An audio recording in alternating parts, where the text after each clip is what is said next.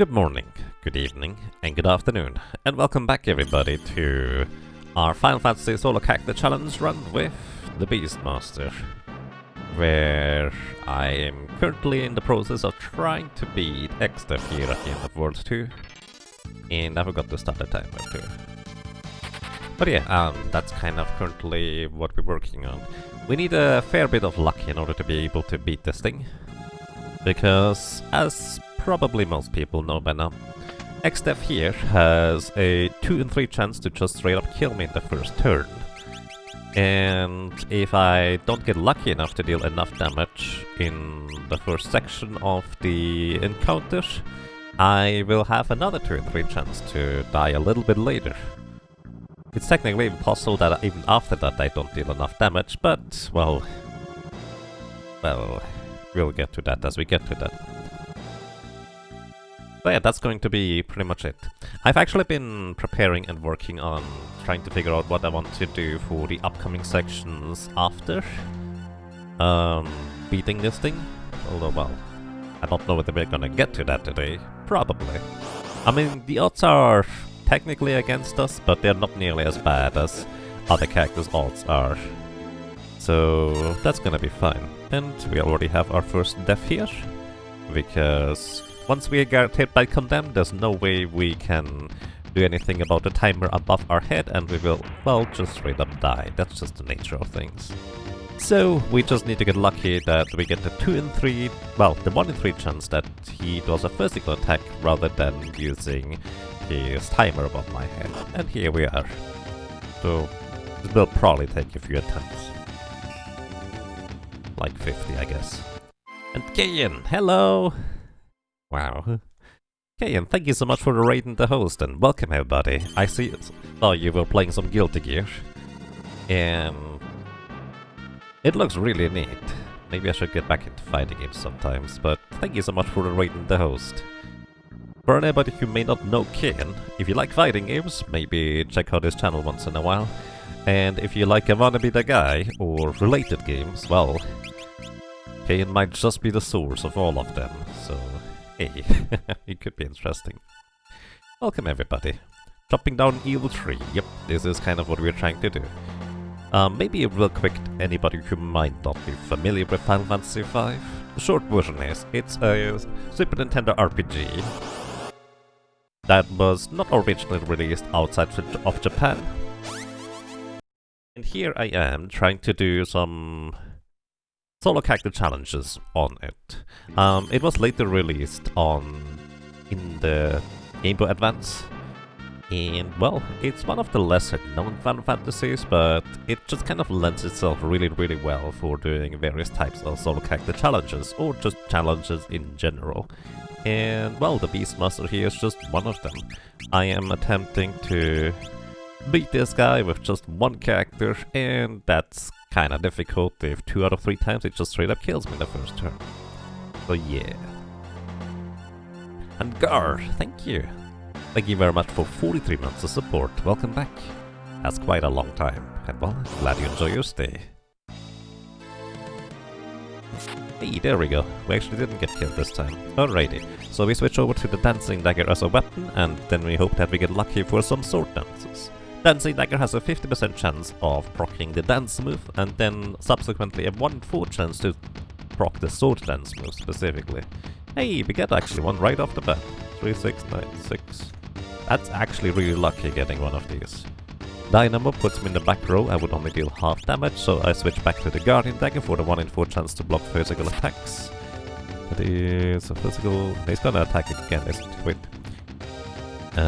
Dynamo attack. He's gonna get 2 attacks in a row. I have not enough HP to survive. Did I? No, I need to wait until I see what he's doing here. If I block the attack, I can attack. If I don't block the attack, I need to heal. He is a fair bit faster than me. Alright.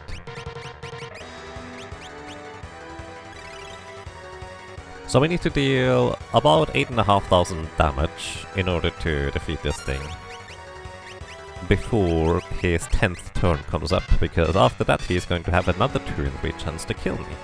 Kind of like the first turn. So next turn he can use attack, vacuum wave, or flame. All of those are unpleasant, but oh well. This spell, there goes my float, but it was useful. It's just a regular attack, that's fine. Considering how... I don't know how fast I'm going to be compared to him. His next turn is likely going to be a hurricane move. Well, let's just go. Oh, wow. Another sword dance? Oh no, this is not gonna be good. Oh no. Yeah, it's too slow. Ah, no. I should have waited. That was my mistake. This was such a crazy good start, actually. And I kinda messed it up, unfortunately. I needed to wait before attacking, because he's just a fair bit faster than me, so he can get 2 turns from me once in a while. And I need to pay more attention to that. I was kind of hoping that this wouldn't happen, but yeah... It was kind of likely. He has a 2 in 3 chance to use Hurricane on that specific turn. 1 in 3 chance to just do a physical attack, which, well, would be more pleasant.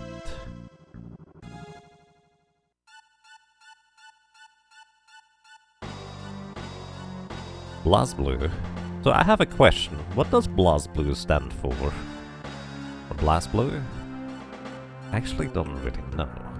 Like, I know Guilty Gear, but I don't really know anything beyond that. Hey, we get another good start. In fact, we can try an attack. Unfortunately, Mystery Waltz, which is entirely useless. It actually absorbs MP, so it effectively doesn't do anything at all, because I don't use MP for my attacks. Demi, that's good, because it doesn't do anything. Next is going to be his physical attack.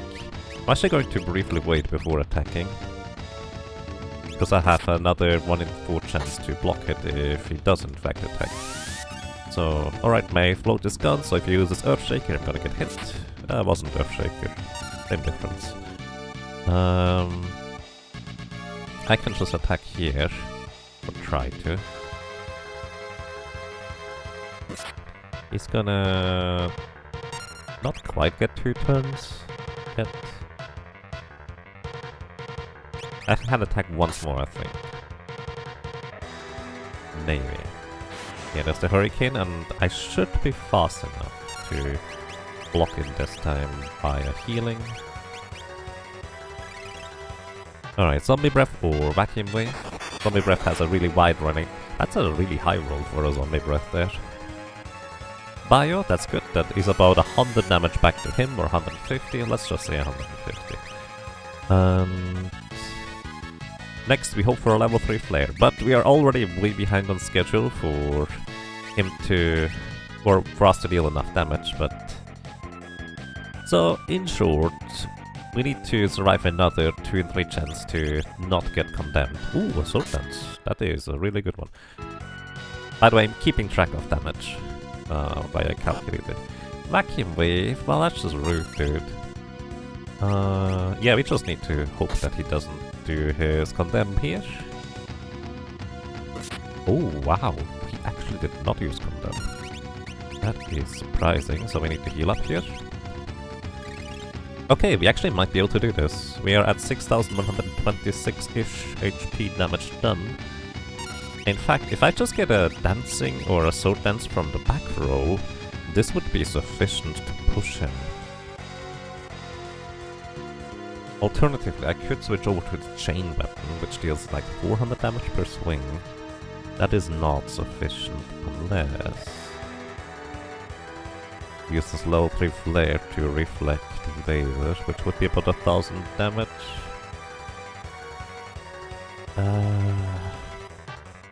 I think I have to move to the front row. Back row is safer because he only deals half as much physical damage. Yeah, let's go front row. That is 2 turns for him. Alright, I don't actually know where he is in his script. That was Dynamo, then 2 attacks. Alright, next is... probably Earthshaker or a Vacuum Wave. We do survive another attack here. Oh my goodness, we actually got the sword dance we needed. Okay, so now I need to survive the next turns. I wanna move into the back row. He just moved. I can move. Lame. Oh, this... Is he gonna get 2 attacks? I hope not.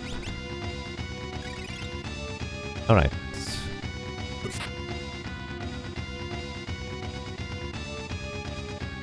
Zombie breath. Alright, we should be fine here.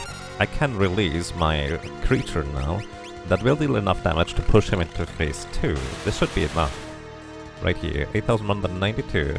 That is 18,302-ish damage. Now he is moving into phase 2. This is where we no longer die to instant death moves, but we can entirely die to him doing enough physical damage overall. But as long as I don't get exceedingly unlucky, he should half the time in his double turns use use his magic attacks. So as long as I just keep healing myself, this is why we have the wall ring equipped to block his attacks. Wow. That was amazing blocking. We only have a 1 in 4 chance to block attacks, and just blocking both... Ooh, 3 attacks in a row is really lucky. Wow. Ferris is doing work here. Alright. Fire 3. Yeah, it's about 12,000 HP remaining at this point. And another block from that attack. I'm just going to defend, which halves all the physical damage I would take. We're almost at full HP here. And that's going to be my entire battle plan. As long as I don't drop too low in HP, I don't need to heal. We still have elixirs to work with. I think I want to defend here because he gets 2 turns for me getting 1. Nice 3, that's very good. 708. So that was really, really lucky, just kind of punching him this quickly into the next phase, while also simultaneously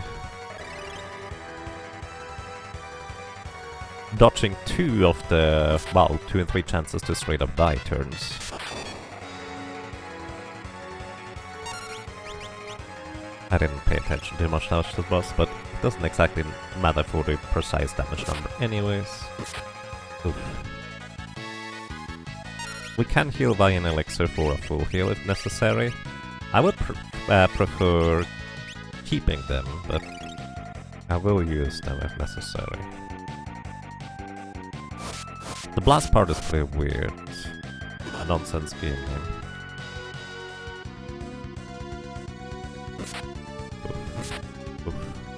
Alright, we're gonna use an elixir here.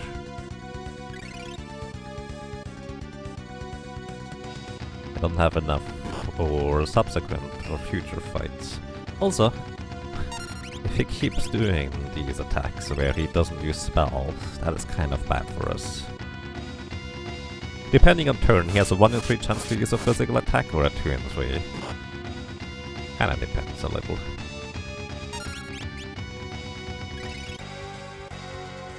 The blast part is pretty weird, but BB makes up for it by having more sensible sudden nails, like they don't got any XX accent core plus R. Oh my goodness. That Guardian Dagger coming in very, very valuable here. Especially since this guy is really not cooperating with casting spells here. Bolt 3, okay.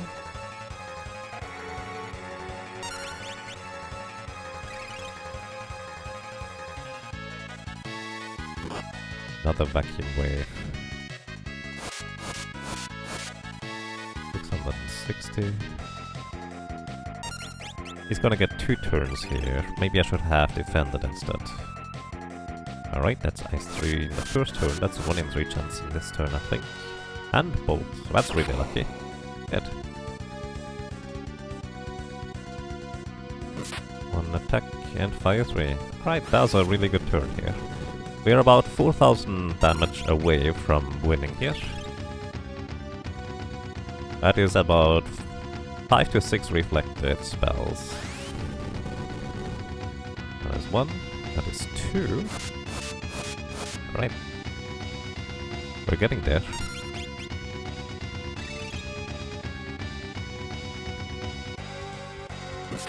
Blast Blue stands for Blast Blue. Is that the base title for the fighting game series? Okay.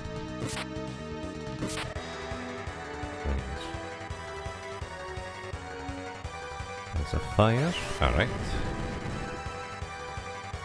And then ice. Okay. 2 to 3 more spells, depending on damage rolls, should do the trick.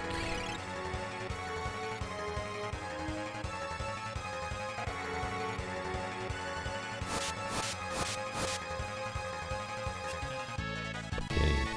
When he misses like that, that actually means fairies block the second attack with the Guardian Dagger, but it doesn't play the animation due to the spell into something else. And I think we win. Yeah. Alrighty. That took significantly less long than I anticipated it would. We got the luck we needed really quickly here. Alright. And into the final section of the game we go, because this was not the final boss fight yet.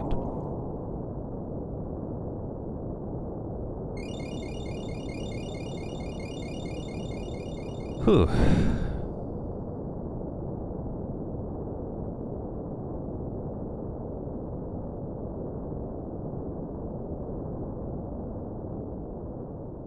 So yeah, welcome everybody, I hope you're doing well, and sorry if I'm focusing so much on the game rather than chat, because, well, while it's not difficult to execute, it's easy to make mistakes, if you understand what I mean.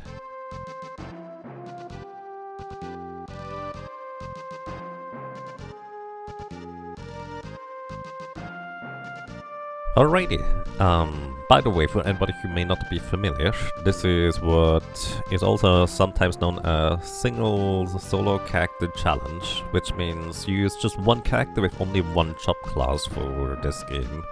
I have done 18 of these before this one, and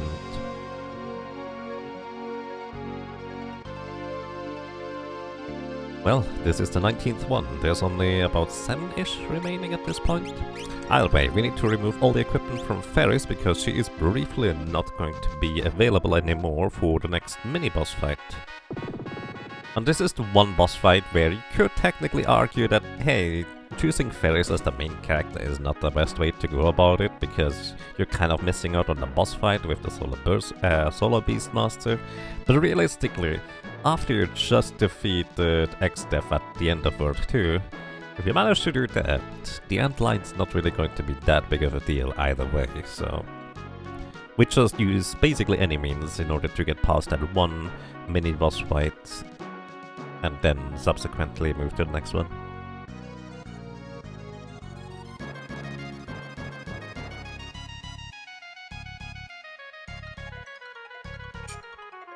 Plus, we actually did go and capture the monsters, so there's going to be still some Beastmaster flair in there too. Because Antline is actually kind of unique in that it is susceptible to both sleep and aging status effect, which just so happens to be, well, combined in one of the spells that is known as Time Slip. Time Slip is a spell that most of the time gets very little use, because if an enemy is immune to either sleep or aging status effect, which a lot of even regular enemies are, it will just straight up not work. So the enemy or boss has to be immune or, well, susceptible to both status effects at the same time. And there's only like 2 or 3 of these kinds of bosses anyways. And some of them are even before you ever get access to Time Slip in the first place. So, yeah. Here we are. We now have our jobs.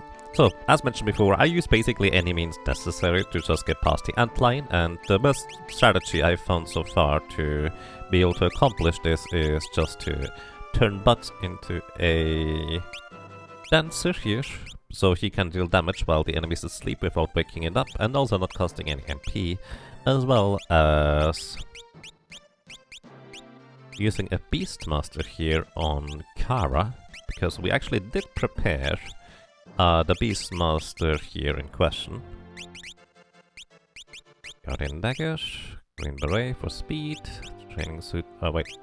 Stealth rope for speed. Also, you get another guardian dagger for extra physical evasion. Alright. Because if we get hit by anything that the antlion does, and all it really does is just physically attack, we will die on level 1 and level 2 characters. That's just how it is. I mean, that's kind of expected this late into the game. We're a bit more than 2/3 through the game. And considering that I don't plan on doing any of the side content for the Beastmaster for the most part, aside from dipping into the island shrine briefly, we're actually pretty far along the road, let's put it that way.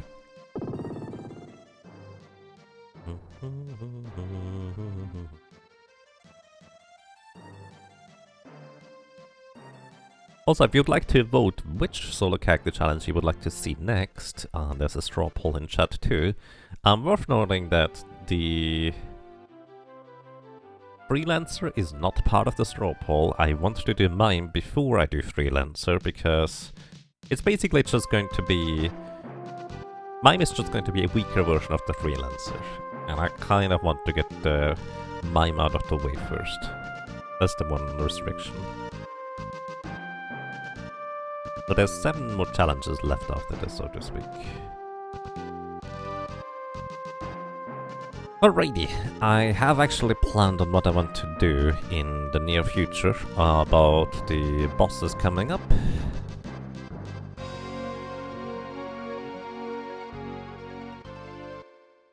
However, there was one thing I wanted to try and get done, so to speak.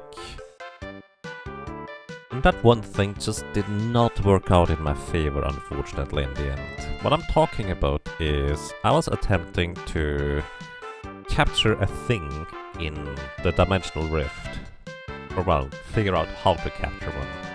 But I'm gonna explain and go into detail a little bit later once we get around there, but I spent a bit more than an hour trying to figure out a possible way to weaken it and capture it. So we could do that, but I could not come up with a clever strategy. If you have an idea or a clever strategy, feel free to let me know, because there was nothing I could figure out that would actually work.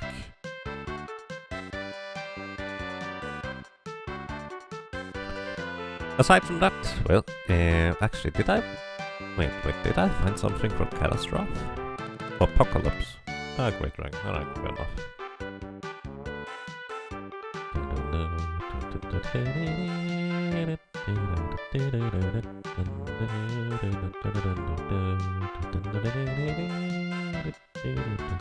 By the way, fun fact, we could so there's no encounters here in the world anymore, for the most part. Except, there is actually still the goblin in the chest in this village here, that we could in theory encounter and capture for a Beastmaster. But beyond that, we are just going to be reliant on the Beastmaster itself. But we already prepared everything for this fight here. We just need to get lucky enough that the time slip will hit when Kara attacks. Also, she needs to not get killed immediately. So Kara has captured a monster that is called the Traveler way earlier in the barrier tower. And the Traveler casts Time Slip on an enemy. Time Slip has a 99% baseline chance to hit. I think the Traveler is like a few levels lower than the Antlion. Either way, in the end, it's about an 80% chance to hit the Antlion with a Time Slip spell here. So let's see how this is going to go. Hey Ivan, welcome. How are you doing today? Alrighty, what's going down here is fine overall. Time Slip, hit please. Nice, alright. So, Time Slip puts him both to sleep and aging status effect on it. The aging status effect for the most part really does not matter. All that matters is that this thing is now asleep and is not going to wake up. That's kind of all there is to this. We're going to hit you, and we switch over to a proper weapon, rather than one that has a chance to block air lance and just end that's it. Alrighty, so the one thing you want to avoid on an enemy that is asleep is you don't want to attack them with a physical attack. And here is enough, even though you use the sword dance here, or the jitterbug duet I guess, to hit the antlion, it's not considered a physical attack. Don't ask me why, I don't know why, that's just how it is. It is clearly a skill/ability that just does not wake up the antline. And in Final Fantasy V, a character that is asleep or confused will stay that way until they get hit by a physical attack. As long as I don't do a physical attack, well, he will eventually win. So I'm just holding down the button. This is going to be taking a while. But, well, Beastmaster successfully employed. Unfortunately, I couldn't figure out a clever way of defeating this thing with just Beastmaster shenanigans, even at low levels. But here we are. So yeah, the reason why we have Bots dancing rather than Kara is because he's level 2, which may or may not make a difference in whether he deals more damage or not, I don't know. Wow, we are not getting lucky with Sword Dance. So, the way Dance works as a move is, it has a 1 in 4 chance for each of the abilities. Jitterbug Do It drains HP from the enemy and gives it to the user. Mystery Waltz gives MP to the user. Sword Dance is 4 times damage. Well, close enough. It's 4 times damage and never misses. And Tempting Tango, if the enemy is susceptible to confusion, you will confuse them. So yeah, that's kind of the short version. Hey, we finally get some sword dances here. That took a while. But it should be a 1 in 4 chance for sword dance. Should. That's the theory. But yeah, eventually we'll defeat this thing. It has just about 8,100 HP. And that's gonna be that. Afterwards, we're going to get fairies back into our party, and then we proceed with the Solo Beastmaster challenge.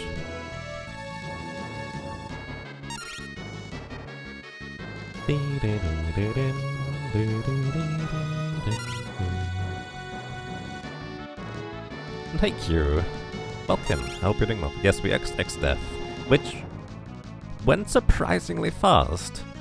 We got a run where we dodged 2 condemned turns, so that's a 1 in 9 chance, and we also got a bunch of sword dances with relatively few attacks, so overall that was really lucky.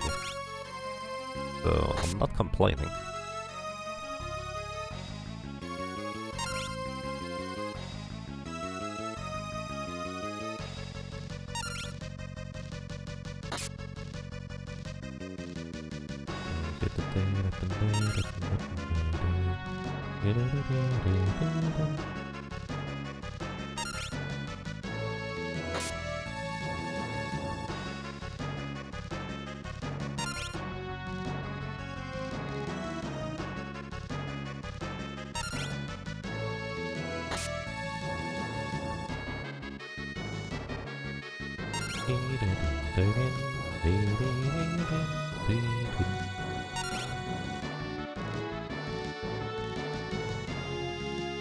By the way, normally Antline, when it loses all HP, it would run away, but because it's asleep, it's just going to straight up die instead. Which is a difference, because you actually do get the drop from it, whereas if it was still awake, you wouldn't get the drop. Well, at least I think so anyways. Is there a drop for this thing? I don't remember. Hang on. Antline. I have plenty of time to look this up while we're waiting anyways. We need to hit approximately 18 to 20 sword dances. Let's see. It has a steal. Yeah, it does actually have a drop. That is a cabin. So you would not get the cabin drop if it were to run away instead. Fair enough.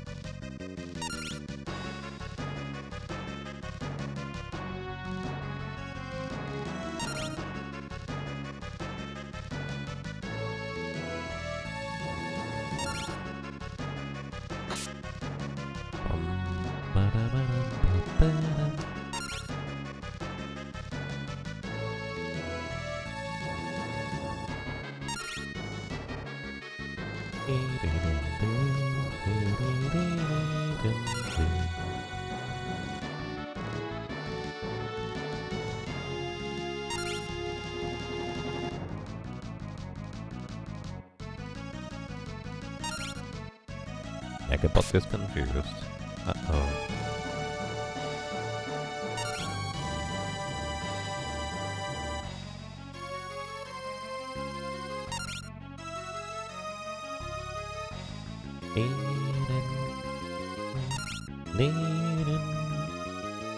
I think on the Beastmaster I've been running away from more encounters than usual, so the chicken knife might already be fully powered up at this point. We'll see. I'll explain more about the chicken knife once we get it, because that's gonna be interesting. At least to some people, I guess.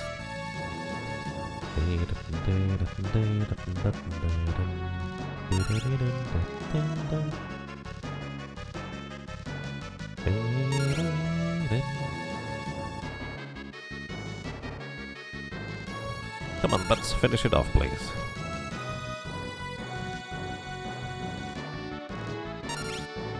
So there's a 4 in 5 chance, but it's going to knock out the antline with sword dance, and a 1 in 5 chance that it's going to knock it out with Jitterbug Duet, approximately. I don't know the numbers. That's just kind of my impression. I'm curious which one it's going to be.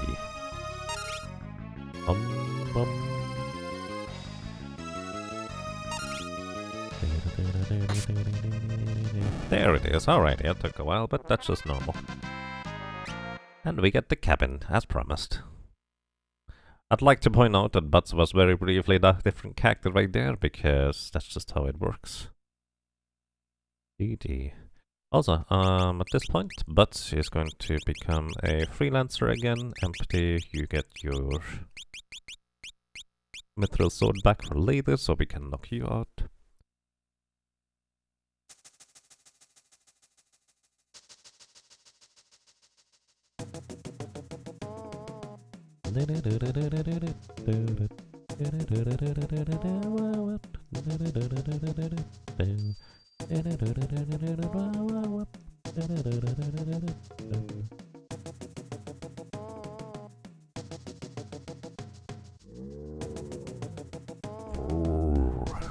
I really like that music, it's so weird.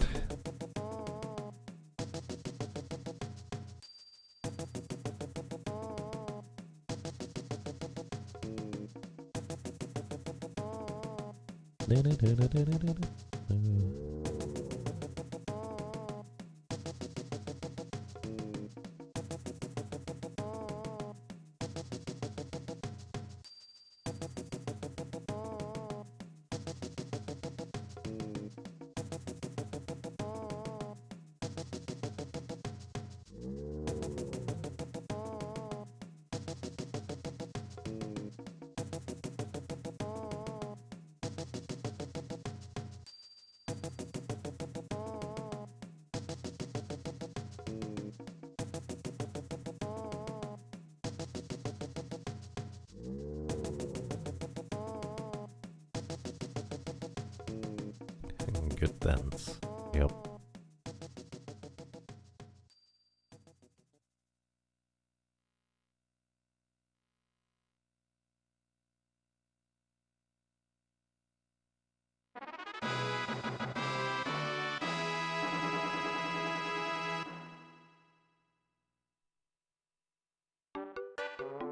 Alrighty.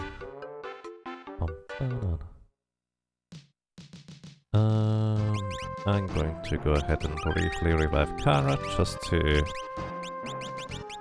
turn her back into a freelancer.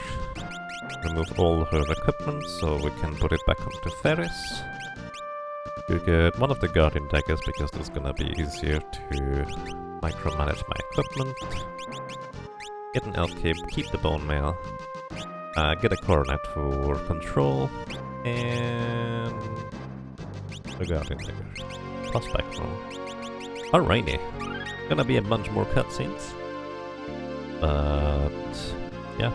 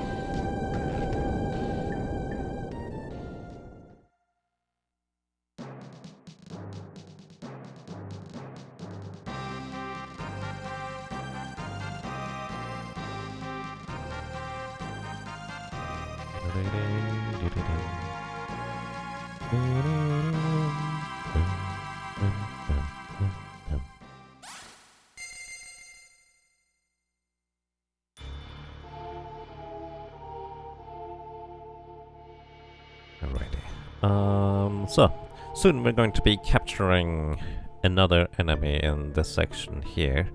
And that enemy is actually going to be called a Sleepy. And it does exactly what you think it does. It inflicts sleep upon the enemy, just purely sleep. So it means it has a chance to miss, chance to hit, whatever it might be. But a Sleepy has 1600 HP. If I equip the corner jar, it will be well, only 800 HP that we need to deal damage to, so it should be reasonably straightforward.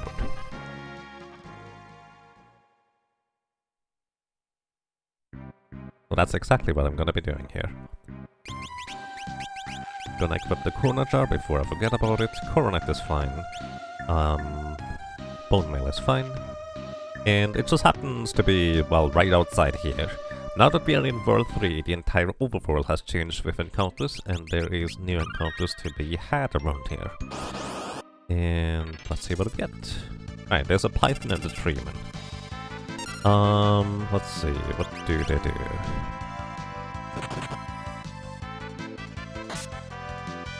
Python. It inflicts paralyze on enemies via the Entangle ability. Not terribly useful for the most part, let's be real, because paralyzation is a very momentary status effect, and we also have whips that can inflict paralyzation, so it's very questionable.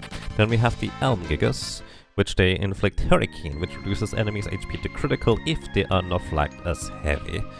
Then next we have Shadows, which was also in the previous encounter just now. They use Vampire, which deals 0 damage, unfortunately, because it's based on the captured creature, not the regular creature. Also, by the way, fun fact, Elmgigas are, as a matter of fact, asleep the entire time. Like, they literally don't move because they are, by default, asleep.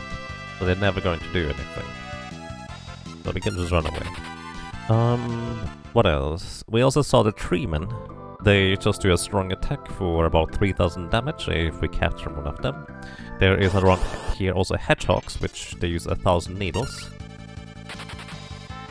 which deals exactly 1000 damage every single time, no questions asked. And that's kind of all enemies from here. We have seen all of them except for the Sleepy.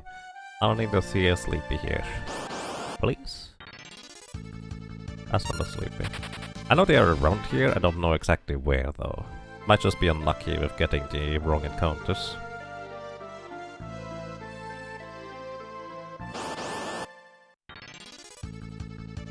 Nope, we have seen this encounter. Treeman. Well, that was in the forest. Might be actually in the forest that I need to get the enemy from. If I go one step south here, I actually completely circumvent an entire cutscene, which, well, since this is not a story playthrough, I feel quite fine on doing that. So in the desert here, we're going to encounter Desert Peats. They use Quicksand, which deals 645 damage, Earth Elemental attack, and also inflicts HP leak. Hey, there's a Sleepy. That's exactly what I'm looking for. Alrighty, I'm gonna go switch over to a chain, which we need to deal 800 damage, less than 1600, and then we can capture it. Oh, it put me to sleep. And the other guy woke me up right away. I guess we're fine. Hey, Royal Space Crew, welcome. I'm doing quite fine, thank you. I hope so do you. Could you stop putting me to sleep, please? Thank you. Catch. Alrighty, and we have a Sleepy. It will cast sleep once we release it. Good. And that's kind of all I needed, so I'm gonna go ahead and switch over to the Elf Cape for more physical evasion and a banana for more physical damage overall. That's fine. Alrighty. Desert. As mentioned before, there are Desert Peats, which basically is just an earthquake with HP leak damage. It's called Quicksand though. Then we have Barrettes, which are actually really powerful. If you catch and release one, it will deal about almost 5000 damage with a strong attack, so they are pretty strong, all things considered. Next there are...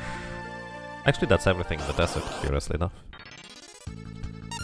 So yeah, Desert Peats and Barrette. Barrette are really powerful for just straight up physical damage. Hey man, Block, welcome. Thank you for the good luck. I hope you're doing well. And here we have Slugs. That's interesting, they are not in this part of the thing. But slugs, they have digestive acid that will inflict HP leak status. Unfortunately not slow like the list originally suggested. Alrighty, now I want to go ahead and buy more high potions before I do anything else. Because we are starting to run somewhat low. But also, more importantly, now that it is World 3, we can as a matter of fact get a reasonably well hidden item over here that is called the Chicken Knife.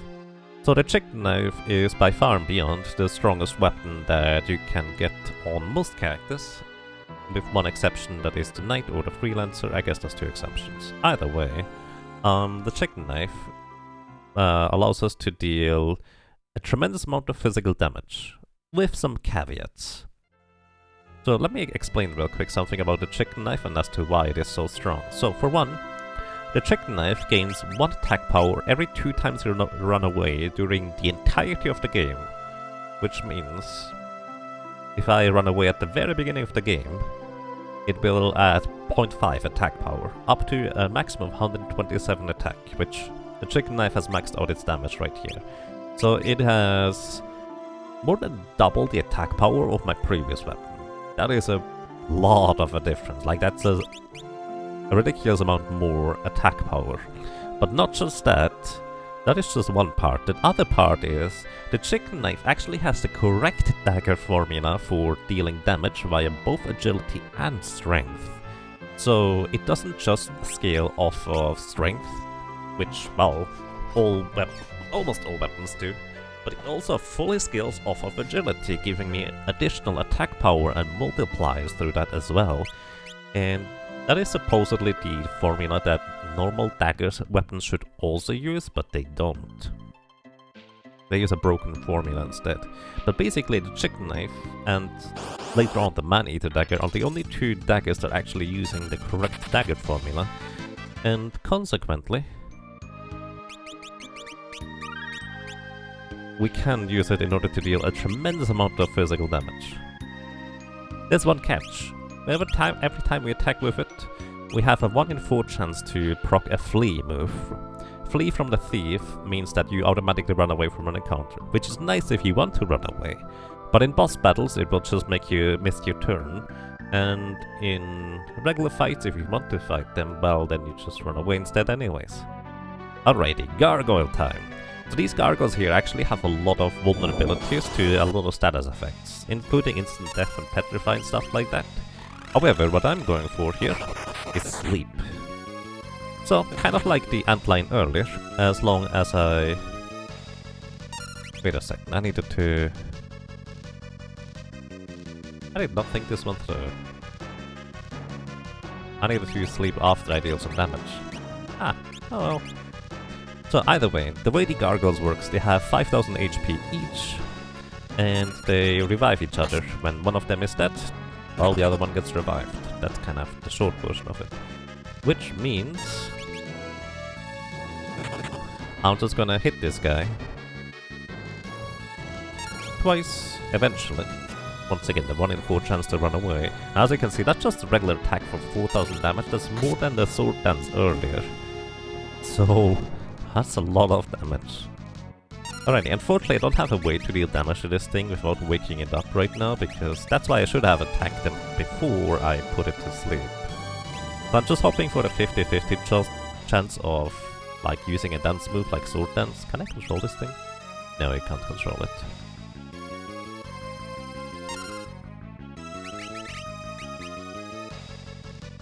If they could do it for that dagger, why not the rest?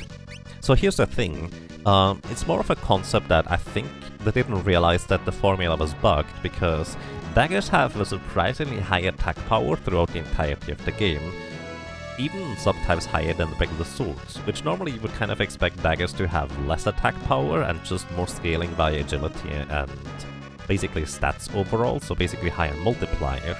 So my guess is that they did not realize that the daggers were bugged, or the dagger formula was bugged, so to speak. It's not that they fixed it for the man-eater dagger or the chicken knife, it's more that they just didn't make the same mistake in that formula as well, from what I can tell. Then again, that's just me guessing. Either way, let's hope for a sword dance. Tempting tanker. So... yeah, sword dance please. Oh wow, we actually did get a sword dance. He's not gonna wake up because it's a dance move, and dance moves don't wake up people. By the way, the chick knife also gives you +5 agility, so Fairies now goes even faster. Okay, no problem. Did they fix that in Final Fantasy V Advance? Actually, no. The Final Fantasy V Advance has the exact same bug with the daggers. So, considering that they fixed a bunch of other stuff, it is likely that they just didn't want to mess with the balance of the weapons, even if they knew about the dagger formula being bugged or not. The dagger attack power is balanced around the bugged formula, so it kind of would make sense that they didn't touch it for that reason. Mobile Steam release. Actually, I think it is fixed in the Steam release, isn't it? At least I thought it was, but then again, I have played that version once.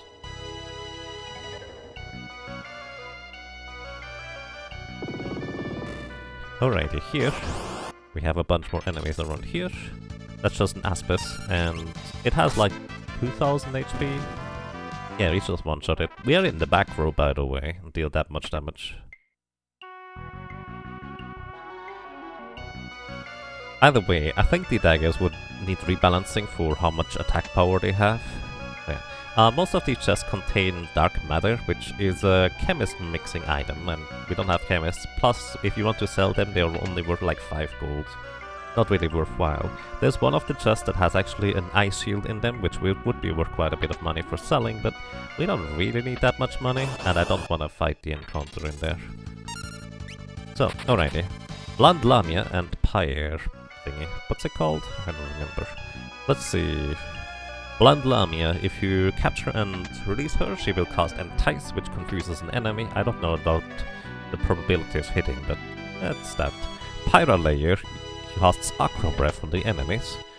Not that much damage unless the enemies are considered desert type. That's that. And here we have these machine head enemies running around, which we can control, which is quite interesting to say the least.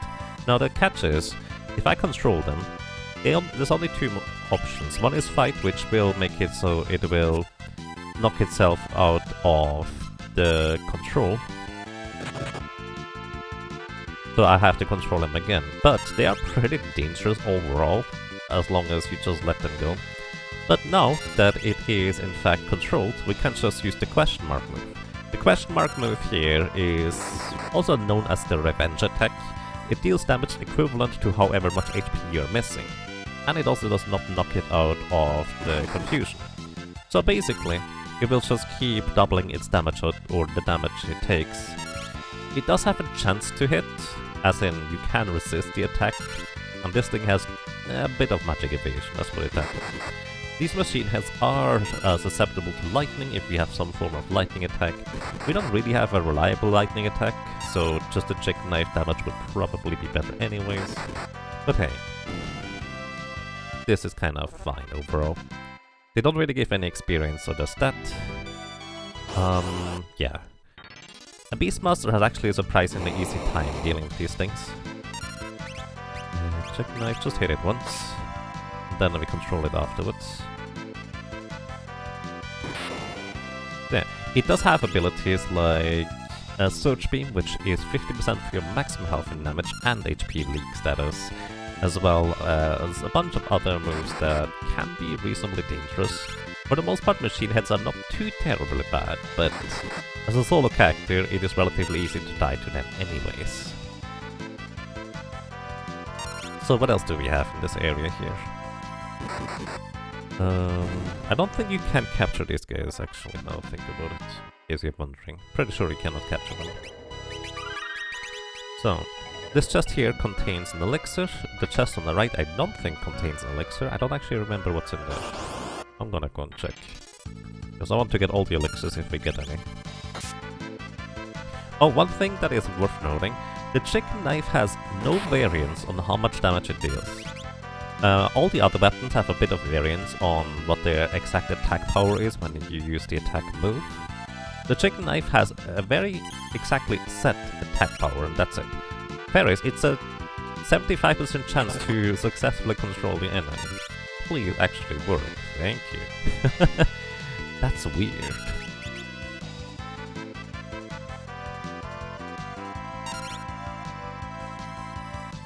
Alrighty, there's a bunch of enemies in the chest that we also could capture and release. Among others, there are, let's see, cursed ones. They would inflict condemn when you capture and release them, basically putting a timer over the enemy's head and eventually killing them. The catch is that it does not work on enemies that are flagged as heavy.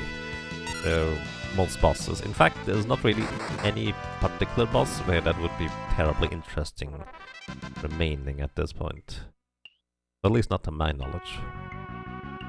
Unless we were to do extra things. Hey, there's another elixir. I actually did not remember that there was 2 elixirs here. The chest in the back behind that contains, I think, a coronet, which is a heavy armor headgear item that has a lot of physical defense. In fact, the most physical defense of any equipment, or a headgear equipment. Is that true? I think the ribbon might have more. Either way. However, it permanently inflicts HP leak status onto the user and -5 magic power. That -5 magic power you can actually use in order to underflow the intelligence of, well, berserkers and monks, in theory anyways. Except that monks can't equip heavy armor. But yeah, it's interesting. The chest on the left contains, I think, a white robe or a black robe. Either way, that's caster equipment and they would pick it up in order to sell it, if anything. Ouch. Alrighty, here we have mummies. Maybe I should have caught something in order to knock these things out. Oh. I should have equipped the angel wing, actually. So, the last mummy will actually have a chance to use Dance of the Dead. And Dance of the Dead will turn a character into a zombie if you're unlucky. So, we kind of hope that doesn't happen. Let me actually see real quick. We can control them. Let's see. Cure 3. Oh, we can cure 3? So, because they are undead, cure 3 means that they are now weak. As in, that's the same as using the weak status effect on an enemy. Which means it will, in fact, just kind of knock the other mummy out, because it has less than 10 HP remaining. But it doesn't have enough MP to do that again. Well, that's really awkward. Because they have like 4000 HP? Oh dear. Alright, we got lucky enough that we didn't have to face the Dance of the Dead. Dance of the Dead can also just revive one of your allies as a zombie, which is more annoying, but if it hits fairies, she's just straight up dead. Game over. So we didn't have to worry about that, so that's nice. But there's more chests in the top left. The most notable one is a diamond armor, which is just a lot of physical defense, nothing else special about it.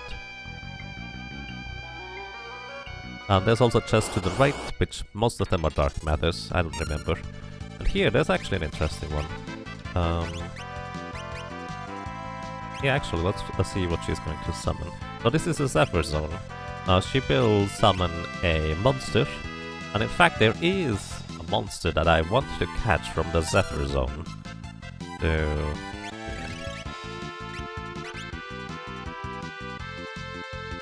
Zephyr Zones are notoriously difficult to run away from, just kind of naturally, but all they ever do is support their summoned ally, so I have basically forever until I eventually get to run away.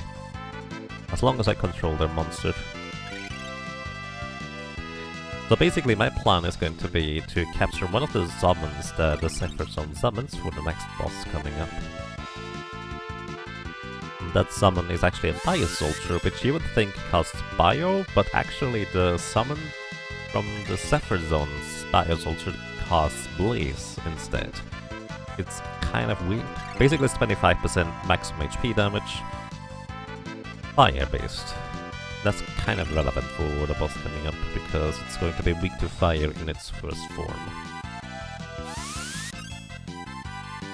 Come on! Let me run, please. The alternative to this here would be if I were to use the chicken knife for the 1 in 4 chance to run away instead. But yeah. There we go. Eventually it works. In fact, I actually want to go into the front row with the chicken knife instead of being in the back row here. Because that way I deal a good chunk of damage and also can have a better chance of running away. Hey, there's Segment. He's actually kind of like a weird type of mini-boss in here. However, you can actually catch him. So if you defeat him once, he's never going to spawn again. At least if you defeat him normally. You can just kind of like kill him in ways where he doesn't counterattack and that he does respawn. I actually don't know whether that counts for capturing him or not. Either way, Segment, he just does a strong attack, which is 6200-ish damage. It's actually a lot of damage. But we run away instead. Alright, I know that the Zephyr Zone with the Bio Soldier spawns in this section here in particular, so, well, we'll see. Further, I'm going to grab a bunch of chests. The chests on the left are dark matters guarded by a bunch of enemies. We don't have a good way of dealing with the enemies, otherwise they might be worthwhile for experience.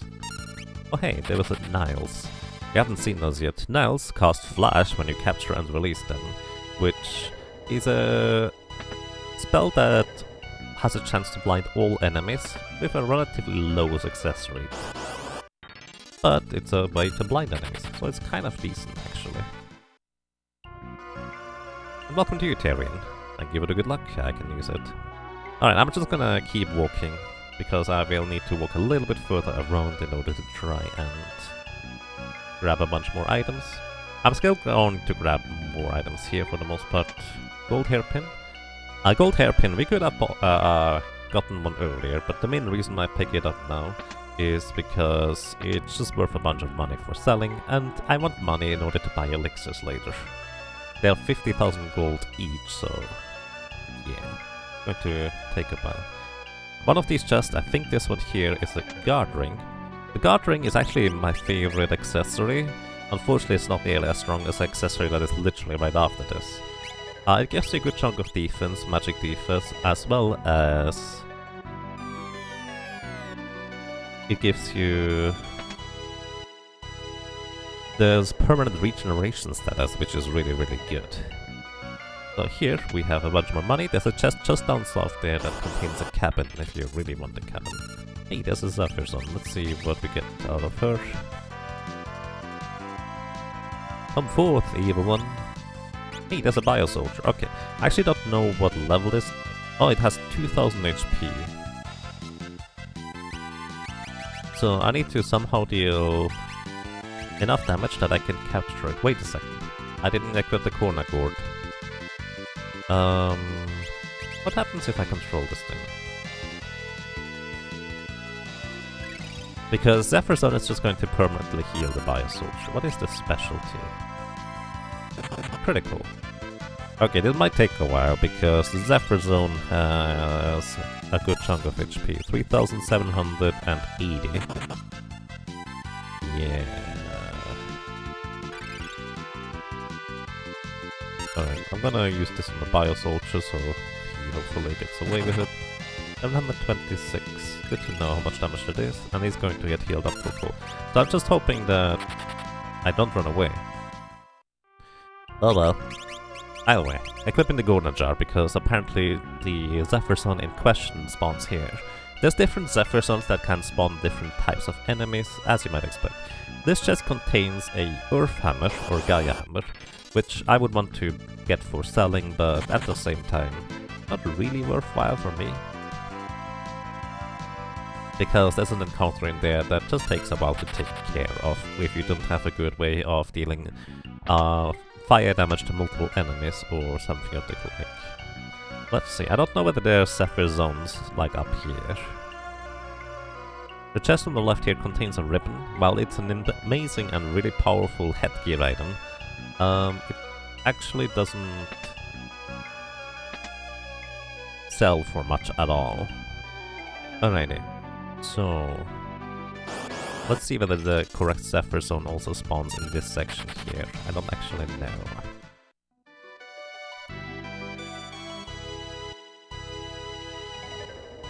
Also, once again, the chests I don't open are guarded by annoying enemies that don't... Well, we can beat them, but they're annoying. They deal a good chunk of physical damage.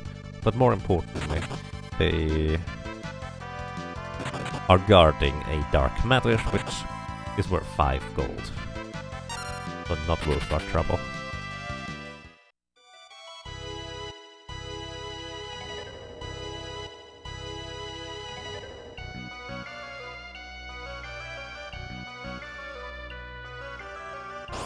By the way, this is the end of the dungeon here, so I am not continuing on further. So it might just take a while until we get another bio soldier here. Hopefully not too long. Hey, there's another Zephyr Zone. Let's see how this is going to go for us. Come forth, evil one! Oh wait, what do we see? Oh, it's a bio soldier, good. Alright, now... How do I do this? I need to defeat the Zephyr Zone. Or alternatively, I need to deal just enough damage to the bio soldier. The Zephyr Zone doesn't heal it above half HP. It's easier said than done. How much damage do we do with an air lance? That is 1276. Let me actually keep track of that real quick. 1276. He's going to... Oh, she's using shell on him. Well, that's easy. I didn't realize she does anything that doesn't just straight up heal him. So we stole her summon and run away. Perfect. That's all I wanted. Nice. Alright, gathering.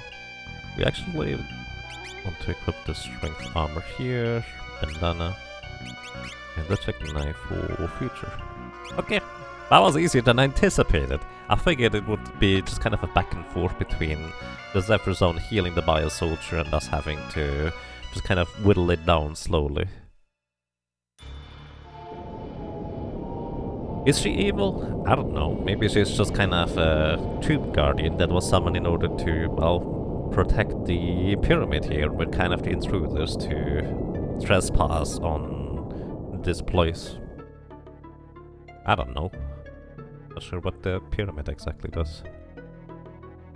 Or how it fits into the story.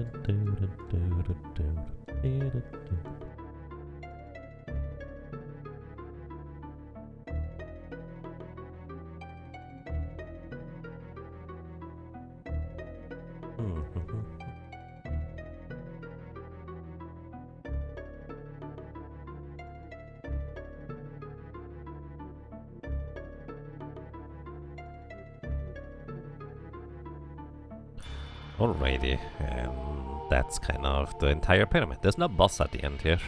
There's a kind of mini-boss type of thing in there. Oh well. There was also some other enemies that we could technically have fought and caught, but for the most part, I think they are not terribly interesting. Alrighty, anything I'm missing? Actually, I want to equip the Flame Ring here. Flame Ring will absorb fire damage to healing and negate ice damage. And consequently, actually, I want the Diamond Plate, which halves lightning damage, so I'm actually protected against most elemental attacks. That's going to be really relevant here against this boss coming up.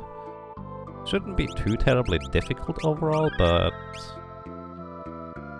No, actually it shouldn't be too terribly difficult overall.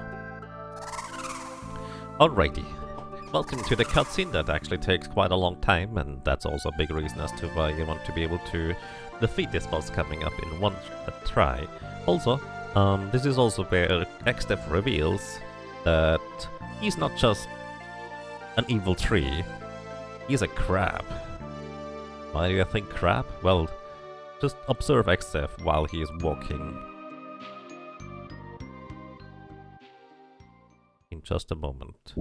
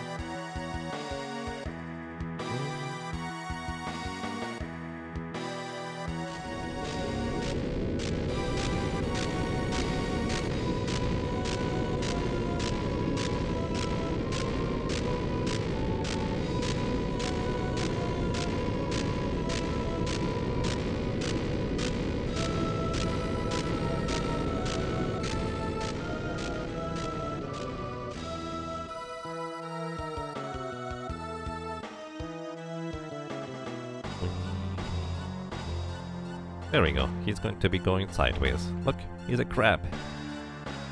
Look, look, look. Wait, did Alor miss it? I was just... Alright, I only looked away briefly, but apparently we already missed the XDev crab. That was early. Either way, welcome to Merugine. Merugine, or Melusine, whatever you want to call her. She is the embodiment of a little armor covering the body, but really high defense. I mean, she has ridiculously high physical defense. In short, Merugine has 4 different forms. One is weak to fire, one is weak to ice, one is weak to lightning, and one has 0 physical defense. When she is not weak to a specific element, she will absorb it as healing, and she always starts out being weak to fire. So this is 25% of the maximum health and damage, and she takes double damage, so that's 50% right there. She happens to have about 50%, well... She happens to have about 50%, 20,000 HP, so that is actually pretty much 50%.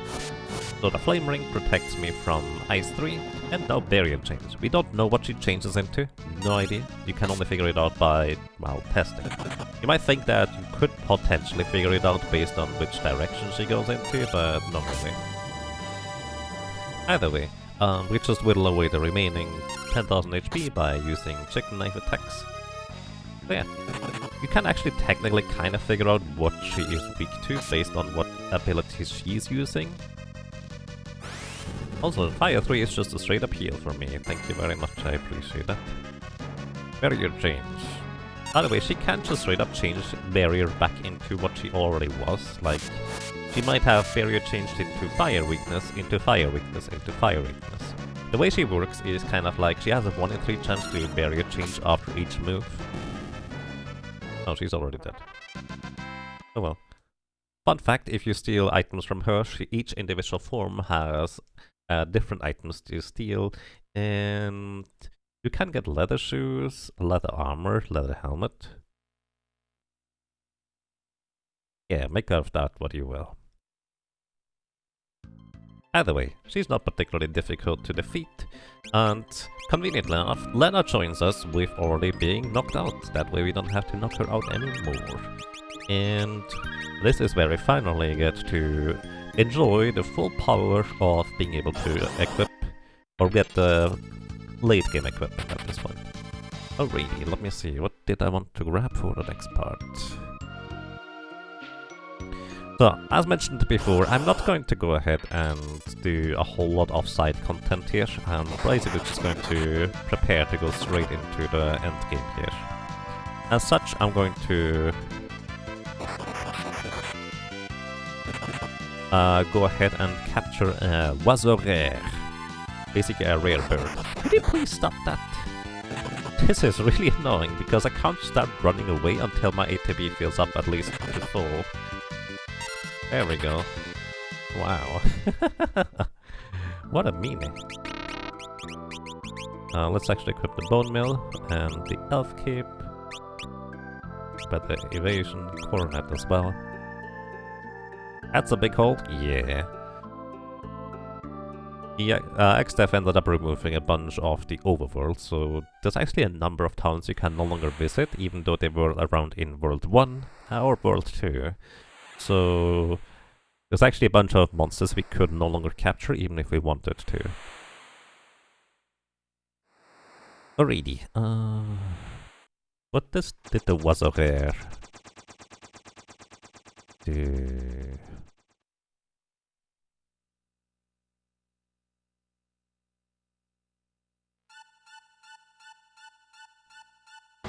Trying to figure out real quick.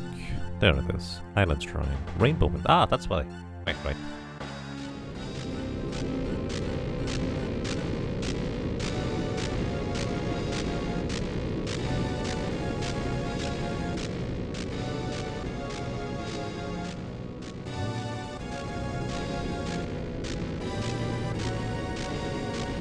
The biggest crime of all XDev does is he removes Butts' hometown, which has the best music in it, so we cannot even sit there anymore to listen to the music. That face.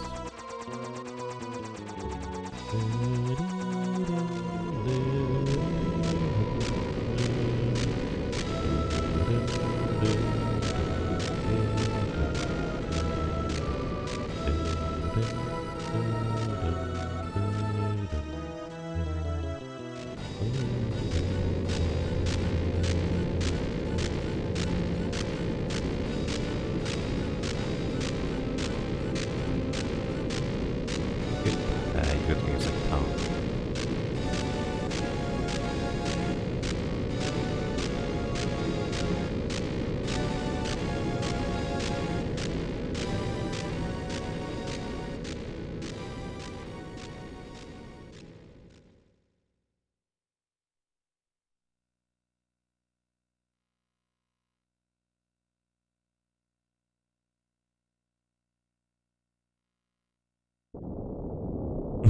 Man, I hate it when I'm just chilling and I get sucked into the void. It always takes those heroes forever until they finally get me back out of it. Jeez.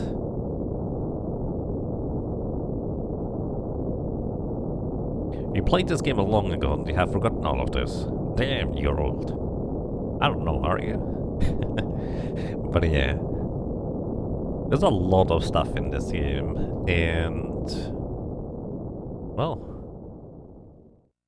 if you're interested in maybe replaying or playing Final Fantasy V, what I personally recommend is if you struggle with choice paralysis, kind of like I do, where if you have too many options it kind of gets overwhelming and you try to grind out everything and try out everything, and it just becomes annoying and a chore instead of actually interesting.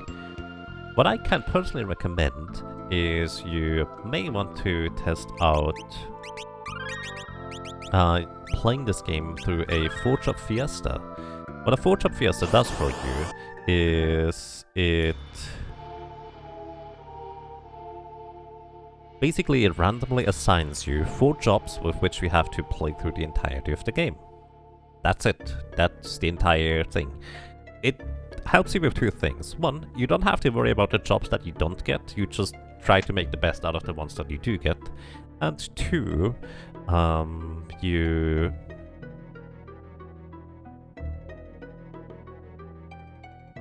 Brain, please, don't freeze. And 2, it also makes you use potentially classes that you would not otherwise try out. Alrighty, so what we're gonna do here is we're going to buy basically the final pieces of equipment.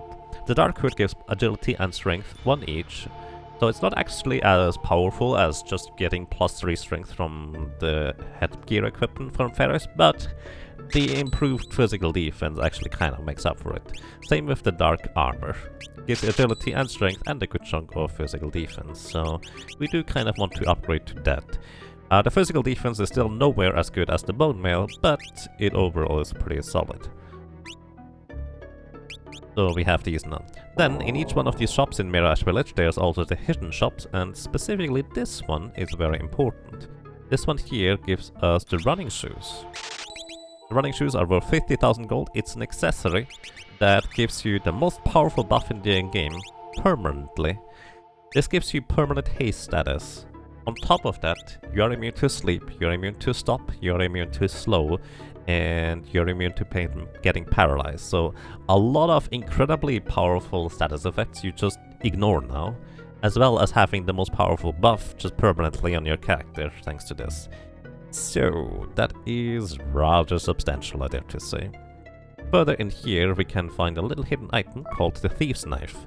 Up until now, there's actually quite a lot of useful items that you could technically steal from enemies, but unless you are a thief, you actually can't in solo character challenges. But with the Thief's Knife, if we attack with it, we have a 50-50 shot of trying to steal from enemies. Wait, was it 50-50? Hang on. I think I got that wrong last time, didn't I? Thief...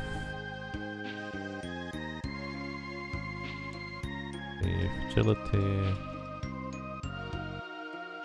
Oh, wait, there was... I got that wrong last time. Thief's Knife... Okay, it's actually only a 1 in 3 chance to proc the steal move. Either way, we can now steal from enemies, and that means actually it opens up a lot of possibilities for getting interesting and useful items in general. Next up, what I'm gonna do is I'm gonna grab my yellow chocobo buddy, and we're gonna go on a world tour. Or 3 things actually. We'll pick up the tablet, which allows us to get 3 of the weapons here from the thingy.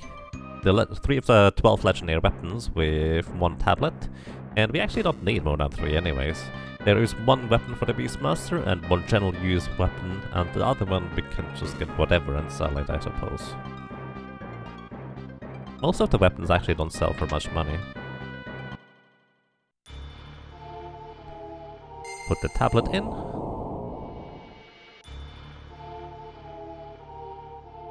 Now, we're going to, of course, grab the legendary weapons for the Beastmaster, the Fire Butte. This whip here has actually pretty substantial attack power for a whip weapon anyways. Not as strong as the chicken knife or pure or raw power, but it has a, I think, 1 in 3 chance to proc casting Fire 3 on enemies. Now, Fire 3 isn't as great because our magic power isn't that strong, but it's actually still a lot of damage, especially for enemies that are susceptible to that type of damage. Then we also go ahead and grab the Assassin Dagger, basically the weapon that most characters can use. Assassin Dagger has pretty solid attack power, but more importantly, it has a 1 in 4 chance to proc a Doom when you're attacking, so a chance for instant death. And for the last one, I don't know, I'm just gonna grab this one for selling, I guess. There's a bunch more weapons that actually are pretty interesting. The Holy Lance is the Dragoon weapon. It's actually kind of unspectacular. It has holy elements, which I suppose is somewhat interesting. But yeah, that's about it. Worth noting that Fire Boot, by the way, does give us additional attack power, or strength I suppose. So that's kind of useful too, I guess.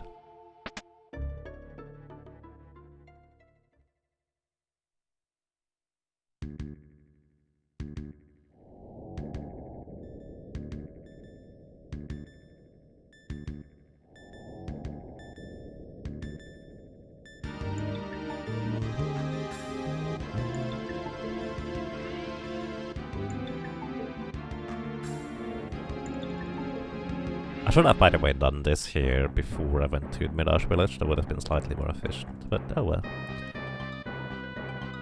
This temple here, this is where we, by the way, farmed the shield dragons until level 61. We are still level 61. And we could still farm more shield dragons if we really wanted to.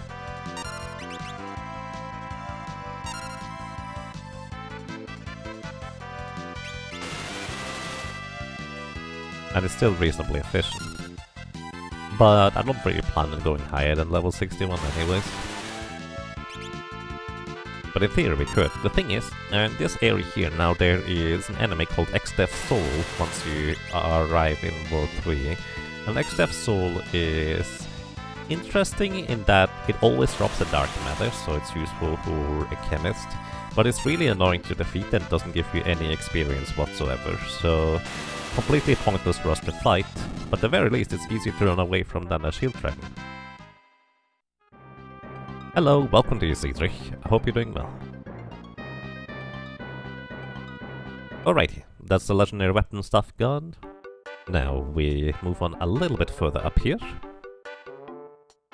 where we're going to pick up a very unique consumable item.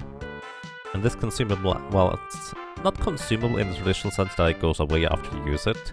It's more like an item you can use multiple times and it has different effects. This is the magic lamp.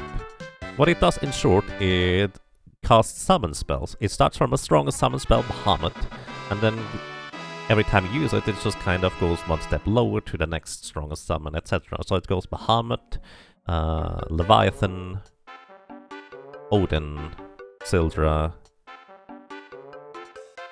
something, and then Golem. Either way, the reason why that's an important item is because the third summon is Odin. Odin is instant death on any enemy that is not flagged as heavy. So, it just so happens that one of the final parts of the bosses, or the boss, is flagged as, well, not heavy, so we can instantly kill it. And we're going to do that because the battle is going to be difficult enough, so we don't need to make it any more difficult by, well, not using the magic lamp as a Beastmaster.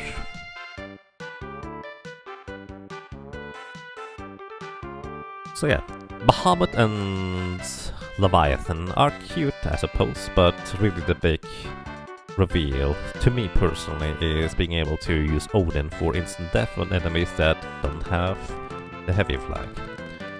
There's actually a number of enemies and bosses where you could use it on, but the problem is, in order to recharge the magic lamp, you have to go back either to where I just picked it up, or alternatively you go all the way into the trench, where you can recharge it in the little water fountain thingy, which location-wise is supposed to be right below History Falls, which is where we picked up the lamp, so in order to do that.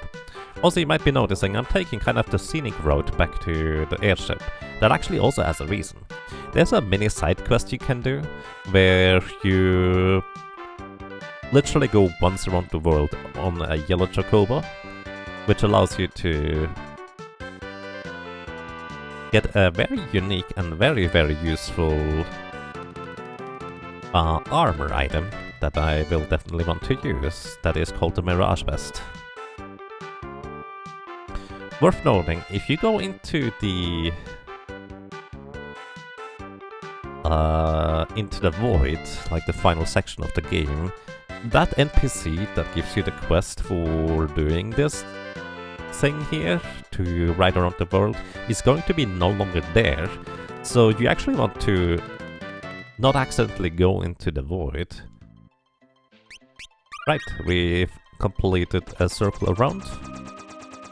We're gonna go and grab our Mirage Vest. I'm going to sell all the items, etc. that I do no longer need. And we're going to invest the rest of the money into elixirs. Actually, you know what? Before I do this, I'm going to go to the Island Shrine real quick.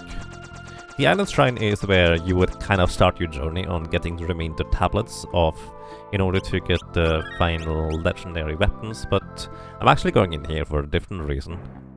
But yeah, I forgot there's a fight here we need to win. Yeah, this is fine. Okay. Alright, so since we have the haste boots, I'm not even going to bother capturing and releasing anything like a sleepy or something like that. We go about 3 times for each one of their turns. Well, actually only twice it looks like. Either way, we are way faster than these things now, so what I can effectively do now is I can hit both of them once to put them to low HP, and then kill one after the other one attacks so they won't revive each other. And that's kind of going to be my plan. I'm actually going to use the... where is it? The Assassin Dagger, because it has basically the strongest attack power aside from the other weapon. Oh yeah, instant death can proc here, but this is not why I'm using it. They are dead even with just the damage here. So this way I completely circumvent them reviving each other, because the haste boots allows me to go so fast that they are just not fast enough to revive if I time it properly. So yeah, there's that. Welcome to you, Dragonar. I hope you're doing well. Hello.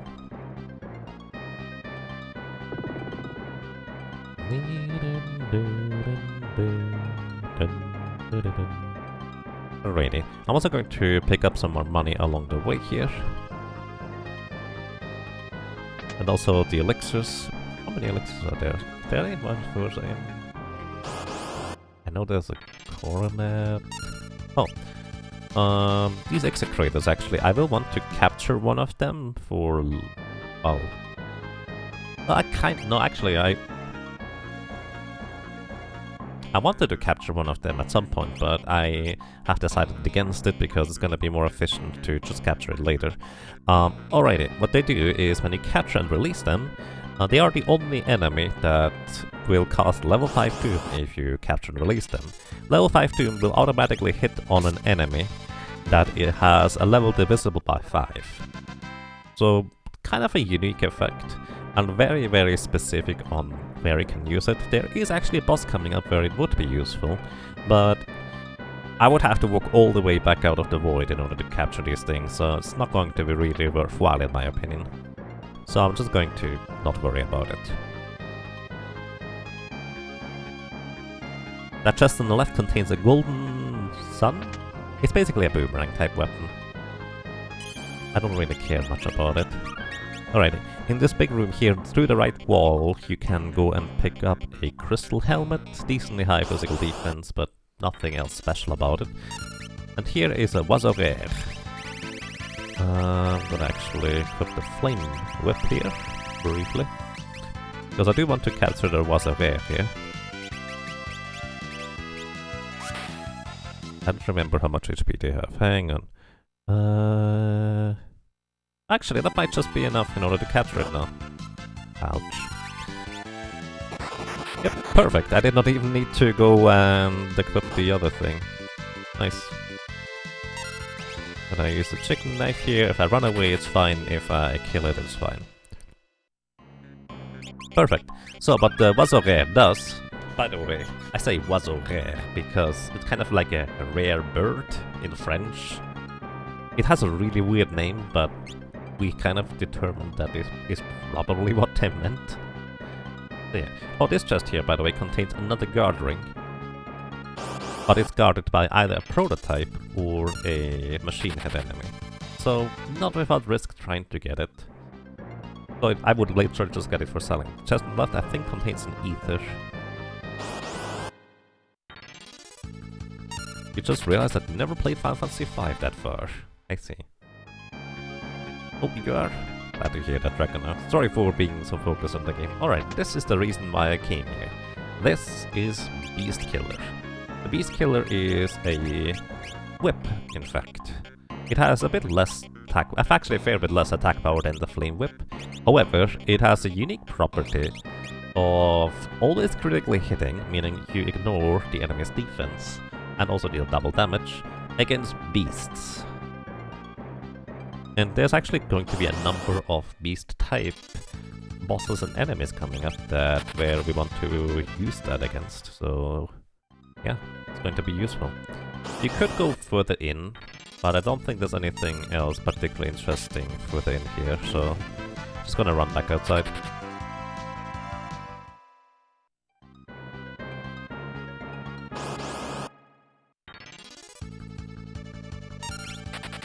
Goodbye. Oh, by the way, there's also shadow dancers in here. If you capture and release them, they just do a strong attack for about 5,500 damage. What else? There is Slonin in here, which they use Reaper's Sword, which is kind of an instant death attack. We're gonna see them actually later too. Wait, no, we see their equivalent, the bodyguards, later. Either way, it's an instant death thing. There's also the Toad Avis, that is kind of like a gigantic bird, and also pretty annoying to try and deal with overall. And the Toad Avis costs Beak, which is a low chance to hit petrification ability. Hey, there is one. They are really difficult to run away from, and they also have like 33,000 HP. So yeah. Not terribly interesting to capture them. What else is there? It's actually pretty much all the enemies in here. Oh, by the way, fun fact, there's actually a chest over here with a high potion, and there's a chest on the right side, I think with a drink or something like that, something for the chemist. It's not particularly worthwhile to pick up these chests, really. It's just interesting that these are not chests that most people even know about. They're really hidden, and they don't even show up on a lot of the maps. It's really weird.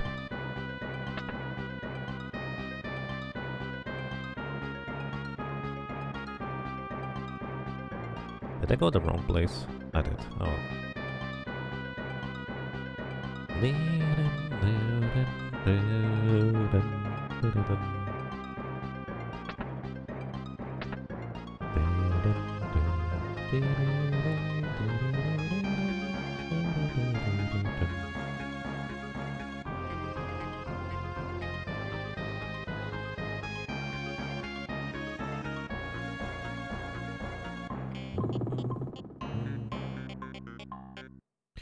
Alrighty, and we're back to the ship. Now we go into Mirage Village, sell basically our inventory, grab the Mirage Vest,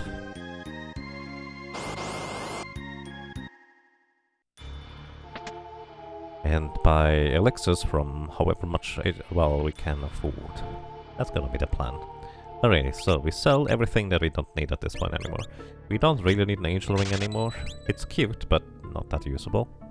We actually have use for ether still. I want to go and get float, thinking about it. So I want to keep one. Excalibur, we don't need. Corner jar we keep. We don't need the mage masters anymore. Don't need 2 mithril daggers. Gonna keep most of the daggers I can actually use, just in case I want to use them for capturing or so.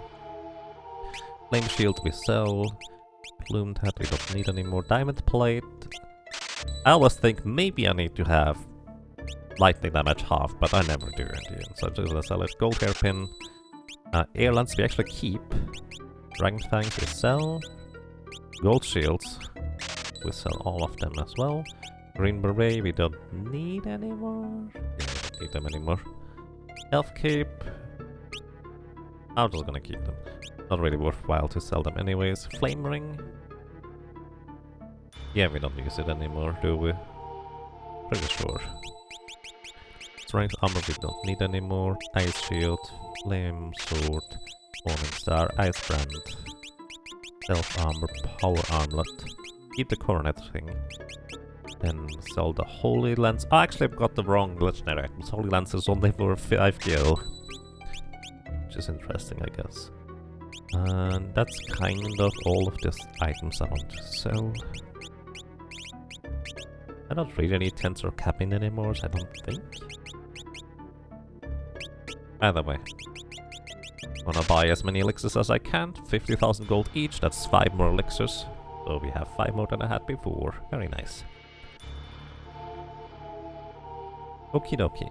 Now, going to go ahead and briefly grab the Mirage Vest, and then we're off to the final section of the game. The Mirage Vest is a very unique piece of equipment that gives you 1 charge of image whenever you start a battle. Image means that it basically just absorbs the next physical attack that you would suffer. So it's very handy to not get killed by back attacks and such. Very handy, in fact. That's kind of all there is to that. Did I have the coronet still on? No, let's equip the coronet, because controlling enemies on the way through the void is gonna be very useful in order to just survive. So that's gonna be what I will want to do.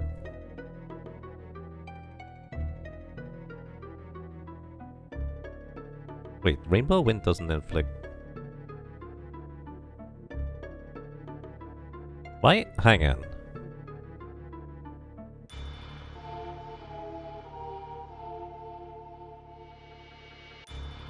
Why did I catch a Vaso Rare already? That is for later. Technically. Wait, my notes don't make sense. I just realized that. Why did I get a Vaso Rare for Qualities Theory?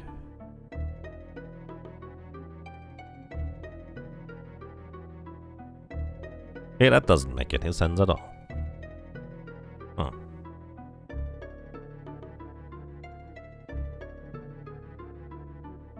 Strange. Alright, actually, I don't need the Vaso Rare.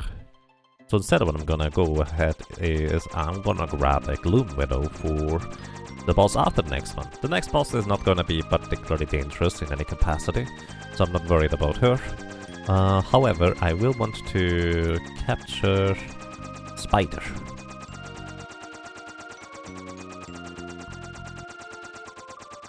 Spider.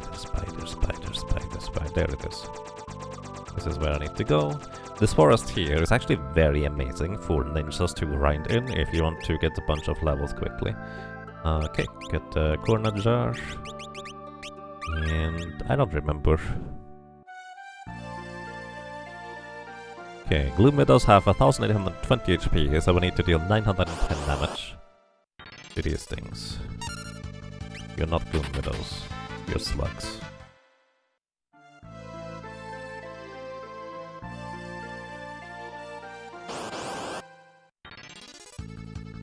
More slugs.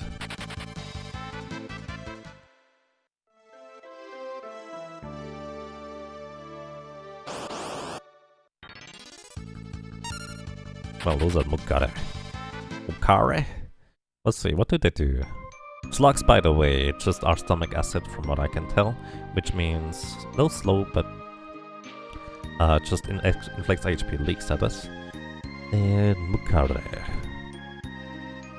What are you guys anyways? Mukare.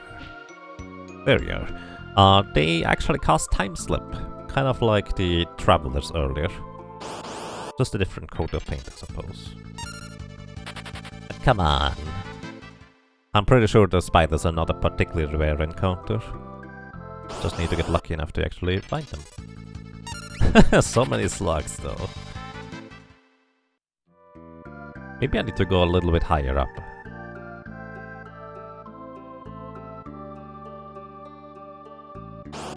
I'm pretty sure I'm getting unlucky, though. Wow. It is a common encounter with the spiders, if I'm not mistaken. I'm just getting the other common encounter with the slugs instead, though. Huh. Maybe it's just that I might just be below the map quadrant, where there's different enemies. Huh. Actually, that's interesting. Hang on. Now I'm curious about this. Let me look at this up. Delicious slugs. I'm not sure about that. Slug. Let's see. Slugs are over here.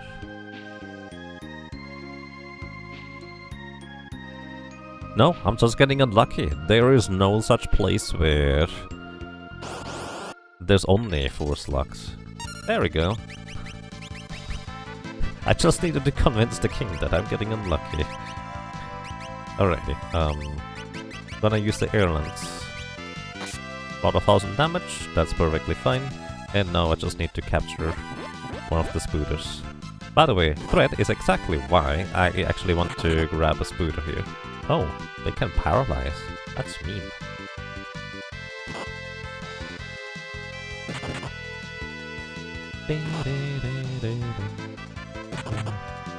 By the way, if you're already paralyzed, re-paralyzation does not work. It might be bad, actually. At least I think it doesn't work. There is? Can you get up? Oh, because she is slowed. Holy moly, that's a mean encounter. Wow. That's a mean encounter. He tried to fight it normally anyways. Get a dark hood going here for a bit more agility. Huh. Alright. Which weapon do we have? Air lance is fine. Now we just need to not get paralyzed. Low is okay as long as I don't get paralyzed on top of it. Kinda curious to capture a slug maybe.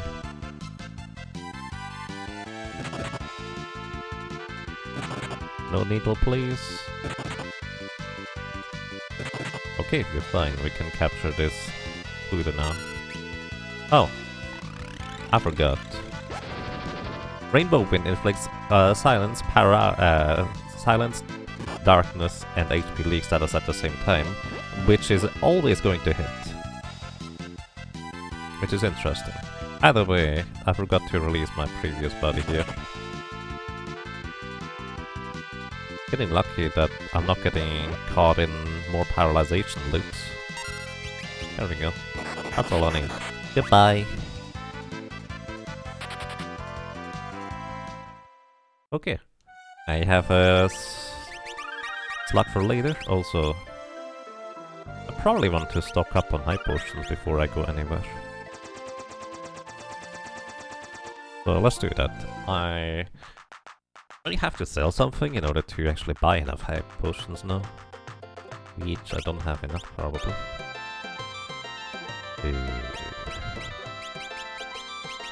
What could I sell?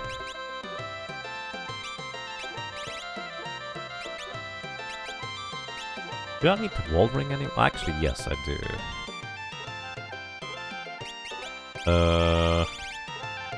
Okay, that's mildly awkward. Guess I can sell the Phoenix Stones.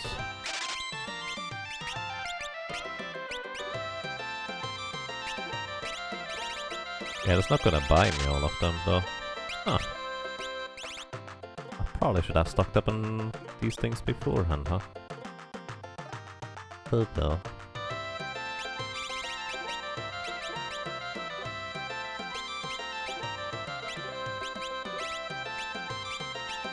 Oh, there's a bandana.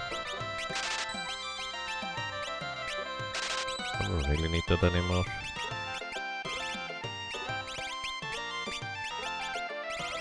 Ah well, 89 potions should be fine.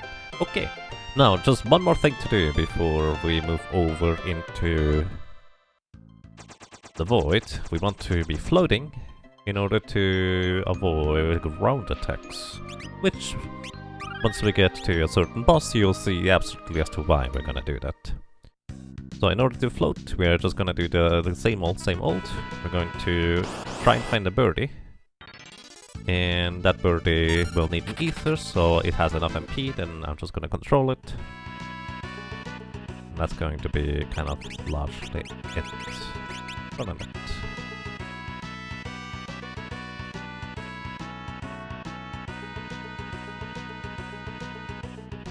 You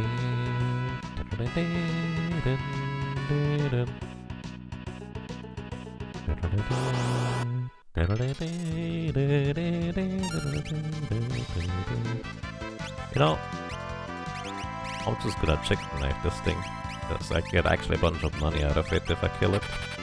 Or Ferris could just run away instead. Sure, why not? There's a birdie. Alright.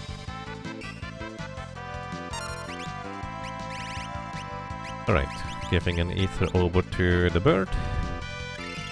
Now it has enough MP to cast float on me.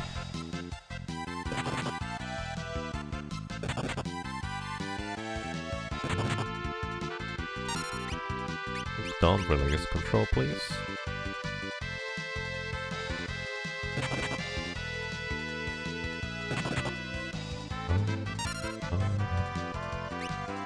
Okay, float. There it is. Thank you. That's so much easier than so many other characters that struggle a lot more with getting float here. Excuse me, I couldn't mute myself in time.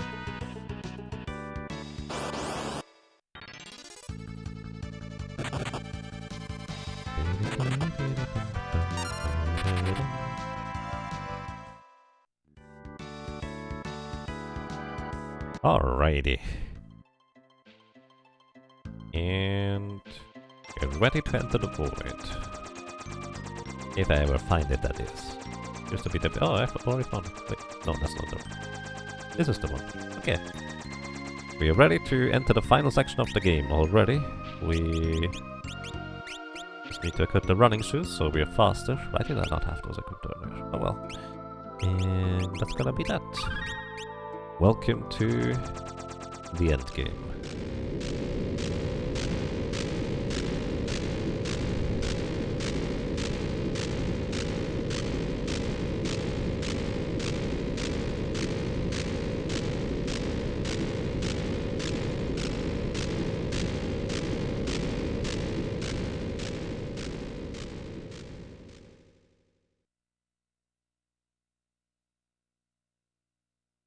Alrighty. Now, in the void, it is kind of sectioned off into different types of areas. Here we have the desert area, and the desert area is mostly uneventful. Actually, it's kind of eventful in that maybe I will want to tell you what we can capture. But before I do this, I'm gonna reset my capture real quick. Just so the sound might not be too far behind if it is. I don't think it was, but oh well. Either way, captures! Where are you? Catch list for the void.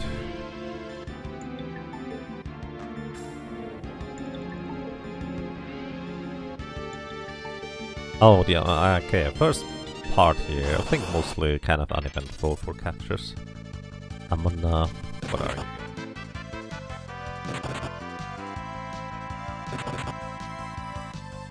Alrighty. Among enemies. If you capture and release them, they cast Quicksand, which deals 60 damage to all enemies and also inflicts HP leak status. Nothing too terribly intriguing. Here we have a land crawl, which is pretty difficult to run away from, but thankfully we have absolutely no worries about, well, dealing with this thing. It actually would be pretty dangerous with its Maelstrom, which puts it to critical HP, or its really, really powerful physical attacks. Like, he can crush himself, and yeah. Pretty unpleasant, all things considered. Can you petrify yourself? Probably not. Demon Size Petrification.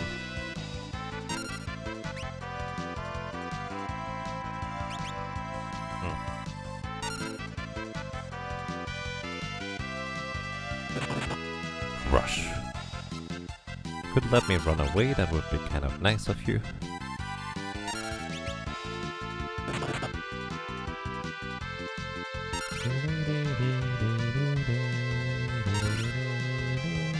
That's like 15,000 HP or so. Also, if you capture and release it, it will cast Maelstrom, kind of like the previous Sandcrawly enemies. It has 22,000 HP in fact. What's your other fight ability? It's just a regular attack, I guess?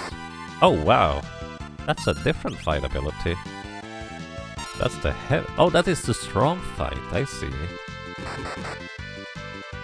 Oh, well, that's way more convenient. Doesn't even knock him out of the thingy.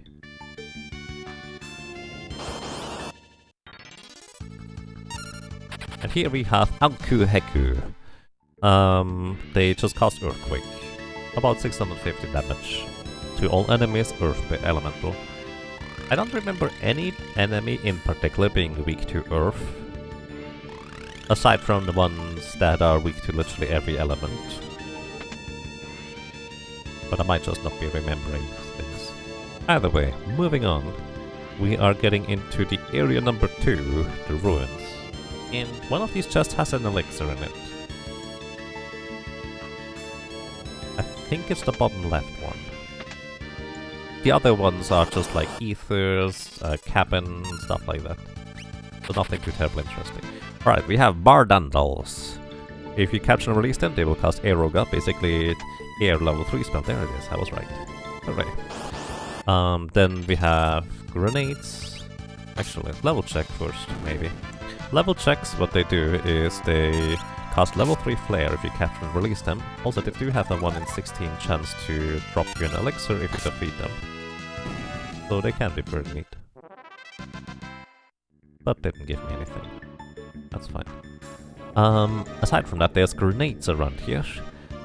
They cast self-destruct when you catch and release them for 3000 damage exactly. Those are the grenades down here. And what else do we have?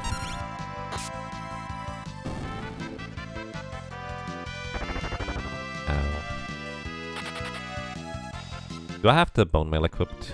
I should have the bone mail equipped here. I do. The reason why that's important is because there are enemies that cast roulette, which can instantly kill you. Unless you have a bone mail equipped, and you just get fully healed instead. Only 9,999 damage. I feel like he was holding back. More specifically, he was probably being held back by the game's mechanics, because that's the maximum amount of damage you can deal in this game. In one swing, anyways. The chest over here contains another drain sword, which we can't use anyways, and I'm not gonna go outside for it to be worth selling, so I'm just gonna run. Kind of like before, I'm just using physical attacks to hope for the 1 in 4 chance to run away, because these encounters here at this point are somewhat tricky to run away from in a lot of cases. Not terribly dangerous most of the time, but yeah.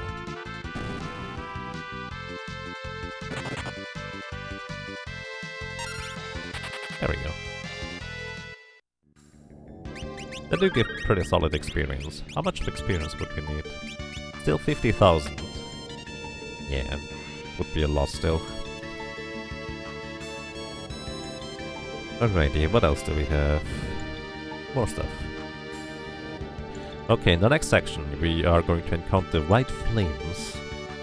These white flames, if you capture and release them, they cast White Wind, which heals your entire party for 1600 HP, which by the way heals you through bone mail, so it will actually heal you rather than damage you. The White Wind is kind of unique in that. Then we also have Moss Fungus. They will attack you with Banish, actually. That's interesting. So basically the Time Mage version of Instant Death, which targets whether the enemy is heavy or not, regardless of whether they are susceptible to Doom or the Death status effect or not. And then afterwards we also have Farferro in this area here, which casts Osmose, which absorbs 144 MP from the enemy. Not terribly interesting, because you don't even get the MP, I don't think. Plus, we don't use MP as a Beastmaster, so basically it would just be in order to absorb a minor amount of MP from the enemy. Pretty much not worth mentioning. Then we have Orcats in the next section, though. Alright, so Orcats are not for a while. This chest contains a weird mage rod thingy.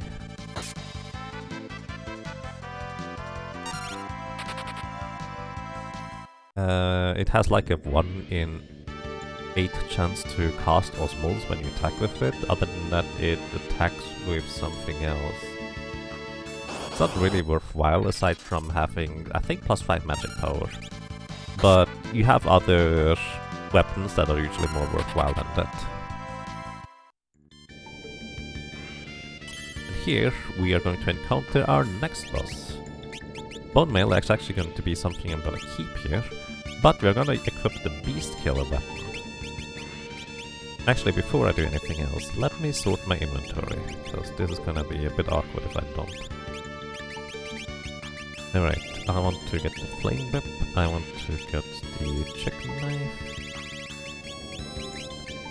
I want to get the Guardian Dagger.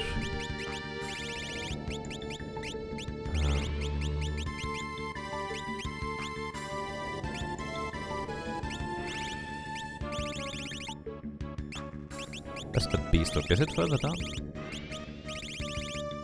Pain, Assassin Dagger.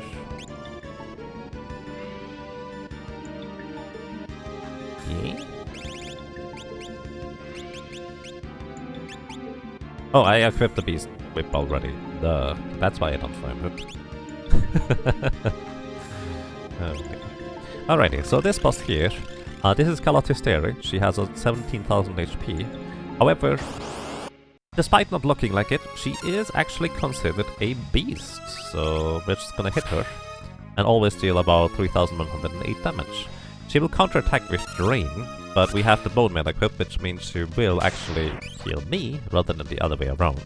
She likes to cast various status effects like Stop, Slow, etc. We are immune to Stop thanks to the Hermes Sandal, so it's not gonna ever hit, so that's kind of convenient. And Drain is, as I said, just going to heal us. She also has the status effects Ult. However, because we had the Bone Mail equipped in the previous encounter and unequipped it during the menu, it actually is never going to affect us since we are immune by having had it equipped in the previous fight. It's weird. Either way, she is not a big deal if you just knock her down with a super effective weapon like the Beast Killer thing. Alrighty, grabbing the Coronet. Bone Mail is still equipped. Actually, we are immune to all status effect thanks to the Bone Mail in the first place. I did not unequip it, I kinda forgot about that part. Hey, there's Orcats. Orcats are interesting because if you catch and release them, they cast Break, which is Petrification. So an instant death on an enemy that is susceptible to it. I was considering going back here to grab one of those, but it turns out there's another enemy later that's gonna be more convenient to grab. Fun fact, there's actually something behind that waterfall on the right side, if you really want to grab it. Alright, Great Dragons. We're actually gonna grab one of these later. Great Dragons cast, or well, they just use a strong attack for about 10,000 damage, so as much as I guess really. So they're really strong, all things considered. Also, this thing here is Omega. We don't want to encounter it because it's basically one of the super bosses that's completely optional. And we actually have no chance of defeating this thing as a solo Beastmaster. Alright, then we have these Achelon enemies. Achelon or Achelon, whatever. If you catch and release them, they cast Ice Storm, which is kind of weird, because they... normally their biggest danger is them petrifying you. It's strange, alright. Hey Multicycler, welcome. It's going quite fine, thank you. How are you doing today? Alrighty, we're going to equip the Dark Hood again. And we actually keep the Bone Mail equipped. We should be able to deal with this next boss coming up here before it kills us. So this is a panda. It does not look like a panda, but trust me, it's a panda. Alrighty, this guy is pretty much like Biblos. However, what we're gonna do is we're going to try and slow him, and it worked, very nice. And once again, slowing an enemy is an insanely powerful status effect, especially since, well, we are hasted, so we're going to go about 3 or 4 times for him going once. It's kind of extreme at this point. So he's both weak against fire as well as he's a beast, so Beast Killer weapon would deal extra damage.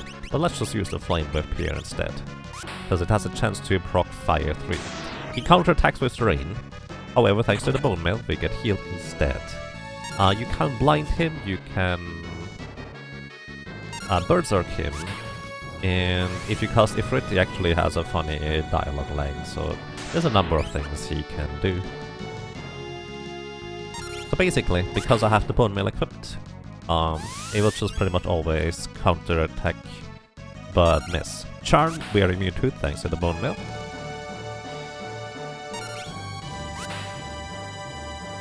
Also, he casts armor as a counter-attack as well, which means it would halve your physical attack damage. Biblos does that too, by the way. Threat would slow us, but we are immune to it thanks to Hermit Sandals. Yeah, he has what, like 24,000 HP? I don't remember. Let's see. 22,200 HP it is actually. So yeah, eventually we'll defeat him. He is not terribly dangerous, all things considered. Social media content creator. Well then, I hope that works out well for you. Good luck to you, Multisaito, and that sounds neat actually. I don't remember how much evasion this thing has, but obviously enough that we are going to miss a bunch. I don't actually remember whether the fire mute has an innate chance to miss like the other whips. Let's see. By the way, we have a chance to resist the drain ability, which actually is a bad thing in this case. Fire.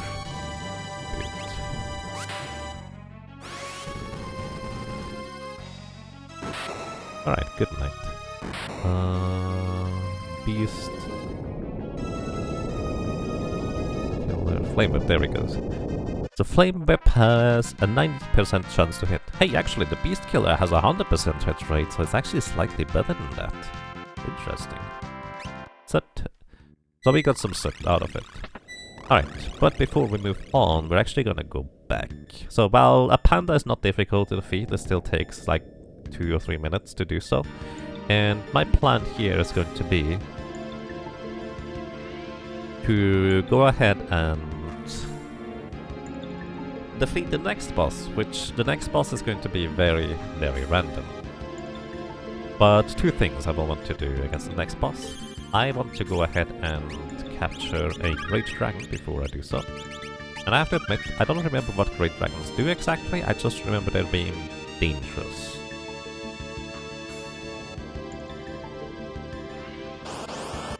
Panda should go back to eating bamboo? Probably. Alright, let's see what happens if I control this thing. Can I use something useful against you? Specialty and Flame. Oh, Flame is neat.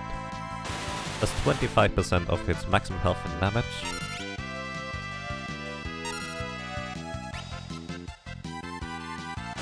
Which, actually I didn't equip the corner gourd. Oh, yeah.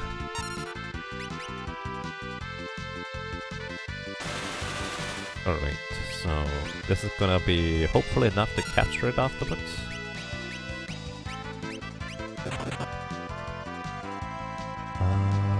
Maybe? Nope, not quite.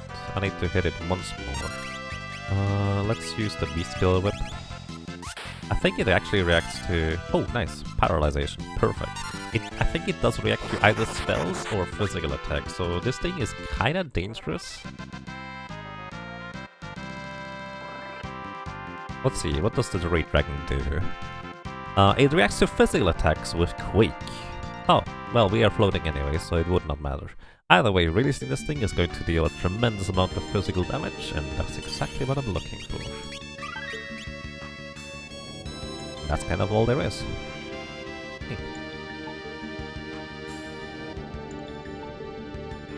We could sneak by Omega here when it's all the way up, but it's kind of finicky, so I just wait until it walks the other way. Alrighty, in this next section here, the enemies are gonna be even more annoying and difficult to run away from, so I'm gonna go ahead and equip the Coronet to potentially just control them, and also potentially just run away. Alright, I'd like to run away, so I'm gonna attack with the chicken knife. These Avis dragons have like 7,000 HP. It's actually a lot of HP those things have. Let's go to the front. No, back row is fine. A lot of HP. They do give pretty good experience and also guaranteed to drop a dragon fang when you defeat them. However, despite them being labeled as Avis dragons, they are neither dragons in the code nor are they Avis type enemies. Which Avis is a type of enemy, in fact, that you can, as a matter of fact, control. Under Blaze and Breathwing, all three of these abilities do the same thing, it's 25% of the enemy's maximum health and damage. Oh no, Blaze is not. Blaze is the one that inflicts HP leak status.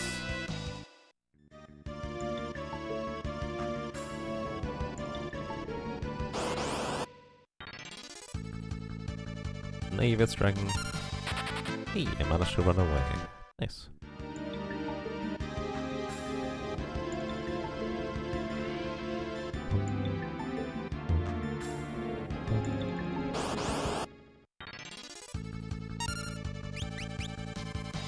Control the ninja. If you capture and release an Avis, thank you. Breathwing is mean. It will actually use Breathwing, which is convenient because that's a 25% attack move, and we are going to use that later too. If you capture and release a ninja, I think it's just a strong attack. Let me double check that actually.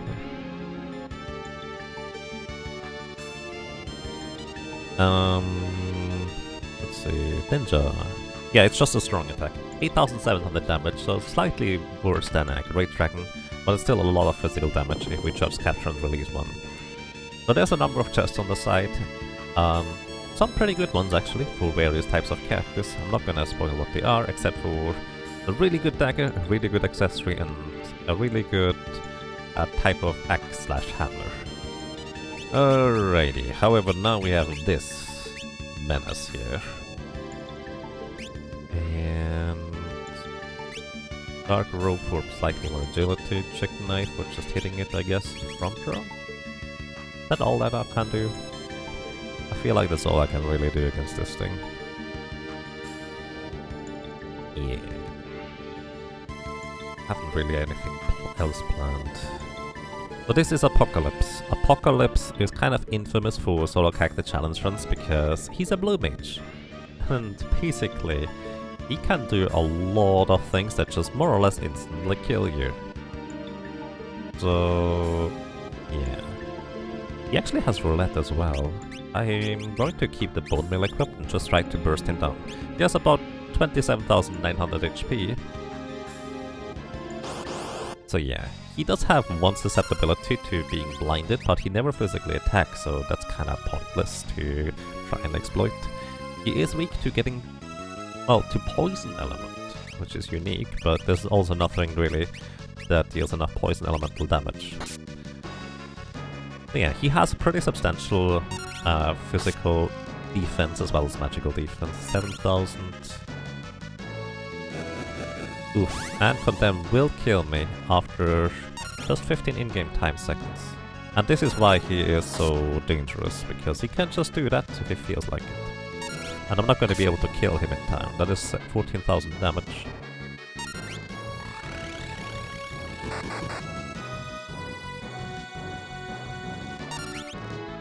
Maybe? Oh my goodness! I didn't expect to be able to do this. Wow! That required some quick menus. So that was just barely in time. But in case you are wondering, yes, the condemned timer is half time if you have haste, so it's kind of mean. Also, we got a rare drop, the Dark Hood. Not even close. Right, we had an entire second to spare before it would have been really close, right? Maybe. Alrighty. Aside from that, we're gonna equip the wall ring here, which might be a bit counterintuitive, but you'll see soon as to why. And I'm gonna just equip the flame ring, flying dude here. Okay, so this guy here is the big reason as to why I wanted to have float. So this is Catastrophe. Its AI script is pretty simple. If a character in your party is floating, you will cast Gravity 100 to remove float. But Gravity 100 can be, well, repelled. So unfortunately for this poor little fellow, he's never gonna be able to remove my float, so that's literally all he is ever going to do. If you don't have a character floating in your party, you will actually have a pretty mean AI script. Among other things, he can petrify you with Demon's Eye, which is, unless you're immune to it as a solo character, pretty much game over, since it has a really high chance to hit you. So yeah, that's that. He also has Earthshaker, which is about 1000 damage. We have enough HP to reasonably well survive that most of the time, but it's still a lot of damage. Where's my chicken knife? Please don't reorganize my inventory, Ferris. Not on your own accord anyways.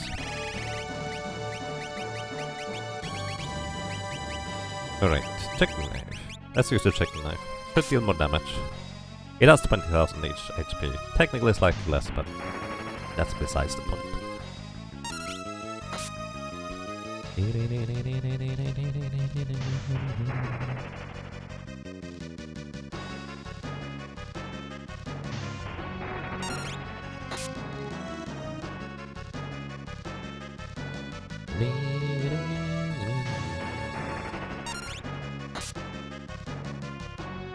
Well, in this section of the game, there's some more enemies we can capture, and these enemies are a Slonin, which will use Reaper's Sword, which we're actually gonna use for the boss after the next one. Then there's Shadow Dancer, which is just a strong attack, but only 5,500 damage. Wait, I'm on the wrong spot here. It's Bodyguards. There's Sword Dancers here, which are a strong attack for about 7,254 damage on an enemy with 0 physical defense. There is a Fury enemy, which casts Flare for only about 1,000 damage. Bodyguard, that's the Reaper Sword. Okay, there's also... No, actually that's all there is. Wait, I guess you can't capture the other enemies in this case here, because they are not listed. Alright, and I'm gonna briefly backtrack here, because I wanna briefly capture an enemy. I was actually going to backtrack in order to capture another Great Dragon, but I might as well capture either a ninja or something of that equivalent. You can't control this monster. Ooh. So this is actually one of the meanest encounters you can run into that I just ran away from here. That encounter is really brutal.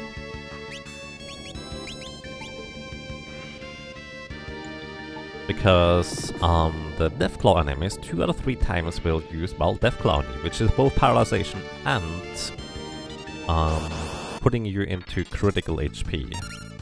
So the paralyzation is not gonna apply because we have running shoes, but critical HP is still going to be able to hit you. Okay, there we go. Avis Dragon, and I'm gonna catch it. So I could either use an Avis Dragon, or alternatively I could use a ninja from here. Both deal about the same damage, I guess. 2 Breath Wings. 3 Breath Wings.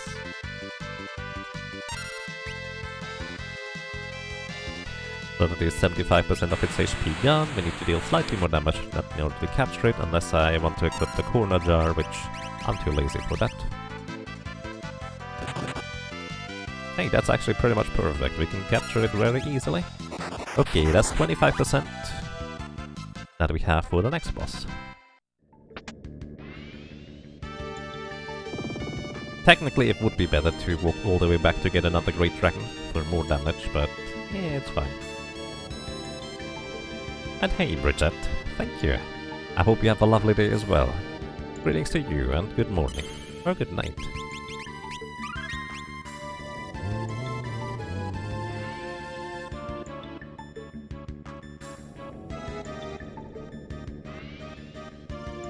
The chests in the side doors, I actually have no idea what they contain. I think one of those chests contains red shoes, which is a dancer accessory that increases the chance for you to sword dance, but you want to use Hermes handles anyways, so it's not that useful for the most part. And Solomon, hey, thank you. I appreciate the raid in the host. Welcome everybody to Final Fantasy V, where we try to complete the game with just a single Beastmaster, and only Beastmaster. We are pretty much at the end of the game here. Worth noting, this is not a single sitting, doing this over multiple sessions, but, well, we managed to complete the final boss of World 2, and we're actually getting reasonably close to the final boss here now. So yeah, welcome everybody. And if you have any questions, feel free to ask. Does the choice of using fairies matter for this run? Very minimally.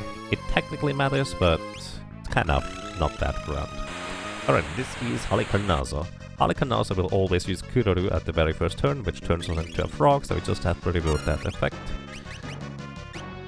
Also, as you might be able to tell based on the damage that the 25% attack did, Halicarnaso has 33,333 HP. Wait, is that right? Yes, it is right. So, and it's actually really important that I defeat Halicarnaso before we get to the final turn of them, because it will be very, very powerful with a holy spell that just deals a tremendous amount of damage. This spell doesn't really do anything because we don't need float anymore at this point. Oh my goodness. It's a 1 in 4 chance for me to run away rather than attack instead.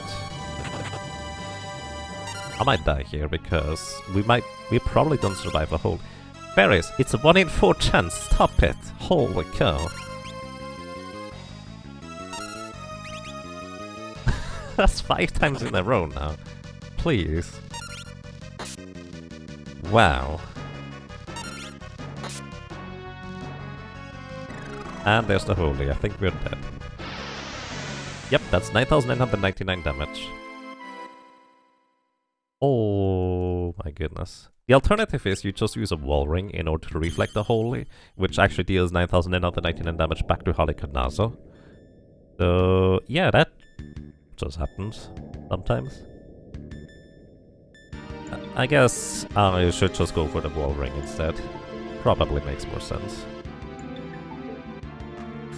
Okay, increasing the death count for Halicarnaso here. Also, actually I need to upgrade the one for XF at the end of World 2 as well. So this was 62 total, 61 before that, so that's like... one here. We actually didn't have a single death against the other enemies before that anymore, so let's try that. Panda 0, Problem 0, Astros 0, Halicarnaso 1. There we go. Okay, caught up on tracking how many deaths I have against what enemy. Alrighty, sorry, I actually kind of only half answered your question. Are there runs where the character choice really matters? There can be. It's just kind of for micro-optimization at that point, because you have slightly more agility with fairies, and 1 less attack power than butts. So it can actually make a difference for certain bosses and enemies. Specifically, there's like certain agility threshold and speed thresholds that you want to be able to meet if you are specifically fighting certain enemies and bosses. Let's put it that way. I'm gonna use a wall ring here, and the arcade, let's go.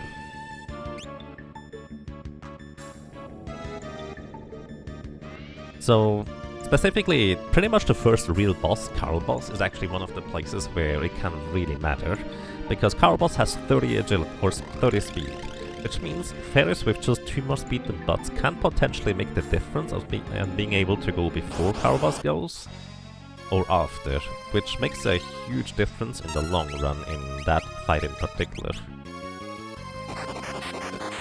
However, for the most part, it might be that Butts has to level up 1 less time than Fairies in order to be able to just kind of move on afterwards. And vice versa, so to speak. Alright, I did just kind of do something strange. I'm going to just switch my chicken knife from the left hand to the right hand and back and forth. The reason I'm doing this is this actually allows me to abuse a minor exploit that allows me to just re-establish the what's it called? The image, which means the next physical attack of the enemy is going to miss, because image just absorbs physical attacks. So that's just kind of what I can do repeatedly here. Alrighty, here's the holy, but this time we reflect it, which means we don't take the damage, but Harlequinazo does. How convenient. And I'm also Frog again. You know, I only have one more Maiden's Kiss, and this might not be sufficient for the rest of the game. I'm just gonna sit in the back row. Oh, well, Harlequinazo put me in the back row while I was trying to sit in the back row. Thank you. I'm just gonna wait until Harlequinazo basically uses Holy again.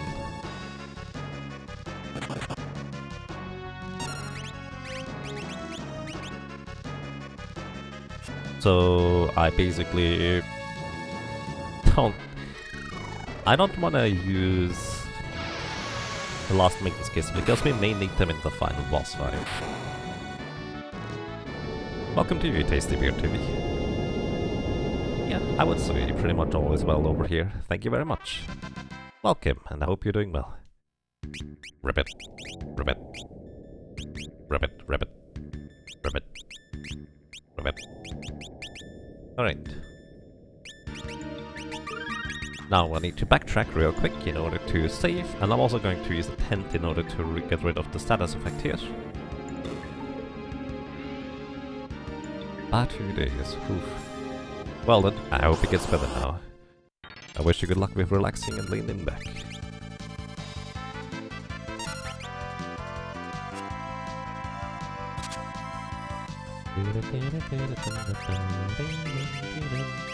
I could actually use the chicken knife here in order to try and run away with it. Rip it. Rip it. Rip it. Okay, we're safe. It's entirely possible to die in that little section there due to a back attack of certain sets of enemies.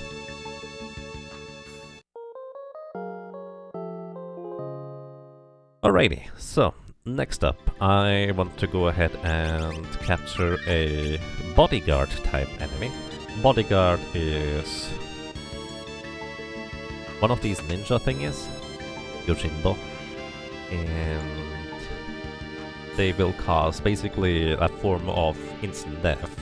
And the next boss is kind of susceptible to instant death. It's a bit strange. You'll see. But before that, I need to make sure that my allies are going to go back to sleep.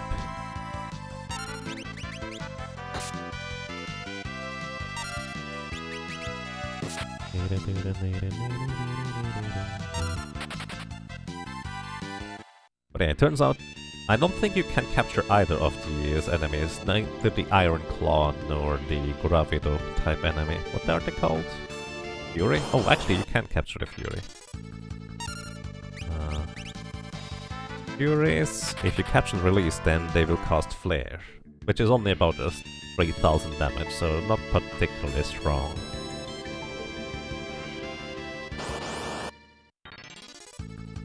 Hey, there we go. Okay.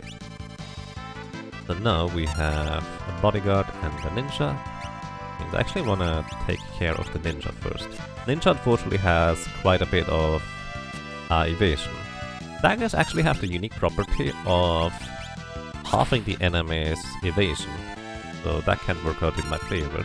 Which actually makes me wonder whether the whips also have that property, because they use the same formula for damage as daggers. So I wonder whether they also use the same chance to hit as daggers. I don't actually know.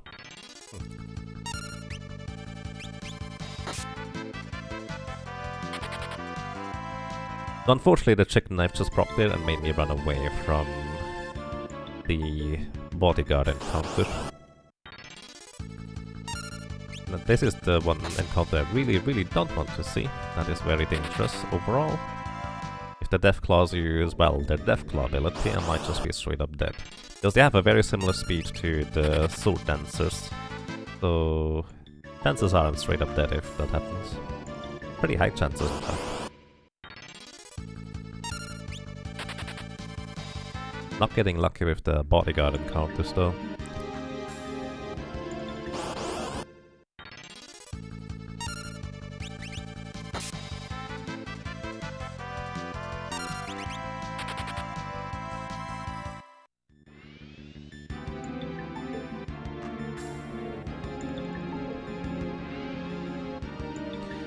In general, in case of the character choice, I either choose to play as Ferris or I choose to play as Butts, because these are the two characters that are effectively present for most of the battles that are relevant overall. So I just kind of feel like it makes the most sense to stick to mainly these two characters overall, in case you're curious. Alright, I don't really want to use the chicken knife,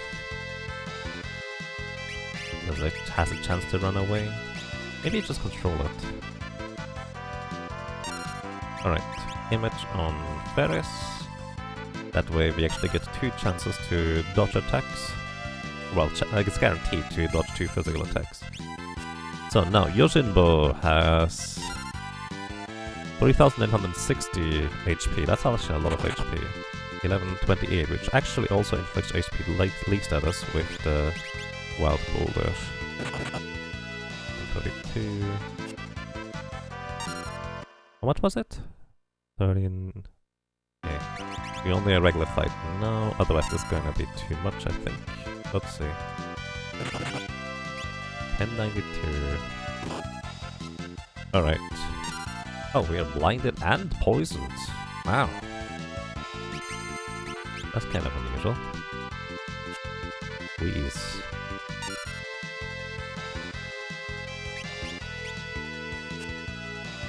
He missed himself. Weird.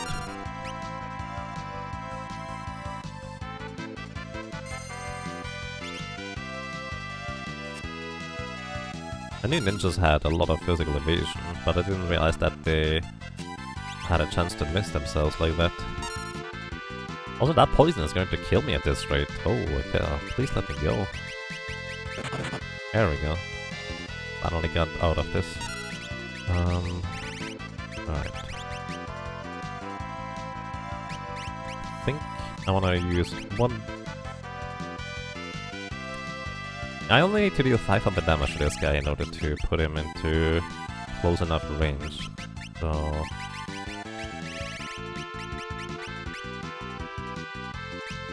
what weapon could I use?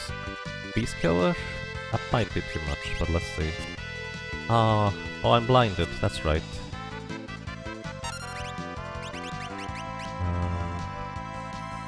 I need to remove the blind status. Else I'm gonna be in trouble. I might be in trouble either way. That's too much. That's too much damage, he's dead. Man. That really didn't help. Need to use an antidote here so I don't die to that. I had no idea that they both inflict poison as well as image on the character. That's... Well, I learned something new.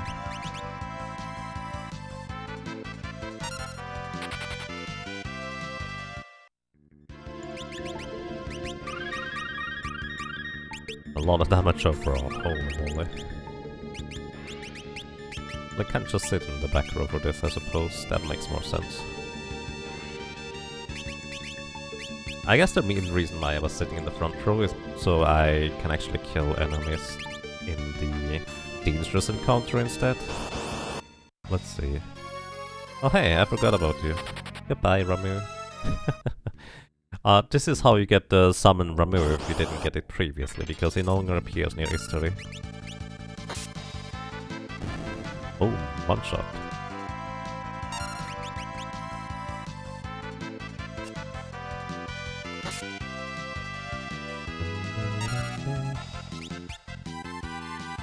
Range dance puts characters to sleep.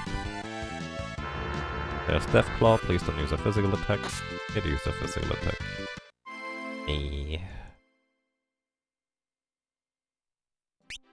63 plus 1 death on the random scale.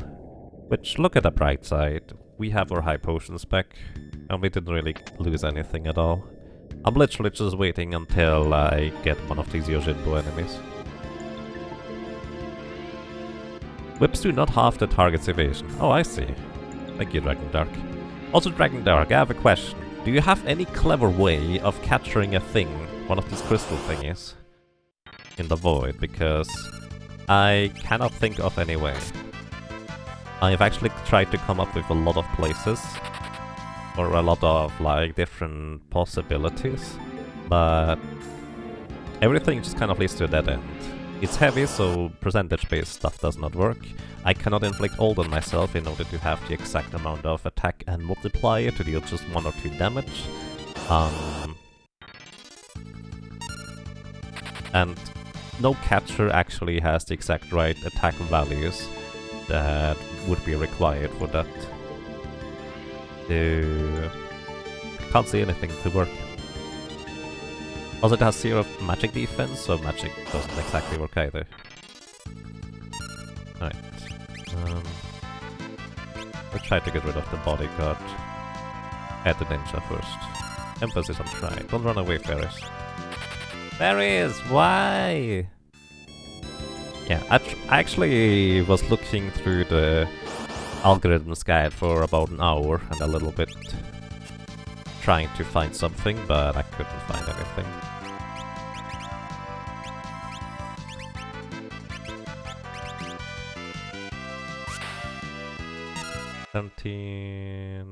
That's pretty good actually.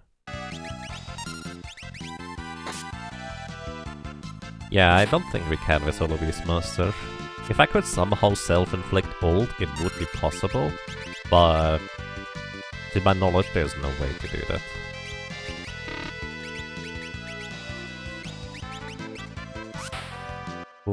That's 300 and some change.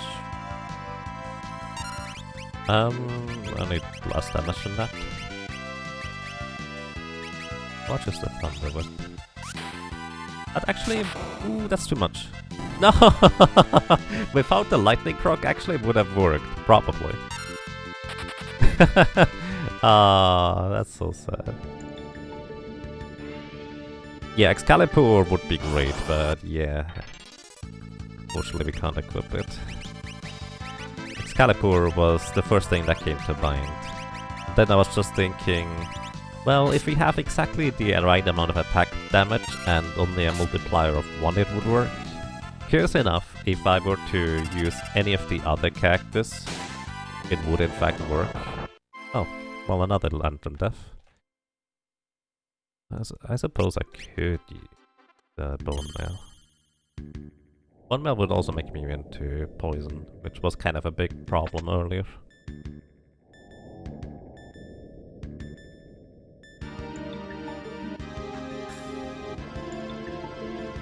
But yeah, I figured if anybody has an idea of whether it is possible, then it would be you, Dragon Dark. But I couldn't find anything.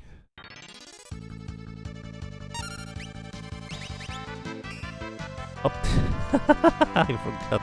You have the other Guardian Dagger equipped. That's kind of silly.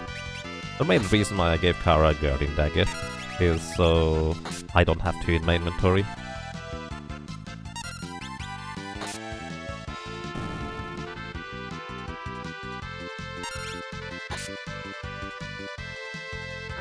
And I'm probably dead here.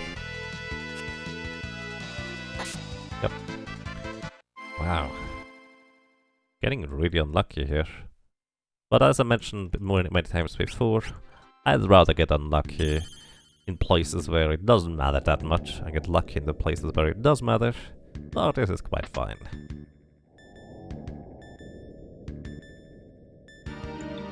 You know, I could also just equip the corner jar. That way I would only need to deal half as much damage to the Sloanin.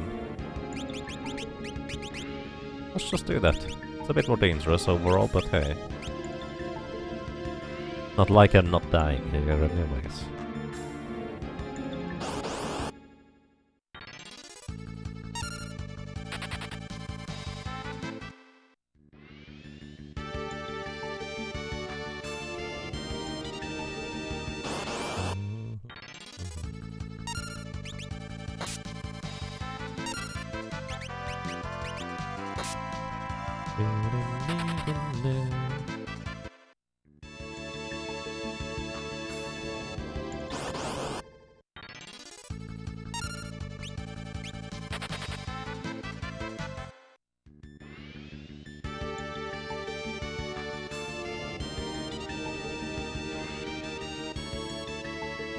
Honestly, at this point it would have been easier if I were to just use the assassin packer instead, but yeah. Don't run away. Please, fairies, come on! It's a 1 in 4 chance to run away. Don't run away! No! This is great in all the wrong ways. How tired of the Final Fantasy V battle team are you at this point? Not tired at all, actually. I don't mind it still. Kind of interesting. It's one of these things that just doesn't really get old to me.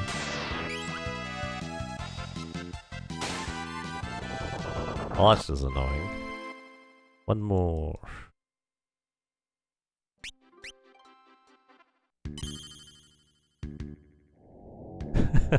One in 4 chance 100% of the time. I mean, yeah, that's technically an accurate description, although kinda weird. Do I get it? Wait, can I get eternal encounter done here? I did not even think about this. May not have to walk quite as far in order to get killed. Alright, let's use a bone mail instead.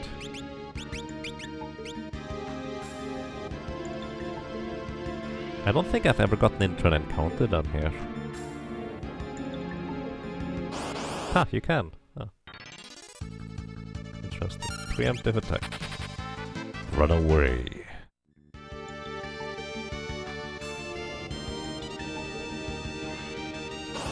Let me guess, it's gonna be the 2 Furies and that thing.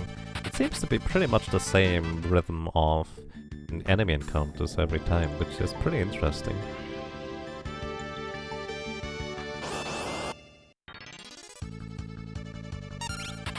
The only difference is whether we get preemptive strikes or stuff like that.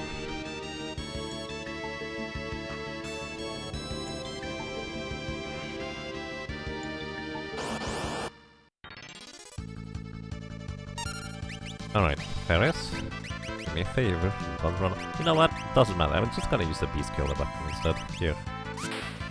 2 attacks and we will be able to capture this thing. You guys go back to sleep. Thank you for being awake, I suppose.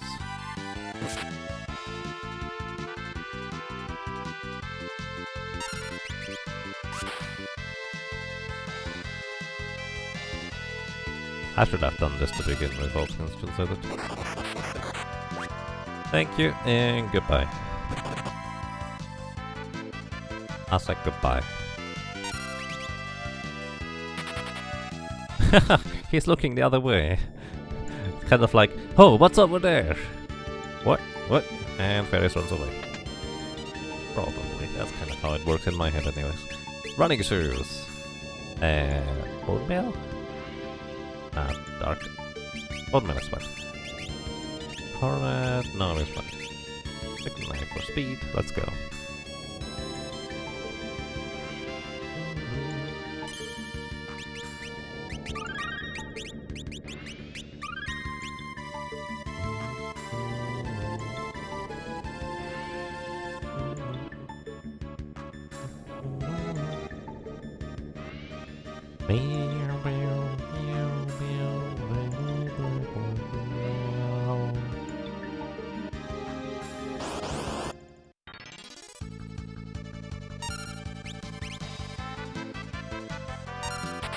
Goodbye. Alrighty, the reason why we went through all this trouble to capture one of these weird samurai dudes is because he has an instant death attack. So this next boss here is going to be Twin Tanya. Twin Tanya has over 40,000 HP. 42,000 I think, if I'm not mistaken. And Twin Tanya actually is kind of unique in that it always has the exact same pattern. So the first few turns, Twin Tanya is just going to use a bunch of abilities like Atomic Ray, Snowstorm, Atomic Ray, Snowstorm, and we really don't have to worry about these abilities. And I also don't need to attack here. Next is probably going to be Mind Blast or Wind Slash. There it is. Wind Slash again. And then again. So afterwards, Twin Tanya is going to transform into a weaker monster, level 20. This is what we could have used level 5 Doom for. Also, it is susceptible to virtually most instant death kind of abilities and spells, so we can just use instant death. Kinda straightforward, I dare to say. So, yeah. We could have also used the Assassin Dagger with the 1 in 4 chance to proc instant death at this point. That would have worked too. So that's that. Normally, it is kind of... The game tells you in one of the books in the library earlier that we passed through that Twin Tanya is weak to... is weak during the charge up phase for Giga Flare, but it actually transforms into that weaker monster before the text for Giga Flare even shows up. So that's kind of the time window that I ended up abusing there. What a nice name. Is it? Alrighty, welcome to the Void. We're only going to visit Gilgamesh over there and then go back outside. So I'm gonna go into back row for these. The Void is kind of like the previous sections, but kind of tricky to run away from enemies, so... yeah. Wow, and the back attack on top of it. I don't want to attack these guys because they will counterattack my abilities. So I'm just gonna control one of them and run away. Do I still have the coronet? I do, so okay. Alrighty, I'm gonna sit in the back row against Gilgamesh here. I'm gonna equip the Mirage Vest to prevent the physical attacks from hurting too much. And that's gonna be that. Hello. So you can steal some... I think the Genji shield from this guy in particular. It's kinda decent. But for the most part, I don't really care much about it.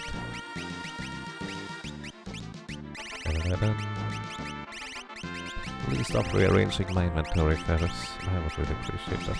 I don't need the wall ring anymore.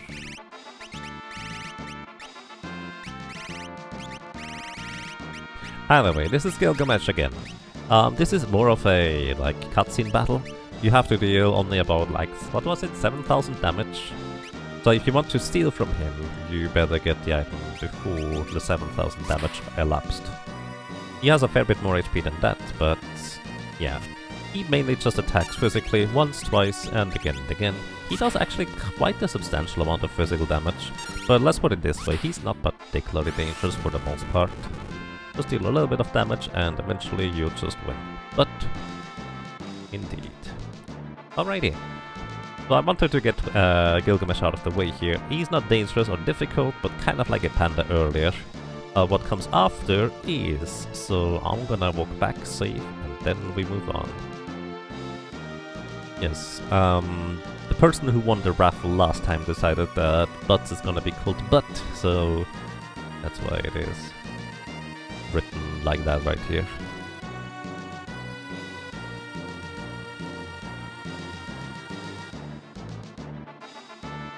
Yes, for anybody who's curious, we still have the straw poll active for if you'd like to vote on which solo character challenge we're tackling next. Exclamation mark SSCC in chat for that. Also, at the very end, I'm going to have people enter a raffle. If you'd like to enter the raffle, you can define 3 things. The background color of the menu, the name of the butt character. Also, you can choose whether we are going to be doing the next solo character challenge with Ferris or with Butts. That's kind of that. Alright, chicken knife for speed. Mirage Vest is actually probably the way to go here, and the coronet for trying to control enemies. So yeah, the straw poll is at the very bottom of that entire waft of text there. 2 of the poll options have asterisks. What do they denote? So those asterisks was actually added automatically by the program because I accidentally created the straw poll before I added all the options by clicking the wrong button, and they basically just indicate that the options were added later in the creation of the straw poll. So basically nothing for our purposes, since I didn't publish the straw poll before I edited it in the end. The only asterisk there is is that the freelancer is not in the straw poll until after we complete the 9. So there's that.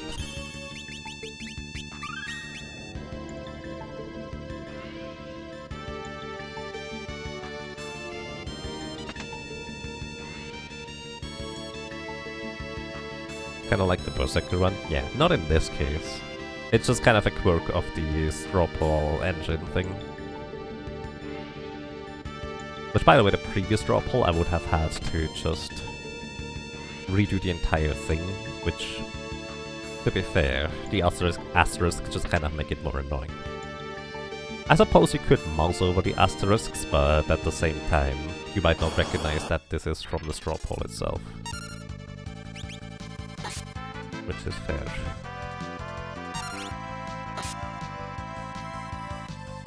Please let me run away.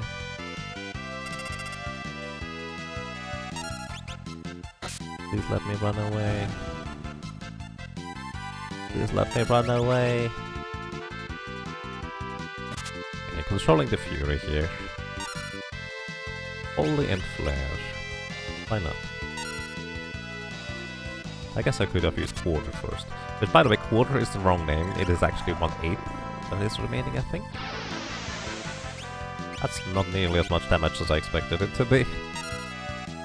Fun fact, Quarter is time magic. It only works on enemies that are not flagged as heavy, and these Fury enemies are actually considered to be heavy. Which is pretty interesting, I think.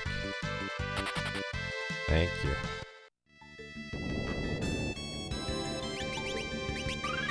Yeah. The last difficult challenge run remaining, or at least I think difficult one, more difficult than the others anyways, at this point is the Solo Thief, I think. That one is going to run into some major trouble against Biblos. Although beyond that it's going to be reasonable for the most part. But that's going to be a long one. Control! What do you even do? Oh, question mark moves. Interesting.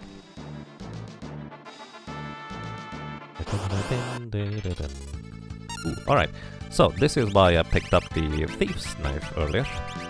1 in 3 chance for us to try and steal, then a 40% chance to successfully steal, and then... I don't remember the odds, but usually we get the common drop, and we actually want the common steal from this guy. Oh, couldn't steal. So we got the 1 in 3, but we didn't get the 40%. Capture! Nice! Elixir! Perfect. Thank you very much. So yeah, that common steal is elixirs. Really, really awesome, honestly, in my opinion.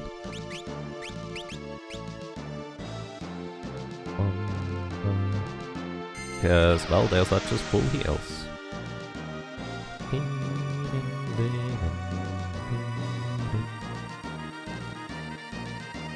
That chest over there, and also the other chest we passed earlier, both contain Fuma Shurikens.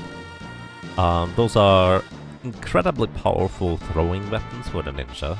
They scale off of agility as well as strength, just kind of to the full extent, and the ninja has both in spades.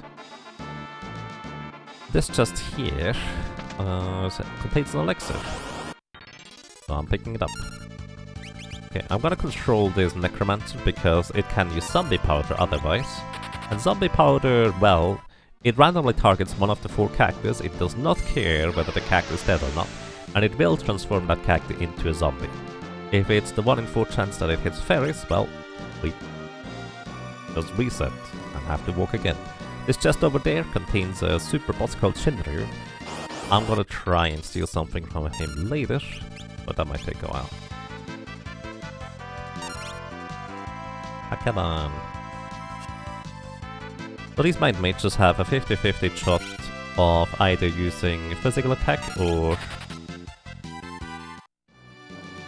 using Mind Blast. Mind Blast would paralyze you, except that we are immune to paralyzation, but also it deals a bit of damage plus HP leak, so it does add up after some time for how much damage they do. Okay. Trying to steal from this thing. Breathwing is really annoying because it has 25% thingy, which by the way, actually didn't even mention what the enemies do when you capture and release them. We get to that after we get to the next boss, I think.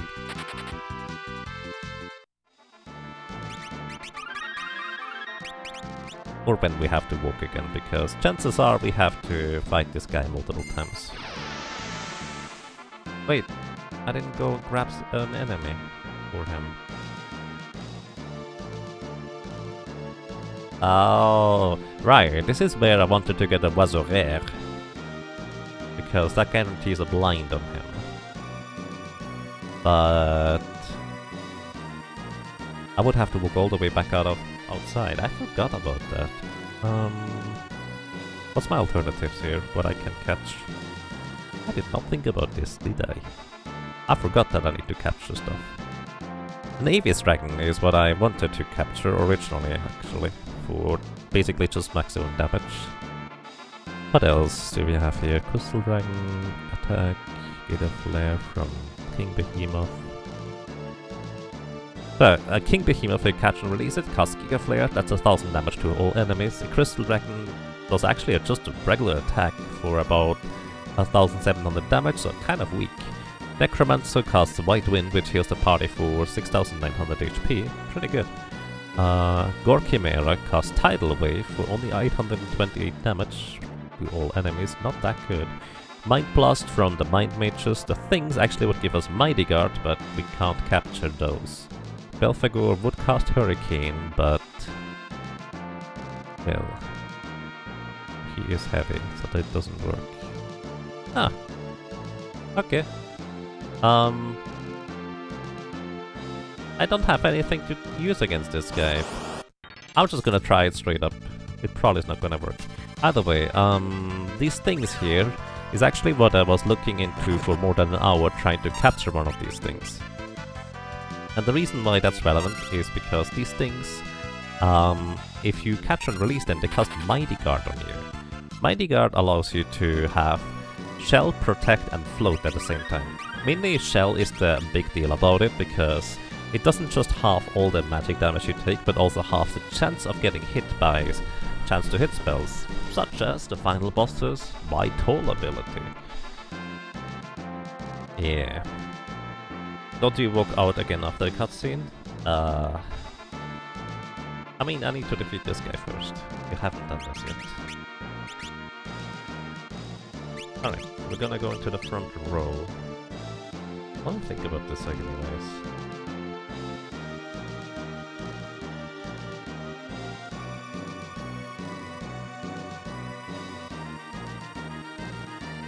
Yeah, I think this is basically as good as it gets, isn't it? Mirage West might actually be able to carry me through the encounter. Yeah. Okay. Alrighty. This is Necrofool. You have to defeat the 4 barriers first. They are pretty mean, let's put it that way. The 4 barriers each have 8800 HP, and I kind of hope to defeat one of them before they unleash hell upon us, basically. What I mean with this is they cast Holy and Flare, each one of them. I think in the first turn it is a 2 in 3 chance to cast Flare and a 1 in 3 chance to cast Holy. Doesn't matter which one it is. It's about 1000 damage with either spell. And in the subsequent turns they cast Ice 3, Lightning 3 or Fire 3.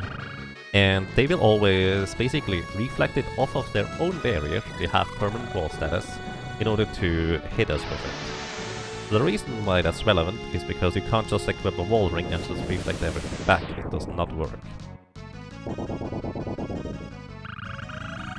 So also, only because I have just a bit over 4000 HP, I actually survived that. And the reason why I need to kill one of these guys reasonably quickly is because the way it works when you cast like Ice 3, Fire 3 or Lightning 3 on your own wall is if you target a single target with a spell, it will deal 100% damage. However, if you target multi-target, it deals 50% damage to all targets. Consequently, because this thing now casts Fire 3 on 3 targets, it is 50% damage on 3 targets, all of them reflected over back to Ferris. So that actually means it is 150% damage total. So it's a lot of damage, to say the least.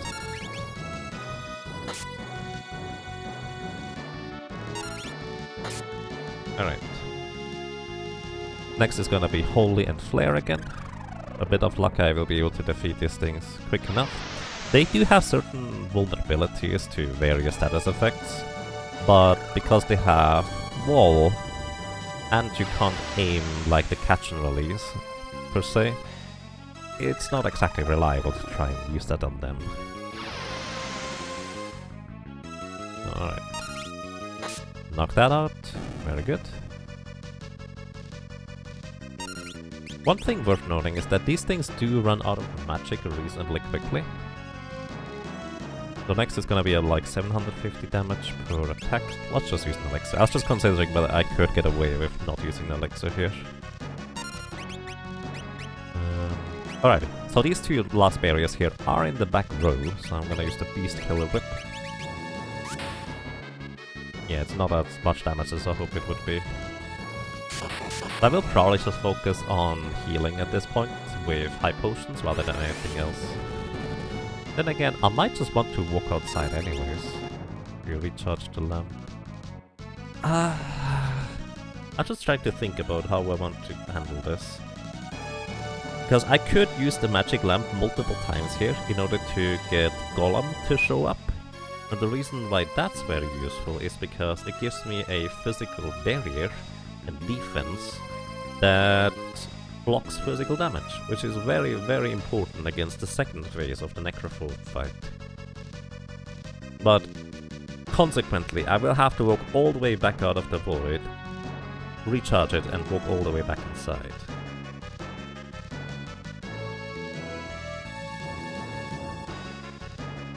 But then I also could restock on high potions. And I can capture something along the way anyways. Yeah, we have... I think we're gonna walk back outside. We're walking back outside. It'll be fine. Which means I'm just gonna heal here. I'm just gonna heal here.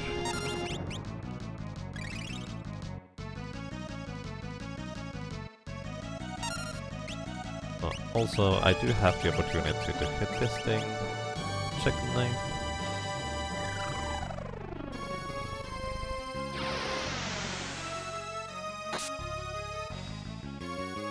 That's about 2000 damage. I think they have like 200 MP.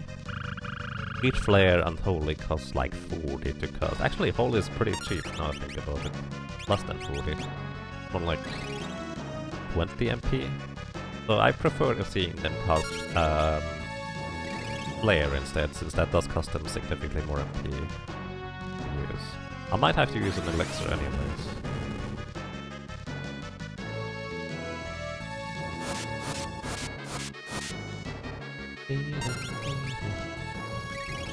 Yeah, I'm gonna survive this next flare and holy duo, but it's going to get super sketchy if I don't use an elixir here. Probably.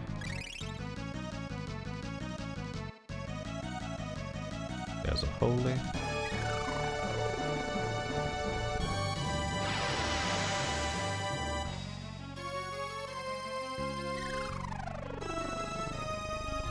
I get 2 more turns. It's about 750 damage each. I survived one already. With 2 high potions, I survived another one.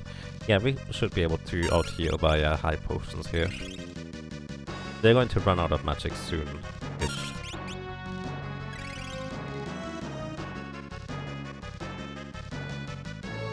There's 3.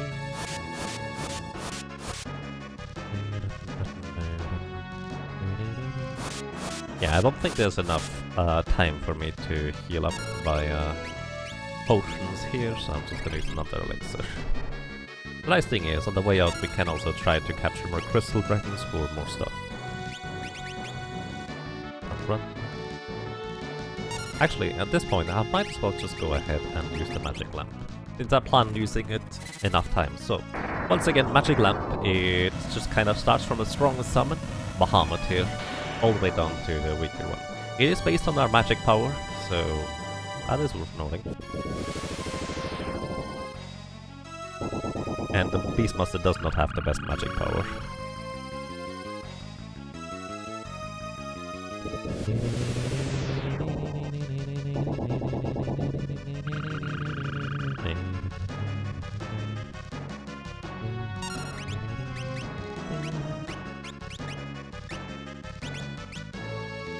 The reason also why it's very convenient to run these things out of magic is it allows me to properly set up for the second phase too, where I can just use the magic lamp a bunch more times to have Golem ready and also get into the back row in order to prevent the physical damage from doing too much work on us.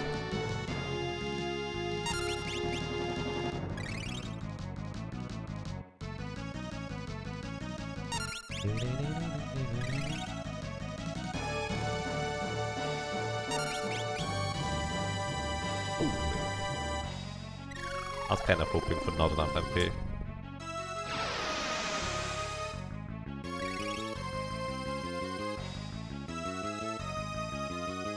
Ah, there it is, alrighty. The lower barrier is now out of MP, the upper barrier is going to follow very, very soon after that.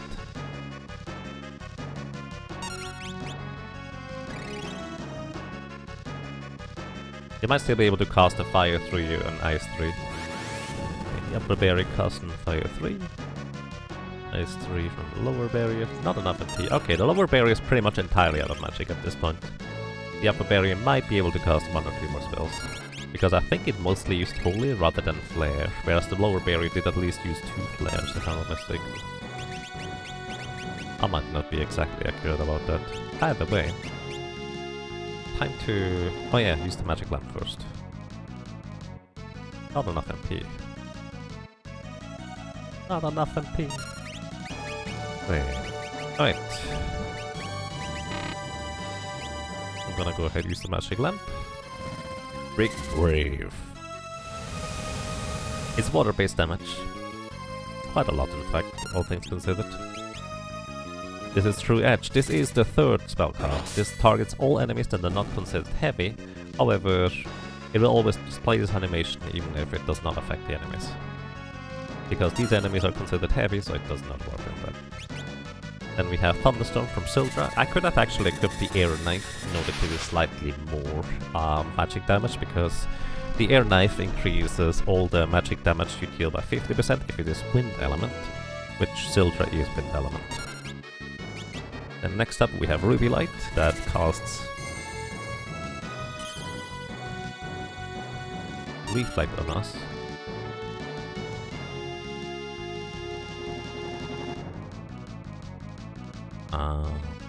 I was just kind of thinking of something else. Demon's Eye. Oh no.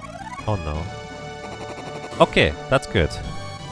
I did not think about this, but if... wait, no, Demon's Eye can't be reflected. I was just thinking, oh no, it's going to reflect it and kill fairies. Could have, but... I don't think Demon's Eye can be reflected, so we're fine either way. Just healing up to full here. And next is the reason why I'm using out the magic lamp so many times. Earth Wall. So, Golem will protect us for 500 damage plus... was it 50 times level? It's like 3,500 damage. Physical damage specifically is going to get absorbed, which is going to be incredibly valuable for our purposes. That thing is gone. We're gonna sit into the back row now.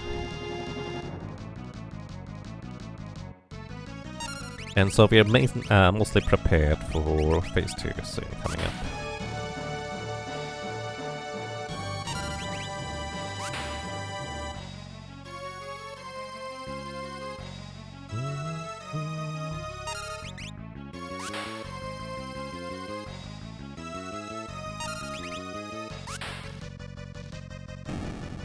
Alrighty. Okay, the reason why it's so important to have resistance and defense against physical attacks is Necrophobia. Every time he attacks, he gets 2 turns. He will also try to blind us, but I think we should be immune thanks to the...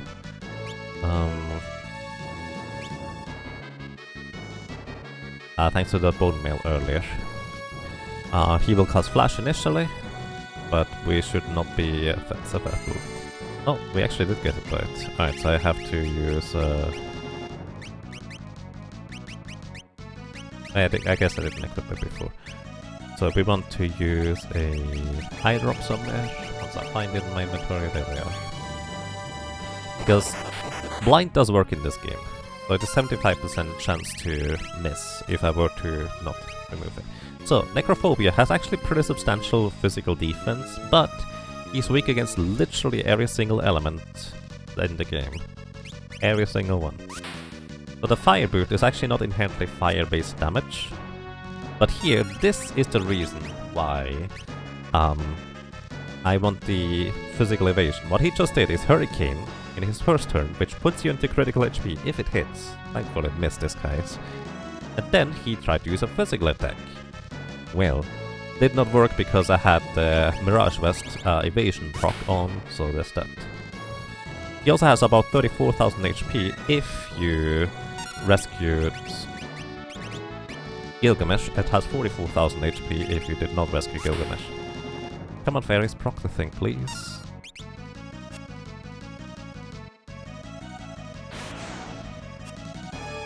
That's so rude, dude. Actually gonna go ahead and equip this. I'm a bit greedy, I don't want to use an elixir here. 600.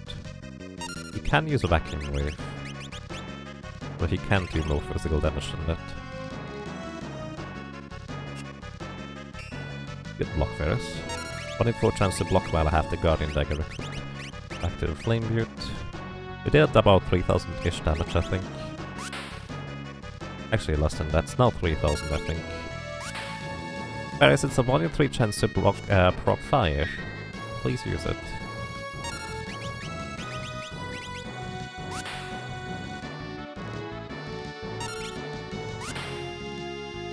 Oh my goodness.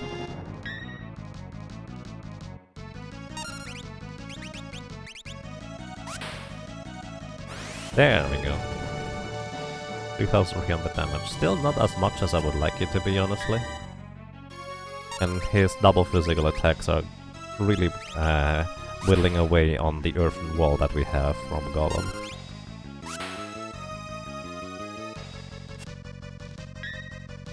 Yep.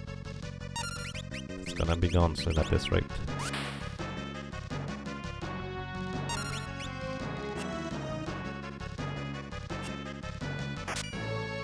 And there is the Golem wall gone. So, Guardian Dagger, heal up with an elixir. Hope that he does not use the cheap Hurricane combo as well.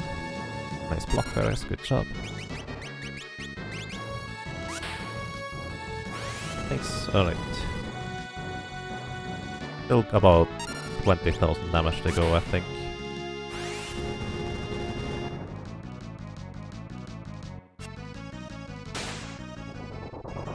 I forgot he can cast Doom. Well, that's unfortunate, but that's also entirely my own fault. I forgot about that part. F indeed. So I want to have the Bone Mill equipped before, or in the fight just before Necrophobe. That way I will be immune to instant death. Oy. Rude indeed. Okay, we could go outside now and capture something. Actually, I'm gonna capture something. I'm gonna capture a Dragon Avis. Dragon Avis release is going to be a 10,000 damage to Necrophobe, so it's going to shorten the battle by about a third. Although in this case, we still actually would not have defeated him in time. Just curious. There we go, the Dragon Avis.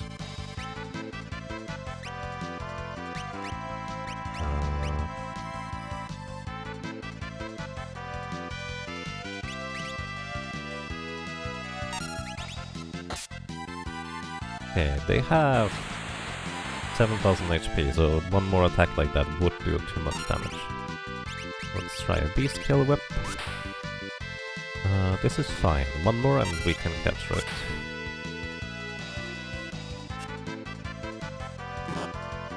Ow! a lot of damage, dude. Alright, thank you and goodbye. I said goodbye. Let me run, please. Goodbye. Alright. So an alternative of what I could go and capture instead is the Oiseau Rare, or Awazarol, whatever you want to call it. And that thing would cast Rainbow Wind on an enemy. Rainbow Wind always hits, and if the enemy is susceptible to blind, he will get blinded. And, well, Necrophobe is susceptible to blind. And 75% of his physical attacks missing would be pretty amazing if you ask me. So, there's that. What equipment do I have currently? Yeah, okay, this is fine.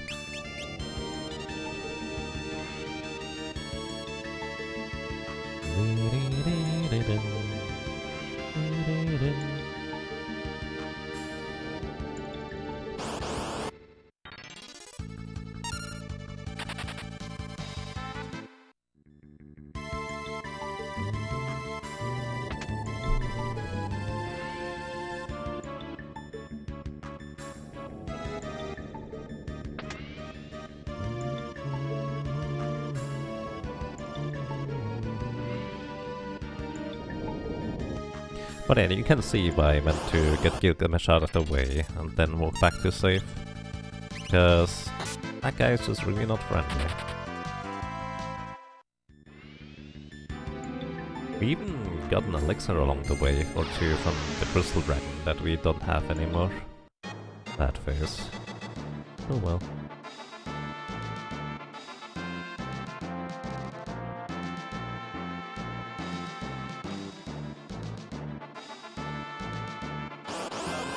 Basically, I'm just kind of contemplating whether I should go and run outside now to grab a Oiseau Rare, or whether I should run outside afterwards and recharge the lamp. Or maybe we don't run outside at all and just try to luck our way into victory without it either way. Not sure. Capture! Nice, good job, Ferris. Grab an elixir right away. Back to the chicken knife so we have more speed as well as control. Oh, you can't control this monster? I actually had no idea. Goodbye. Please let me run. Switch my weapon from one hand to the other. And this will re-trigger the Mirage Vest. Which, by the way, I don't have to switch the weapon. I can literally switch any item around in my inventory in order to re-trigger the Mirage Vest. It's just switching the weapon slots around is usually the easiest way to do this without messing up your inventory. You're used to it one way or another.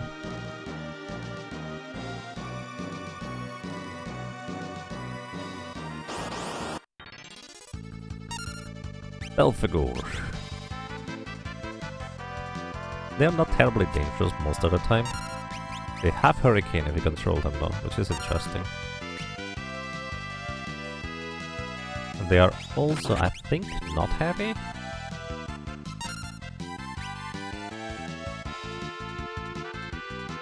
They might be heavy. It means Hurricane is not gonna work. Bye.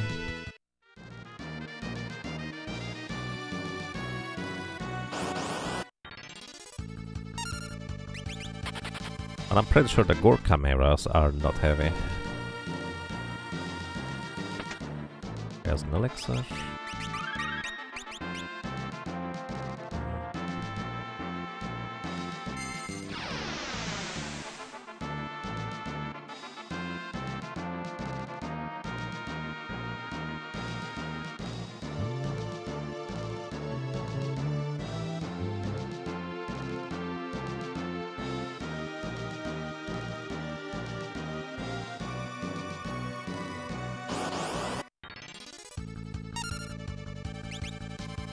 Control!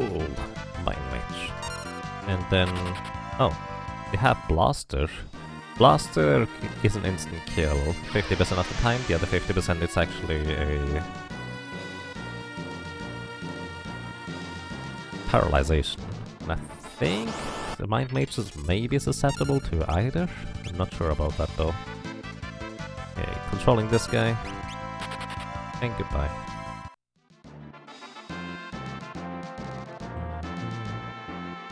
important here, I actually have to equip the bone mail before entering the next combat.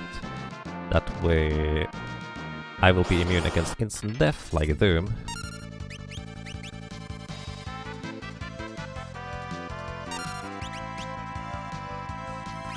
It really does not matter. Okay, fair enough. Never mind. Something else I wanted to mention.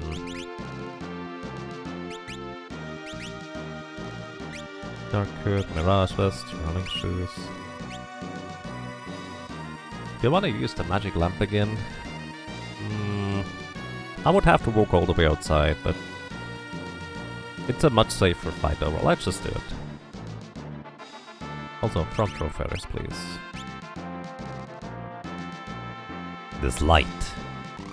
I won't let you have it! Alright, Ferris, you need to just hit this thing twice, please.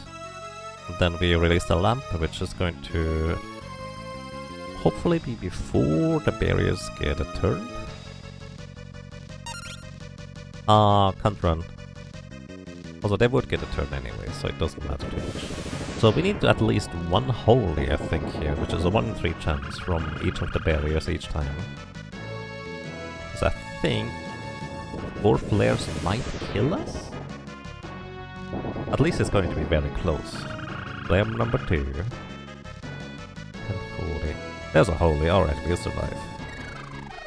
Basically, flare has a magic defense piercing property, whereas holy does not. Yeah, would have been very close without holy there. Maybe not that close.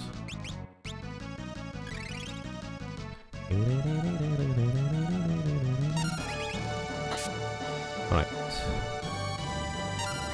We're gonna use the magic lamp. This will guarantee the kill on the bottom right barrier without having to worry about the 1 in 4 chance to flee. And that way they are not gonna knock me out in this turn here. Because otherwise they would actually have 200% damage on their bolt, fire and ice spells. Which would just be slightly too much to survive.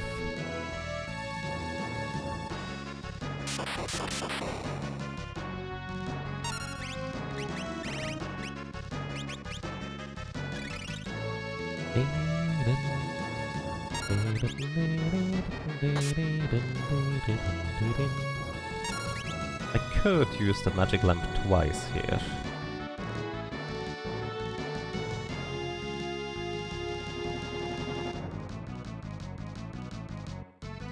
Or just do one more physical attack to knock this out.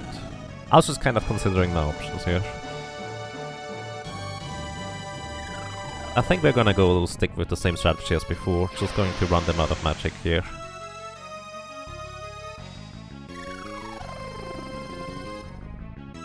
Which means we're gonna use a lot of high potions, but because I have to run outside to restock on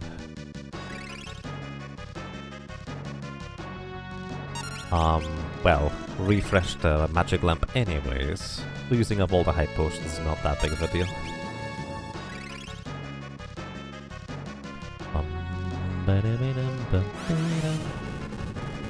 It'll probably cost me at least 1 more elixir.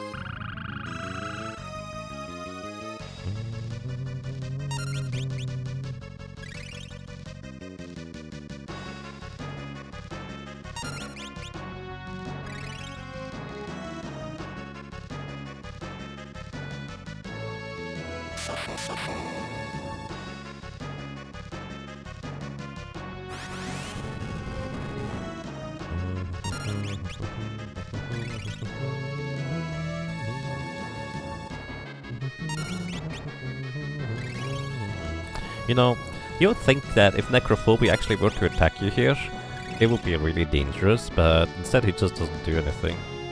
Kind of silly, all things considered. But maybe the barrier don't just protect you, or protect him from you, but also the other way around. Kind of an interesting take on that, I suppose. I should be able to get 2 potions in and probably survive. Maybe I should have used an elixir. And he just floats there, it looks pretty, indeed. Alright, we survive it either way.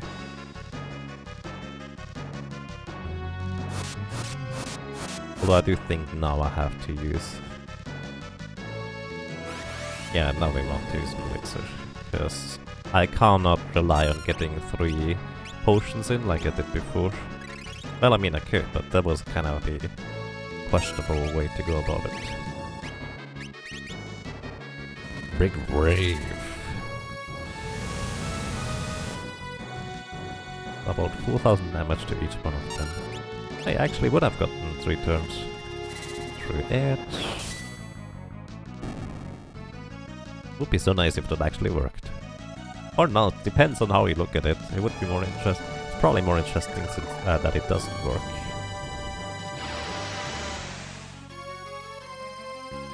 Do enemies have finite MP in Final Fantasy V? Yes. Yes, they do. Which, it's actually a pretty reasonable tactic in a lot of cases to run enemies out of magic overall. And especially in this case here, in fact that is my entire strategy, the barriers don't have that much maximum MP, so they will run out of magic reasonably fast. Not the fastest, but they will soon have not enough MP anymore.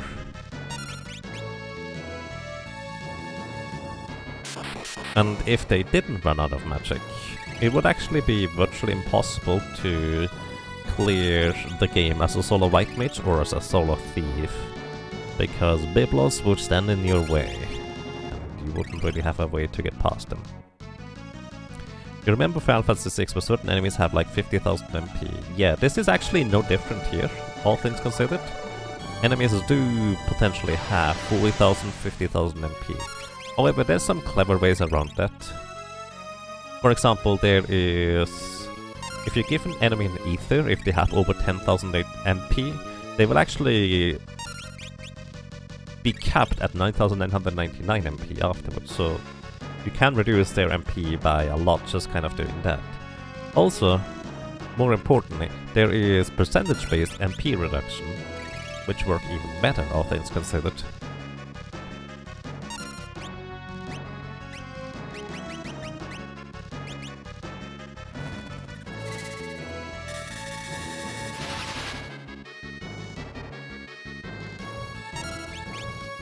Going for the golem again here. And I'm pretty sure Strode cannot be reflected. I hope anyways.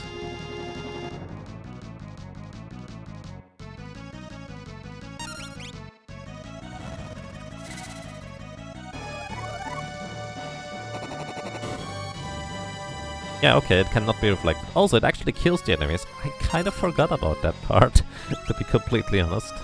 They are not immune to petrification.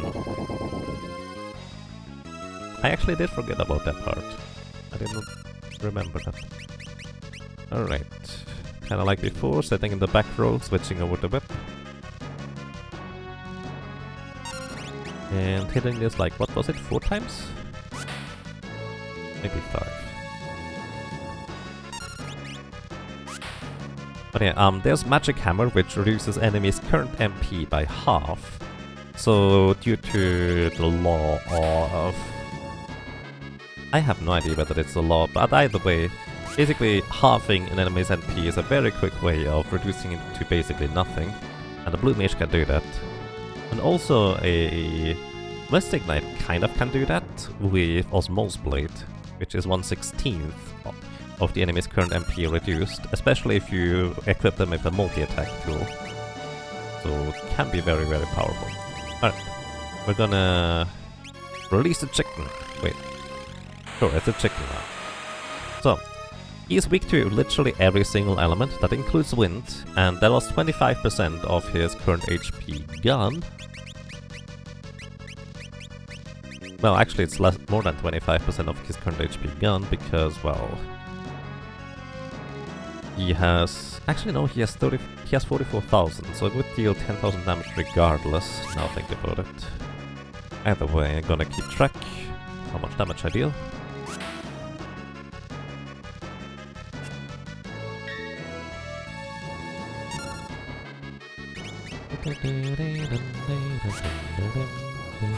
Nice, that's what a good one. 1 in 3 chance to proc Fire 3.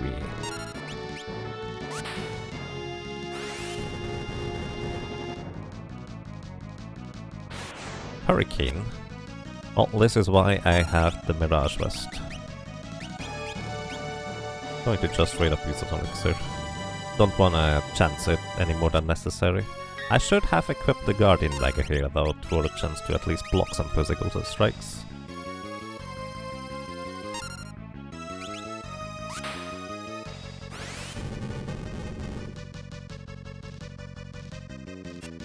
So, slightly more than 10,000 HP remaining on his HP.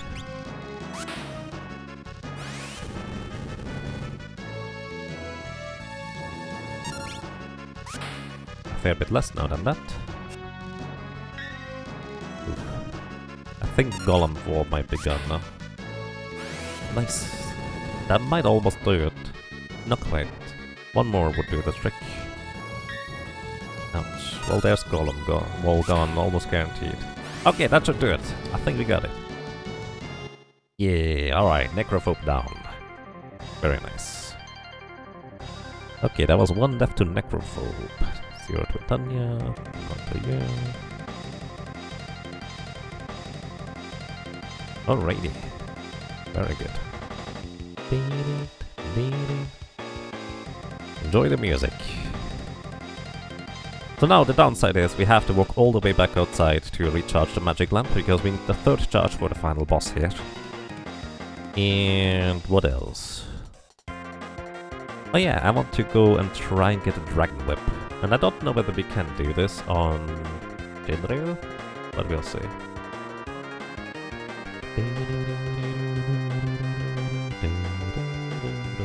By the way, this is your opportunity to steal the Genshi armor from him, I think?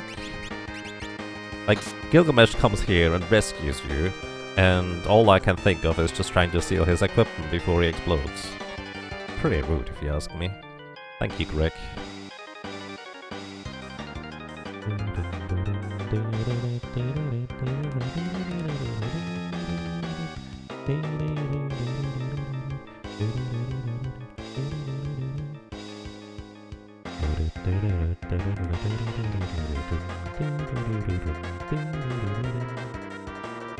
I like Pharaoh's response here. ... I agree. That's a lot of damage with the Bolt 3 there.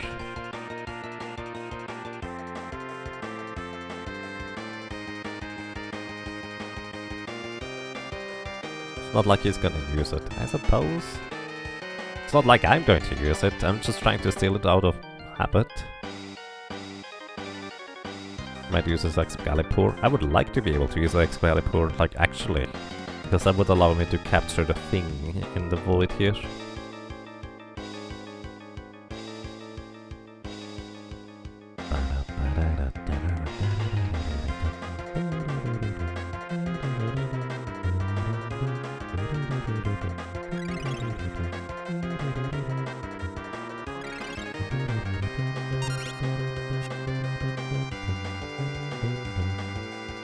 Okay, we did not get it. That's okay.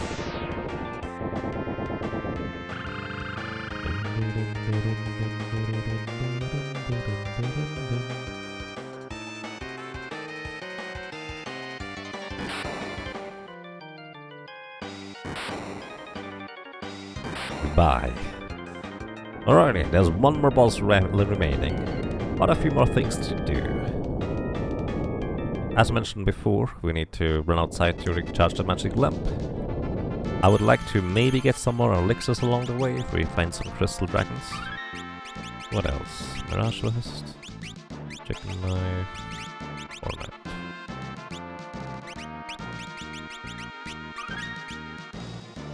And I will also try to get a Dragon Killer Whip.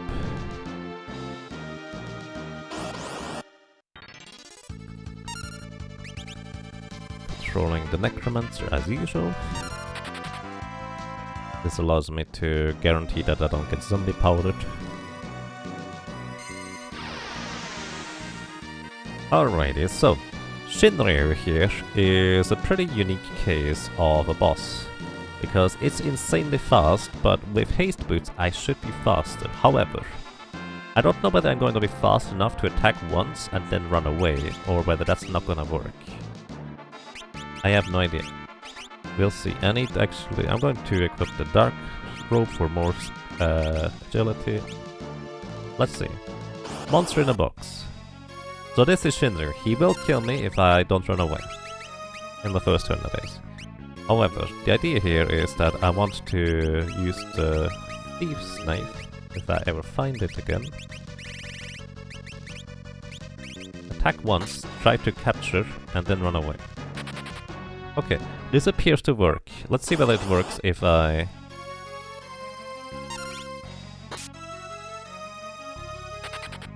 don't start with a chicken knife. It does seem to work. Alright, so this is my strategy. What I want to do here is I want to steal the rare steel from Shinryu. The rare steel from Shinryu is a whip.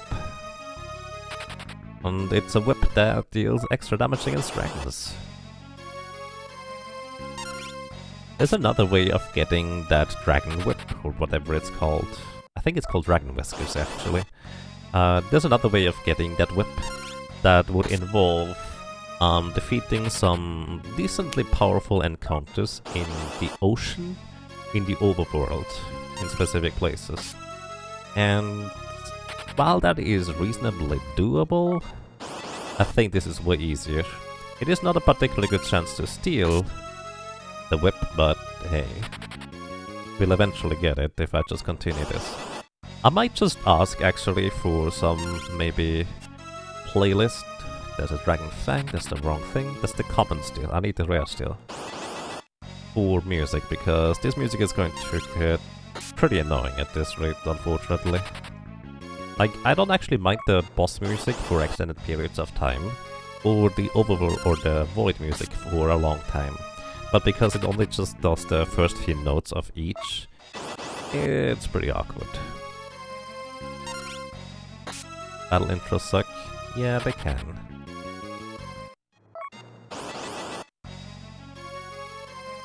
Either way, I will probably take a quick break in, let's say, in 2.5 minutes. Well, it's not gonna be as quick of a break. I'm actually going to just grab some food, or prepare some food, I guess, and then eat. So it's gonna be a 10 to 15 minute break.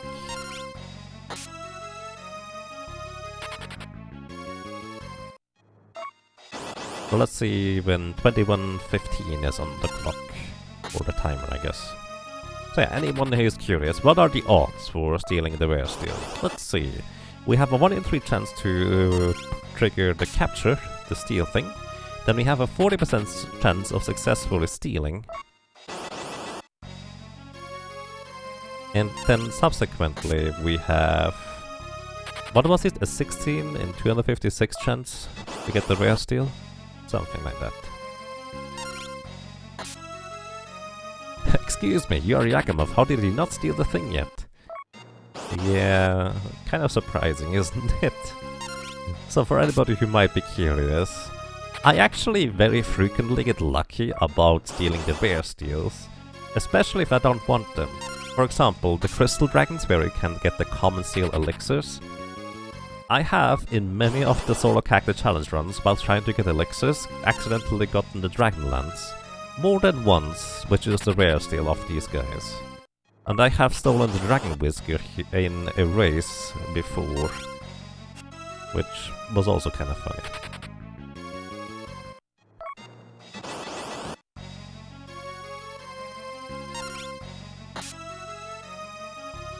But yeah, 40 more seconds of this.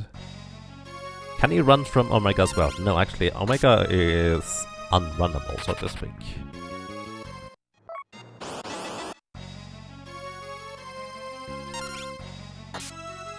So yeah, in case you're wondering, the damage does not stick, so we will not eventually defeat Shinryu at this rate, unfortunately. Or fortunately, depending on how you look at it. But yeah, the Dragon Whisker is gonna be worthwhile. Kind of like the Beast Kill Whip that does always critically hit against beasts. The Dragon Whip will always critically hit against dragons. And there is actually a dragon as well as a beast in the final boss fight, against which we can use the whips against. So that's kind of going to be what we will do.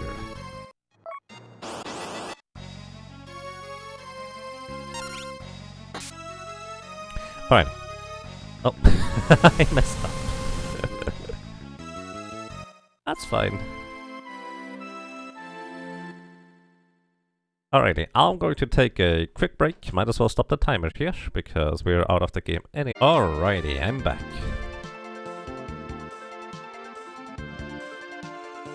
Alrighty, I'm back. Good morning, good evening, and good afternoon. And I would say, let's continue this. We're going to try and steal the Dragon Whip, Dragon Whisker, whatever it's called in this version here. And... well, that's gonna be largely all I'm gonna try to do.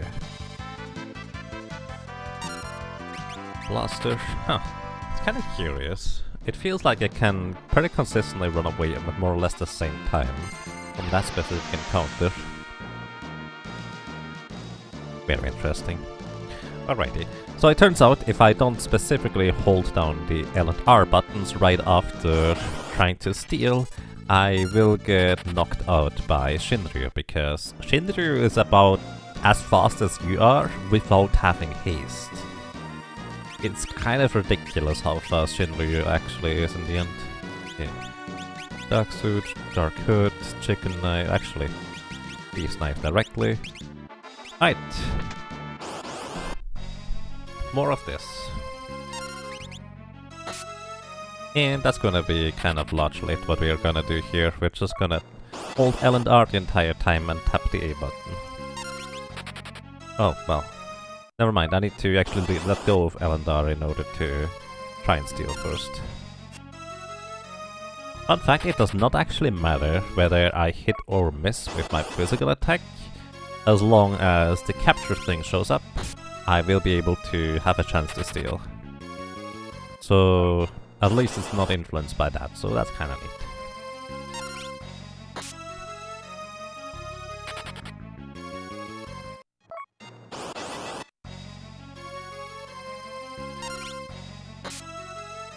Couldn't steal, okay.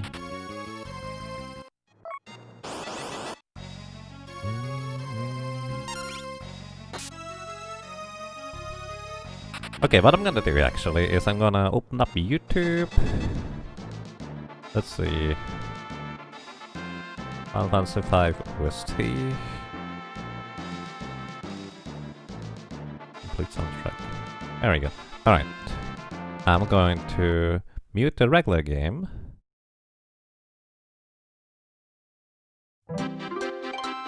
That's a bit loud.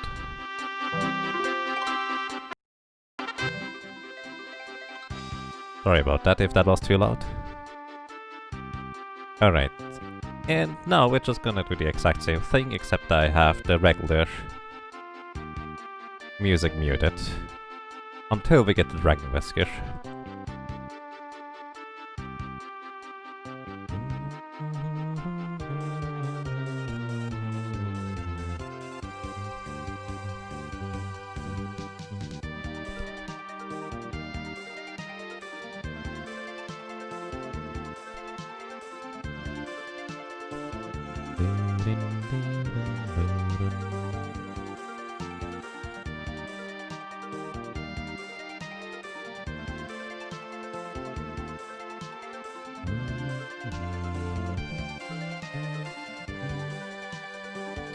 One Dragon Fang.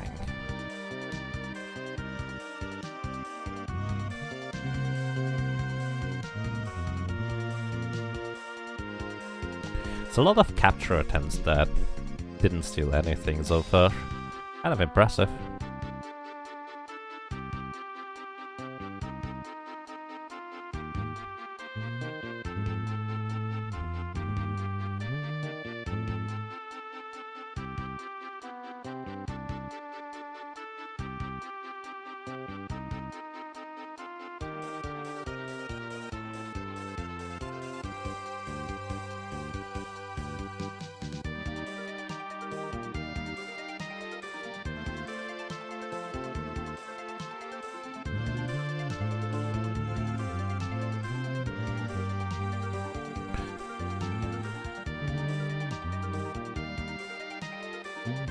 Dragonfang number 2.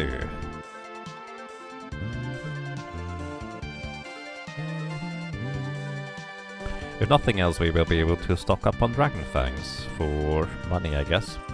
And buy more elixirs, I suppose. Then again, if I want elixirs, it's probably easier to just get them directly from the crystal dragons instead. Unless I get accidentally more dragon lances. There we go, another dragon fang. We only need 20 dragon fangs in order to get 1 elixir.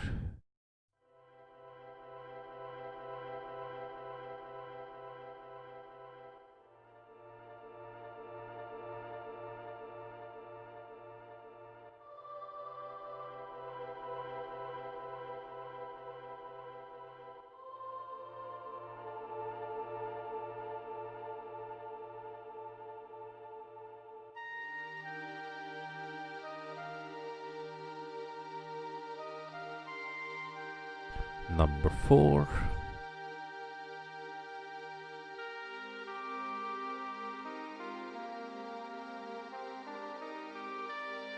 The one downside is not having the in-game music on is I can't just use music cues or sound cues in order to just do the stuff.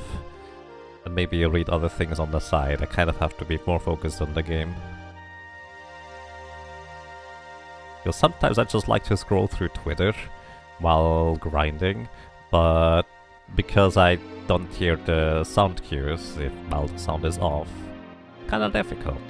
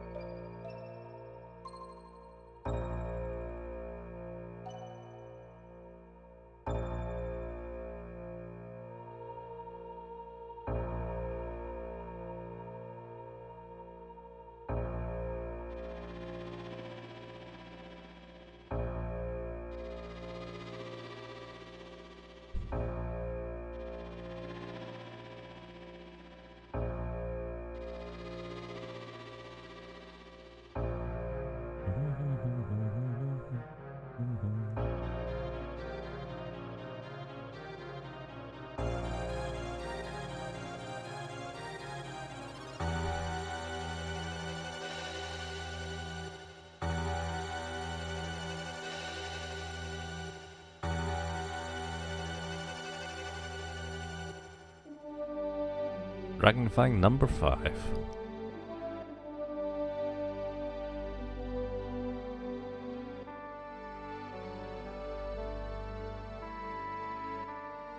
I'll actually look up real quick because I'm curious.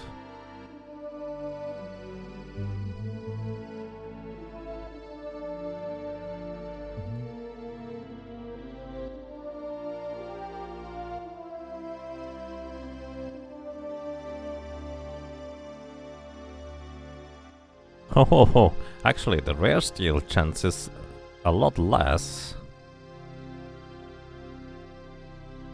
It is from 0 to 10 out of 255.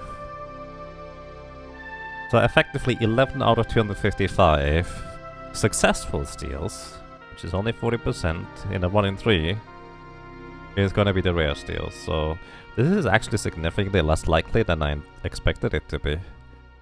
Dragonfang.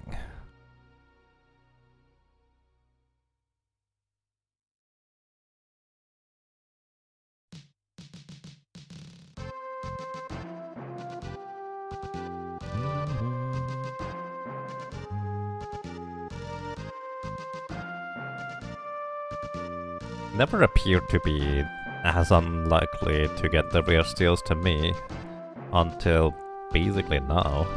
Huh.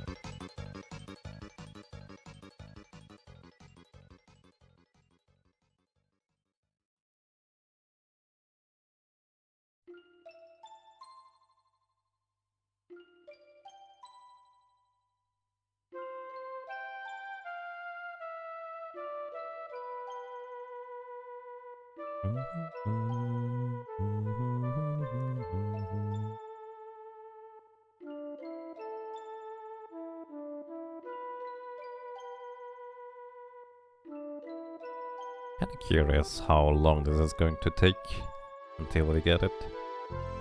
Because we are churning through attempts really quick here. Another Dragonfang. I think number 6? I'm not sure anymore.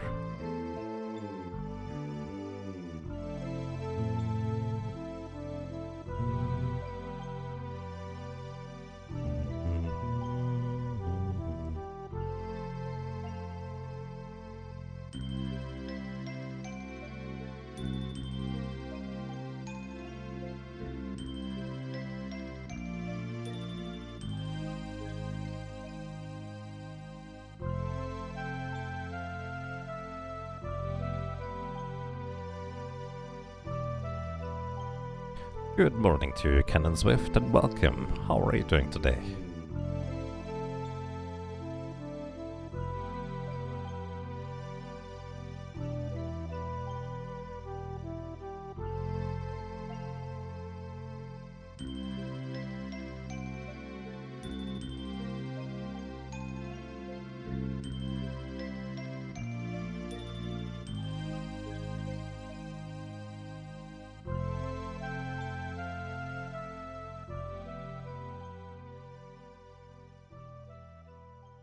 Another dragon fang.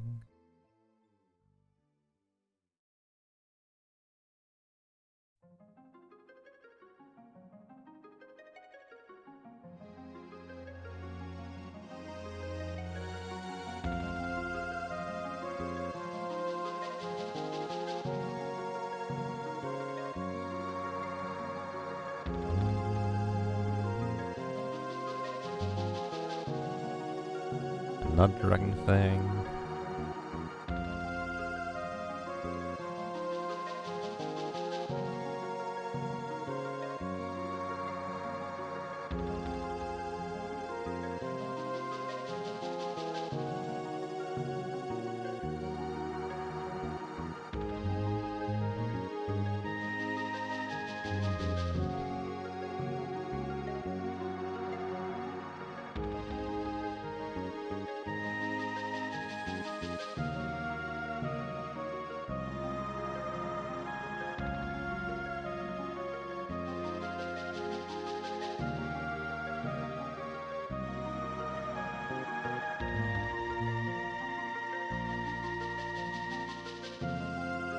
Oh, hello.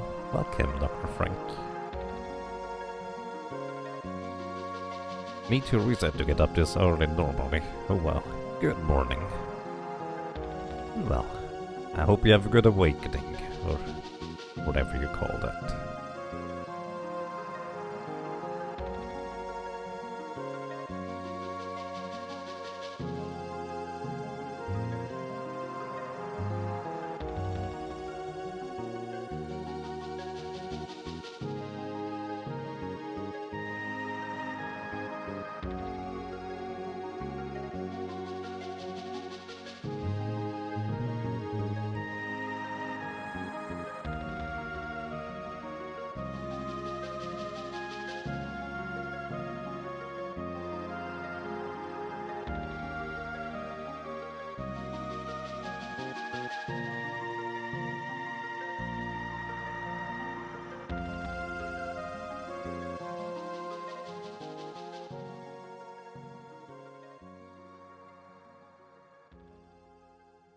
And in case you're wondering whether it's really worthwhile getting that Dragon Whip, I'd have to say yes, very much so. Because specifically, one of the more dangerous parts of the final boss fight, the Grand Cross part, is the one that is considered a dragon. And getting that one killed quick here, or sooner rather than later, is going to be especially important. Only 7 AM now. Your goal is to normalize waking up at 6:30. Ooh, good luck with that. Can be tricky, but can be done.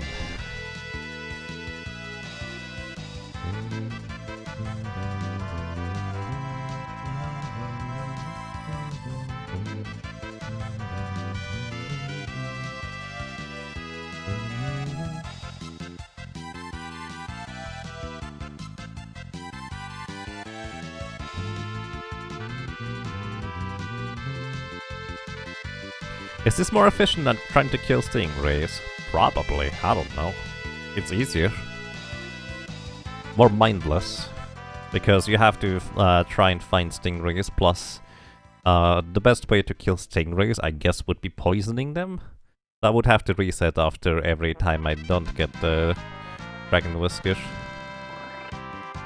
Because I wouldn't want to recapture the thing that poisons enemies. I don't really know. Stingrays might still be faster in the end.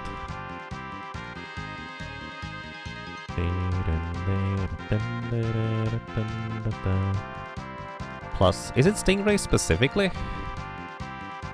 The rare encounter? Because since this is the Super Nintendo version, it's not exactly a way how I can manipulate the encounter.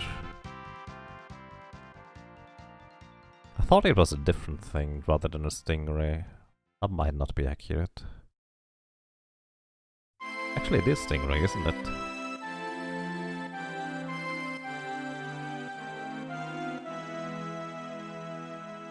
Yeah, that's the rare encounter. That would take quite a long time to get just one.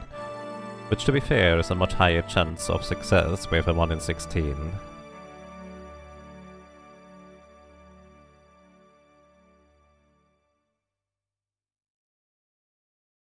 Let me actually see what the probability is. So, we have a 1 in 3 chance to try and steal, then a 40% chance to successfully steal, and then we have a 10 in 256 chance. Actually, it's 11 in 256 to steal the successful thing. So the probability of successfully stealing is 0.572916666666%. So 0.57%. Which means this is gonna take probably about 200 attempts on average-ish. I don't actually know how to calculate the average and probability. Hey, we got it! Oh, that didn't take that long. Okay, back to bone mail.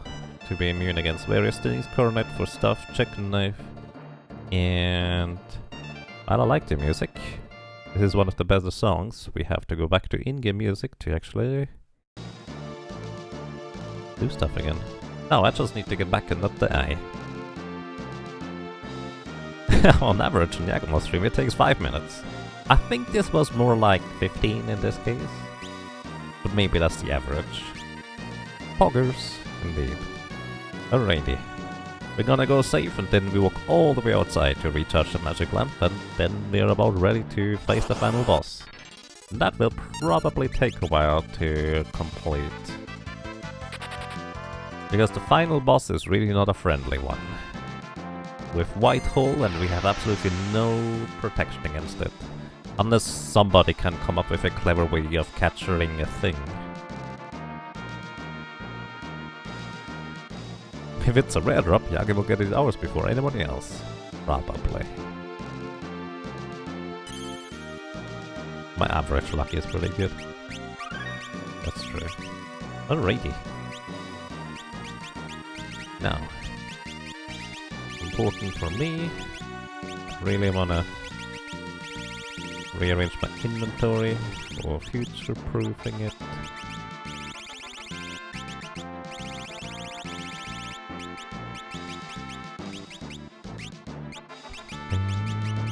Don't really need the thief stacker anymore. Actually, that's not true. Find the dragon along the way we want to steal from it. Okay, where's the dragon whip thingy? There it is. Back row, okay.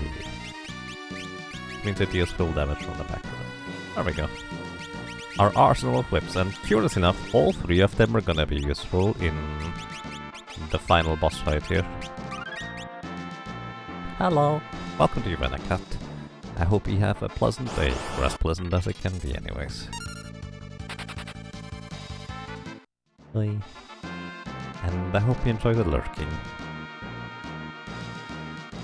Protection from Whitehole, can't you just cheat with Bone Mill? You know, I forgot. Wait, it's true, I can do that. Yes. Actually, we will do that. Ah, it's not gonna be nearly as bad as I thought it was gonna be. Hey, hello. Oh, wait. Let me just switch him up a little bit. Couldn't steal.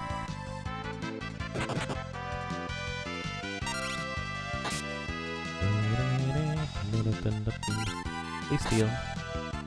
Oh, come on, Ferris. Rockwing.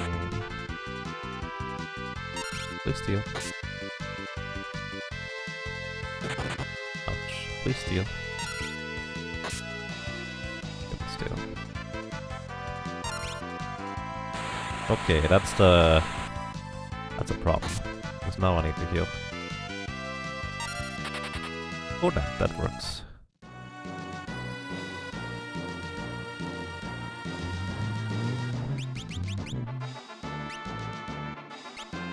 But yeah, Bone Mail is gonna make this way easier.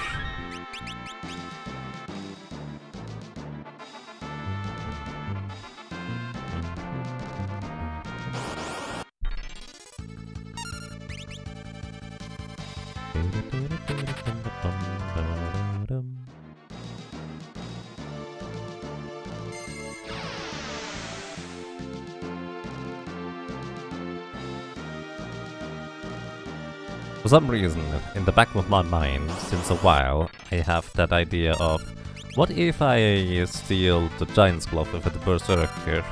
Would that potentially be a better way to try and defeat Neo?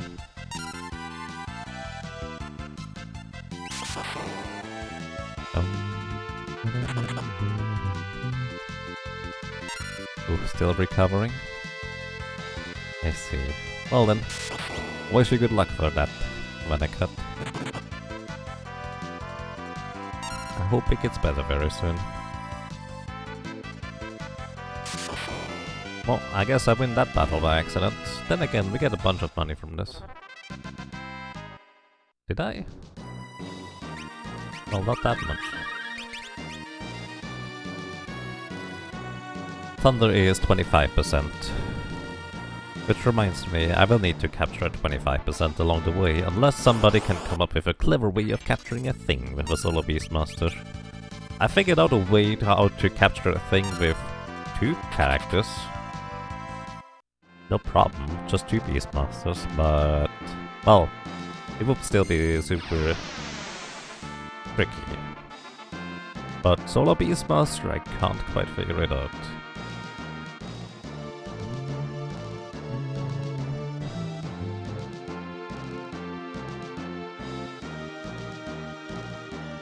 And for the rabbits, a pizza. Nice. Things are heavy? Yes, unfortunately. If they weren't heavy, we could actually use a missile from one of... or a hurricane from one of the... enemies in the same encounter. And unless I can ult myself, I'm always going to have too high of an attack multiplier in order to... well, deal little enough damage. Because if I equip a Chain Whip, I have 48 attack power, which is a variance of 4, which goes up to 51. That's right, either way we have a chance of 51, which would be just 1 more attack damage than the Whip has defense. And the thing has defense. Which means with an attack multiplier of 1 or 2, I would be able to deal just 1 or 2 damage. But because I can't ult myself with a Beastmaster, that's kinda tricky to do overall.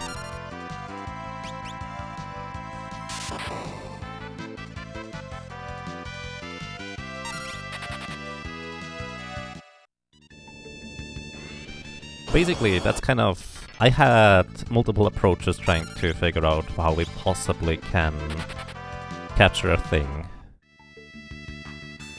How much damage do I do as a frog? Oh. Wait, the problem is I think it sets your attack strength to 3. Which means you're going... yeah, it doesn't work on... wait, does it? Hang on, that could be an interesting approach, I didn't think about that. Mini and Frog sets your attack power to 3, if I'm not mistaken. Let's see.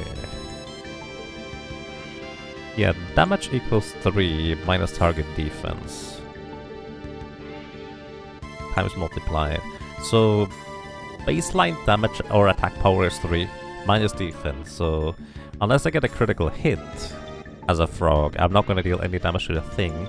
And with a critical hit, unfortunately, it would be 6 damage, which we could technically achieve, but 2 damage is the maximum we can possibly do. Yeah, that's actually... it was a clever idea, honestly, because I did not think about that part.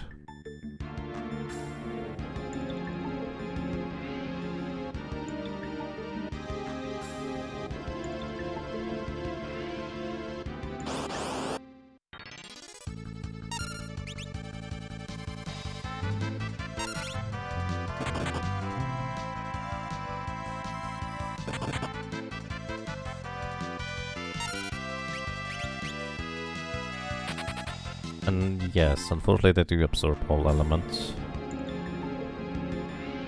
Or all the relevant ones anyways.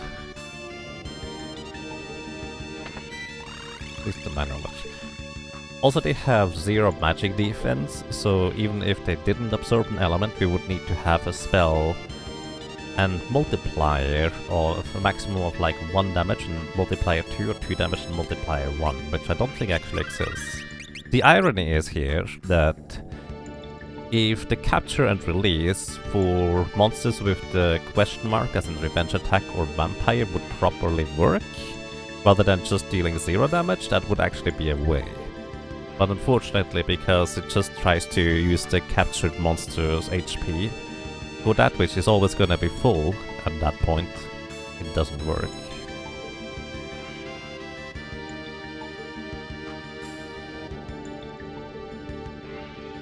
No, poison does not work, unfortunately. So the curious thing, what we could technically do, but kind of requires 2 Beastmasters, would be releasing Rainbow Wind for HP leak and then immediately catch it afterwards. But with a single Beastmaster, there's no way we are gonna be fast enough for that.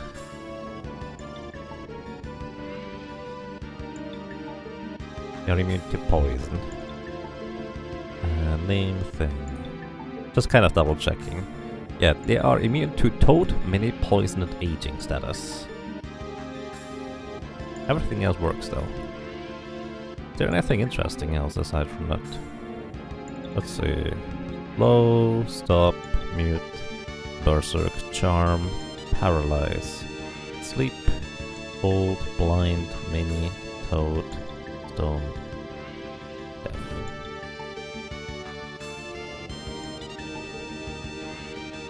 I'm actually gonna grab this ring here, just so I can buy more elixirs with this, and high potions.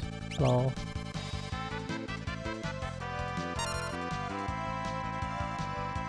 What does specialty do here? That's just strong attack? Wow, I guess I've not figured it out.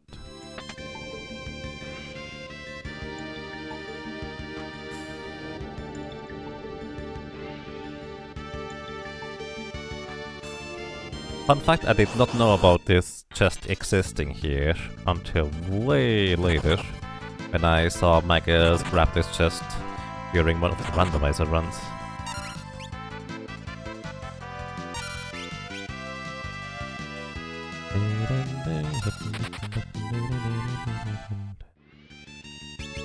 And in case you're wondering, the enemies in the encounter with the things, the crystal thingies, they have too much attack power and also attack multiplier to be able to just deal 1 or 2 damage.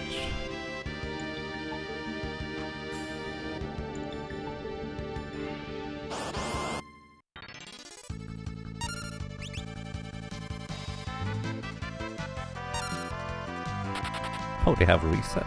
That's interesting.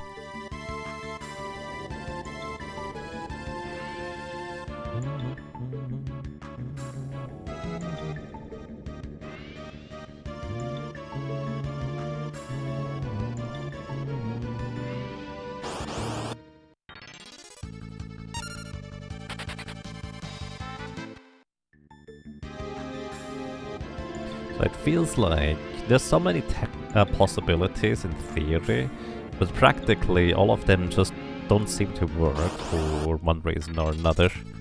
But again, there might be stuff that I just didn't think about, like the frog and Mini. That could have been interesting. But it's literally just 1 attack power too much. That's not true. It is 2 attack power too much, because we would need a critical hit with 1 damage instead.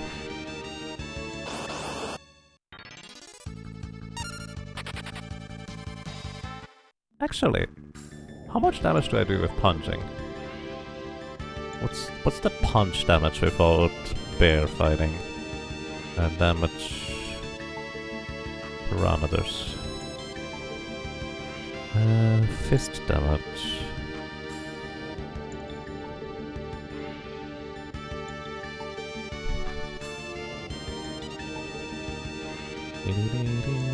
So with fists, it is 3 plus attack, so unfortunately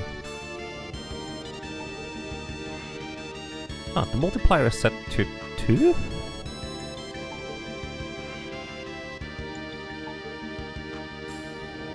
But the attack power would be too high anyways. Would it be? Hang on. I would need an attack power of... level divided by 4. 3, that is 48 times 4. Ha! Okay. 48 times 4. So if I was level 192, there would be a 1... I have actually no idea what the probability is here. Probably like a 1 in 10 chance that I hit for exactly 2 damage. But it's kind of difficult to reach level 192.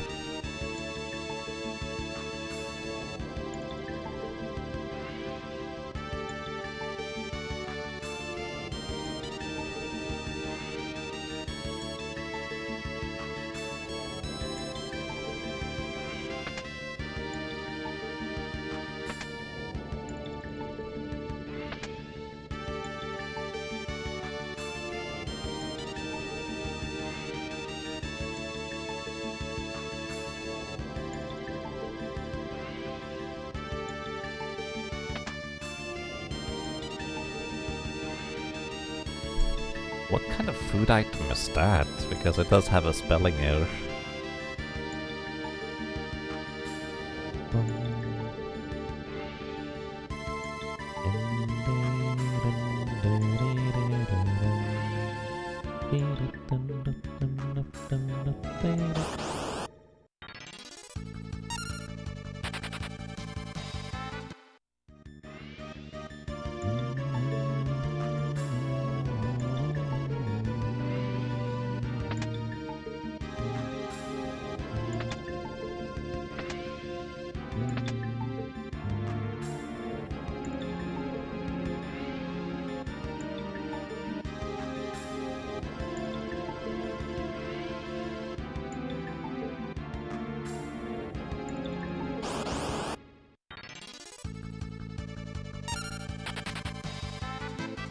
Pike belongs in the cheesecake.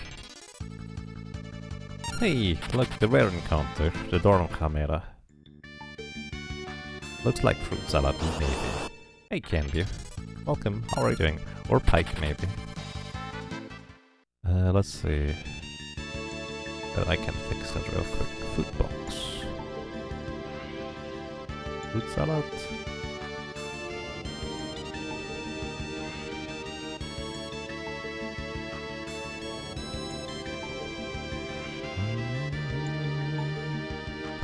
I actually don't have fruit salad for the food box, so maybe a pike?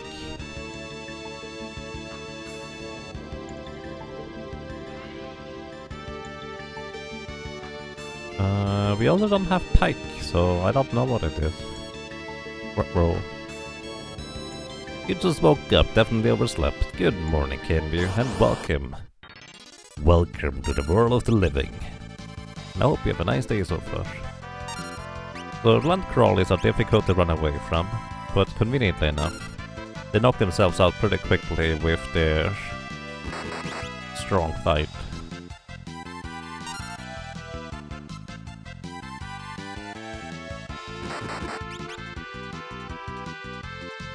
I mean, at this point I might as well just wait.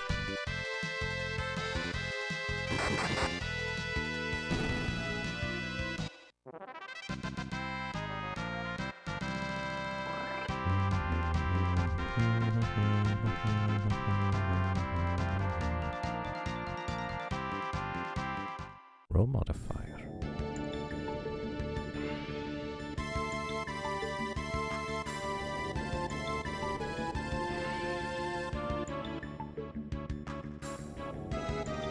If you capture and release a monster,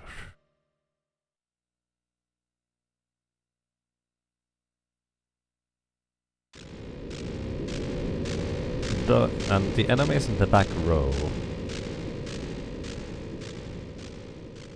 does it apply the row modifier?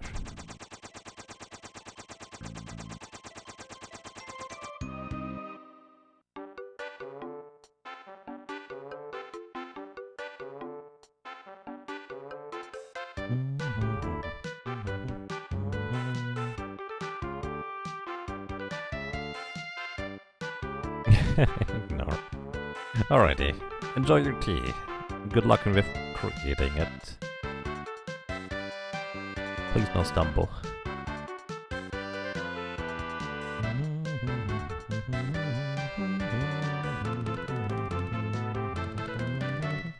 Alrighty.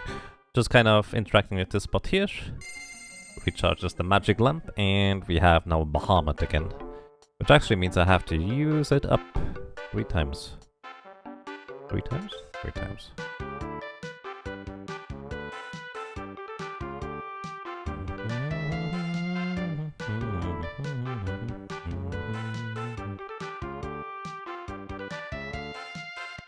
Also might as well just buy high potions right here.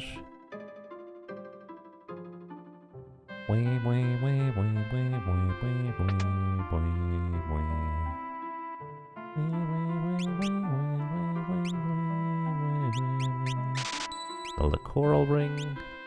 Don't sell the dragon whip. It's not even worth that much. That's surprising. Sell the angel ring. Sell all the dragon fangs, but only 10 dragon fangs actually.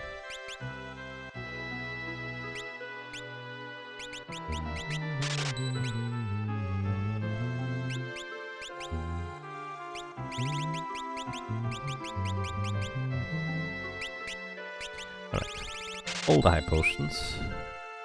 And might as well stock up on Maiden's Kiss, Lucky Mallets, Eye Drops, Antidotes. And that's kind of all we really need. And we have just enough money to buy another elixir too. Neat.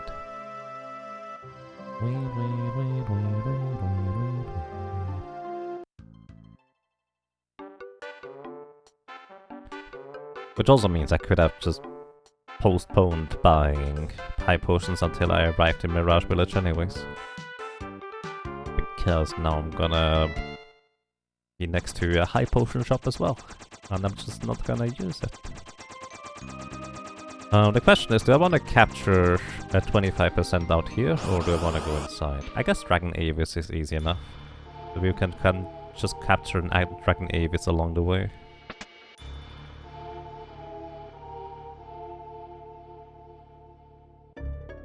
Hello. Thank you.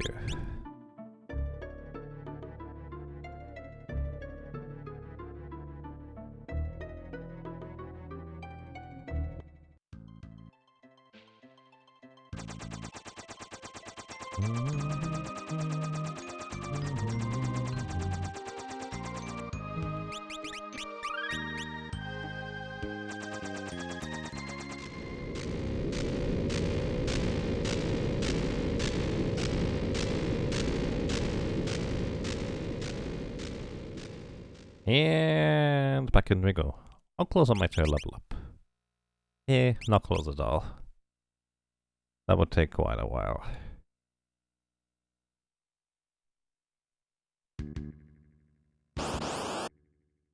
Womp womp. Goodbye.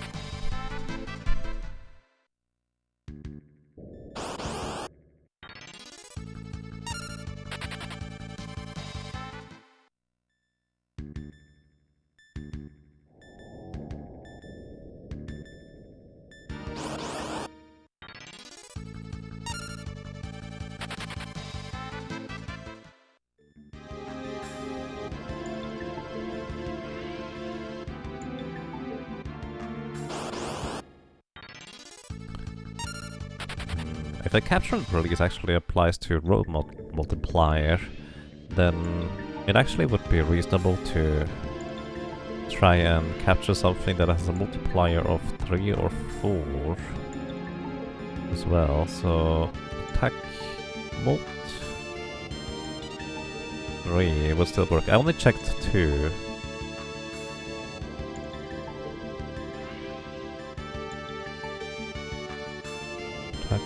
Molt 3. Alright, Black Goblin. An attack of 5.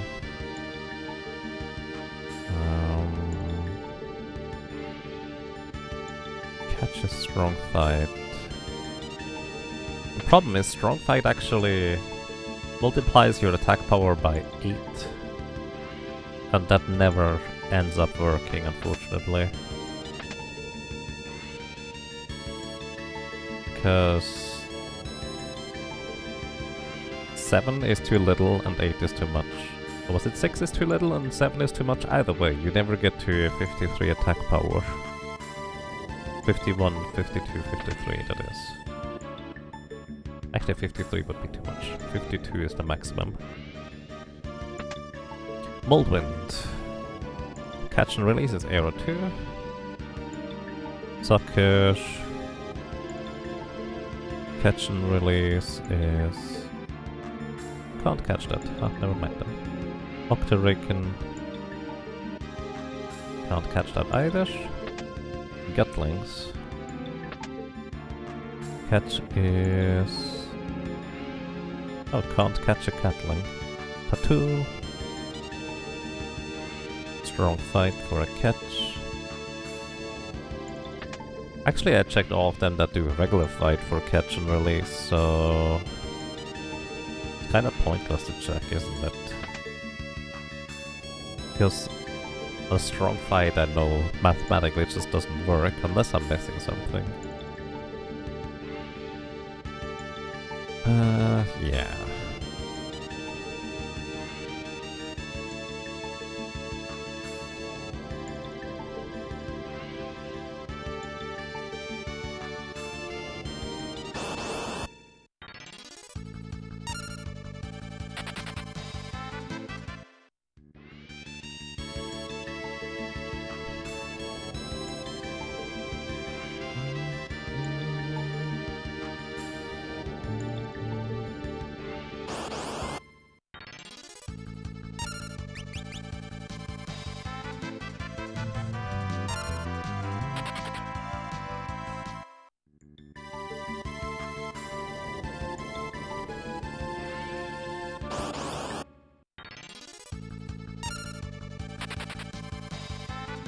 Can the Death Claw ability, single digit plus health paralysis work?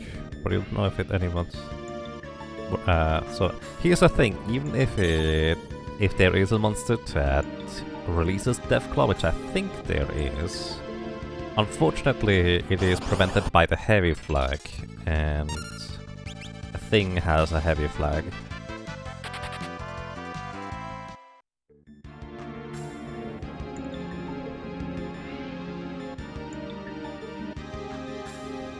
So it's a solid idea, but it doesn't quite work out in practice. Oh.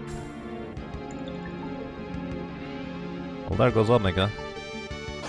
I guess I'm not gonna save in the between.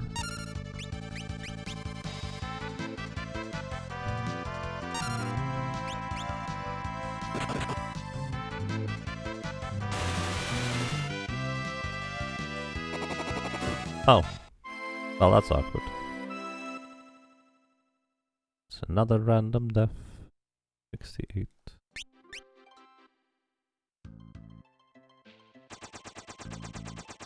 I didn't realize that they would react with Demon's Eye to that, so...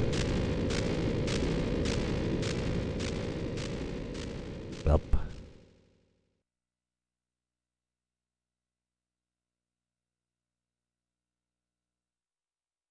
Oh look, time to the Omega. Yeah, not as a single Beastmaster. There's realistically no way to defeat Omega as a single Beastmaster. Or even with just a team of Beastmasters, I don't think there's a way. Actually, you might... No. You would be able to, in theory, in the Game Boy Advance version, with a team of Beastmasters. It would be really tedious, but it would work, because you could attack your own party members with the Thunder Whip, which has a 1 in 3 chance to proc Lightning 1, which he is susceptible to. So you actually can deal damage, and you can permanently stun it or stun lock it with the Tame ability in the Game Boy Advance version. And yes, unfortunately there's only one monster you can catch at a time.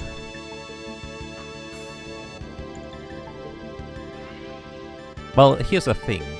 Each party member could catch their own individual monster, but only one per party member. So you technically can have 4 different monsters caught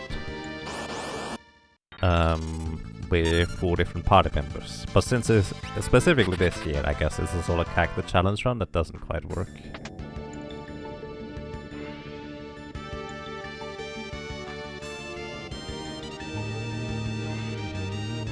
I mean, this is my work, Hoodster. Because I read frog and I thought frog, but you mean question. Welcome. How are you doing today?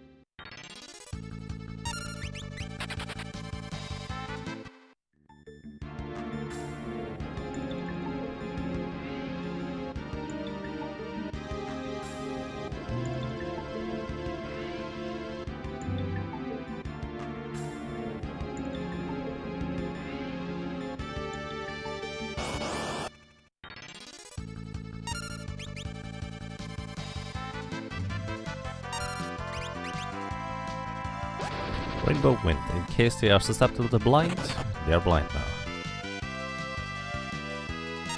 Very immune to threat.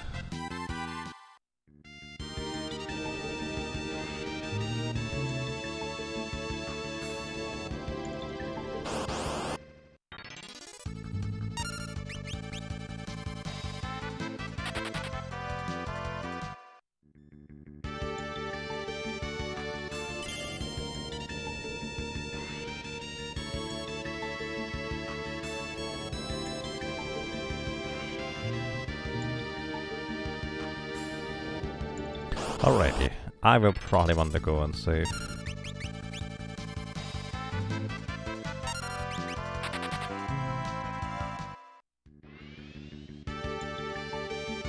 Even if I have to wait an extra few steps, probably makes the most sense.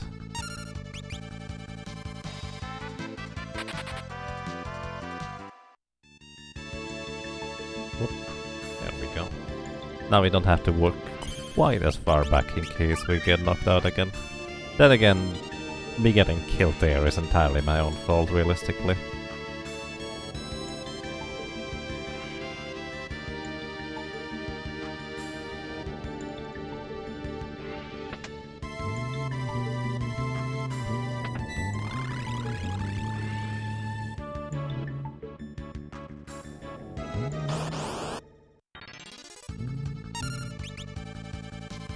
Right, I want to capture Dragon Avis, but it's gonna be mildly awkward actually doing this, if there's 2 of them.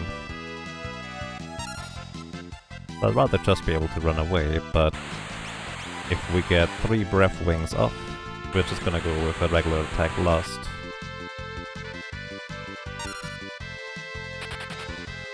Oh, we didn't get 3 Breath Wings off, that's okay.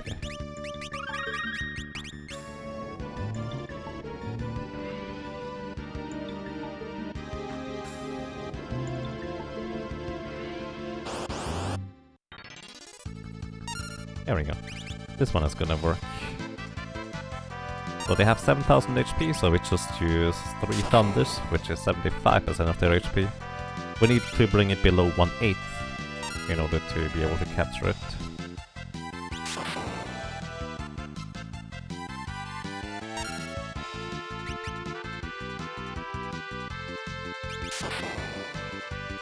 So just a regular attack should just kind of the trick here, and we can capture it.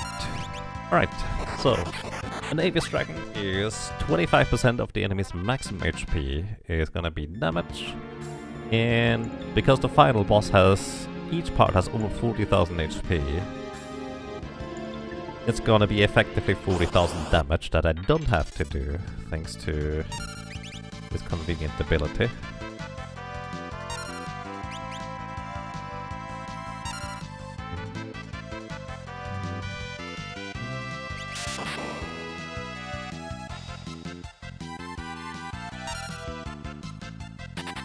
Hey new sir, welcome! How are you doing today? And thank you for the good luck.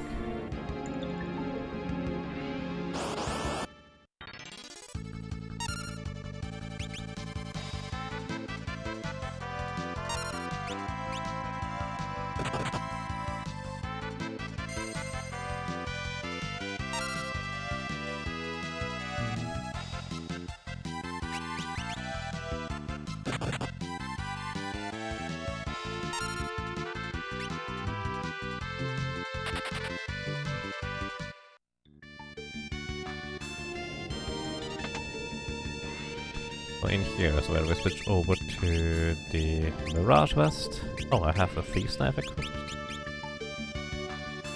Well, that would not have helped running away. Mirage Vest gives me 1 physical block, which means in case I get into a back attack with one of the Deathclaw enemy encounters, I have a slightly better chance of surviving.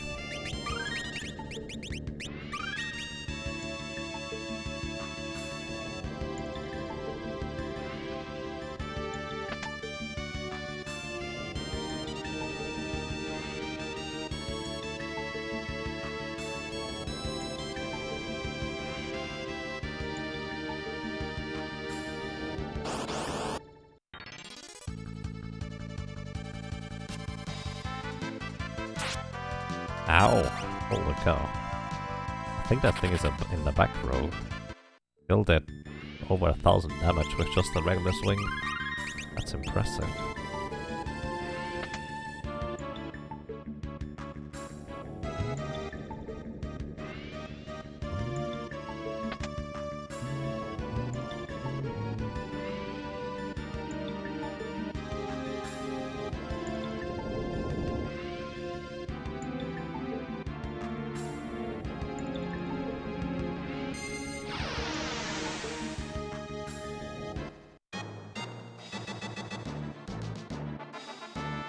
And I think going back to... No, Mirage Vest is better. I was just considering maybe Bone Mail would be better here, but I think Mirage Vest is overall better.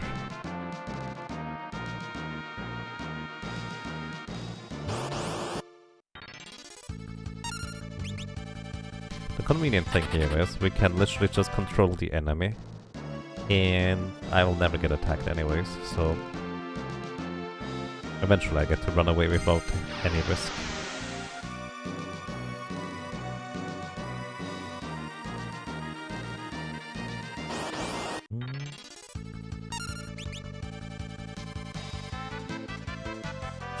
The Belphegors could be in an encounter with one of those crystal thingies.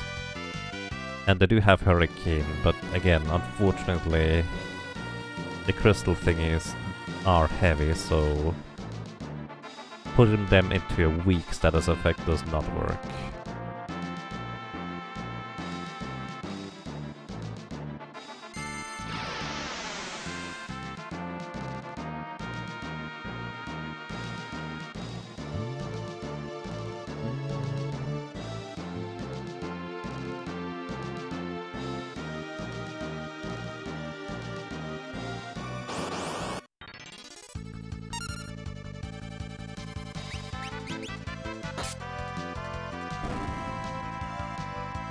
In case you're wondering, these are the crystal things I'm talking about. If you can capture and release them, they will cost Mighty Guard.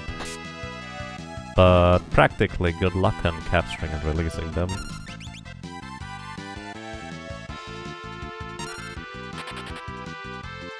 Because they only have 3 HP.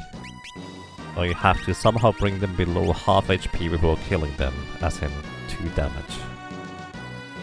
Exactly, 2 damage. And this is the way the damage calculation works.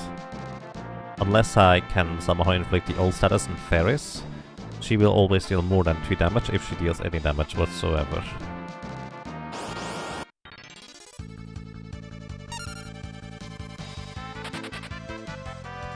Unless we use fists.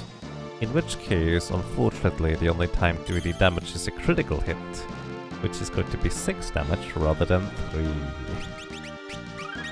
So still doesn't work.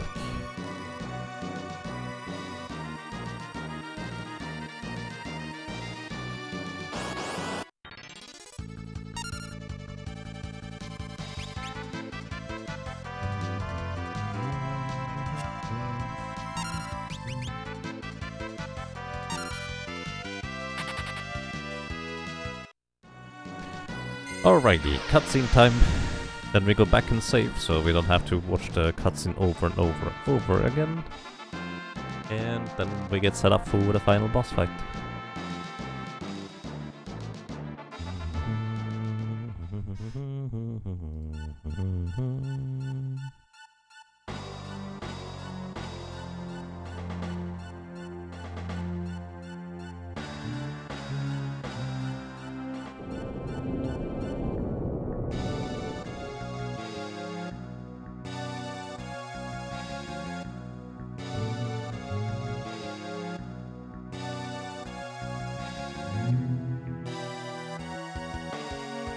Oh, also I need to use the magic lamp twice.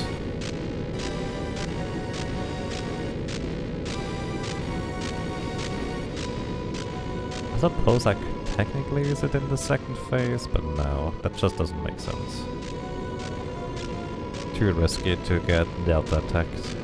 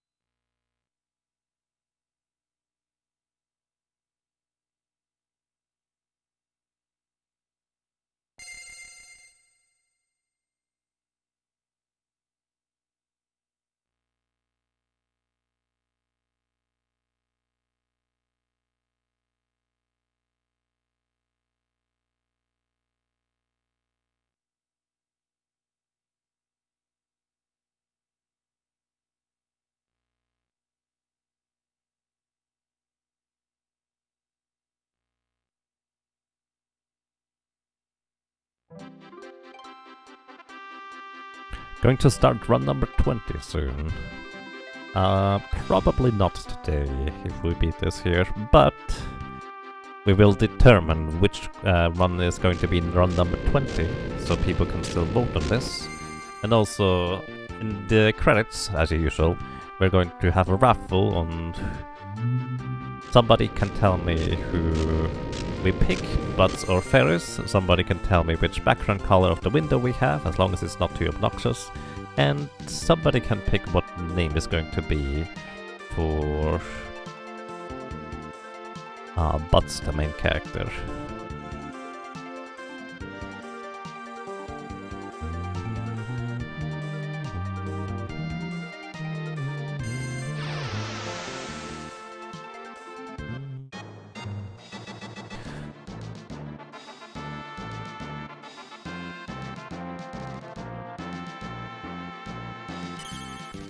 Alrighty. So, we want to have the bone mail equipped and the dark hood.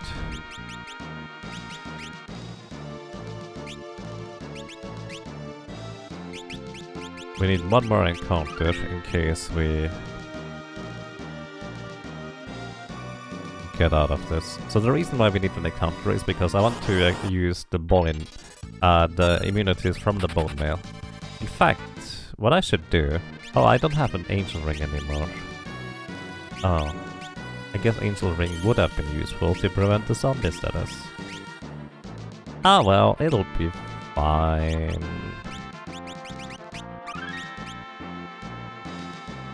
Oh yeah, I forgot the lamp, you're right. Haha, thank you for the heads up. I'm a doofus. Also, Angel Ring would have been really convenient right here. Either way, we need to use the magic lamp twice in order to prepare it for the final boss fight.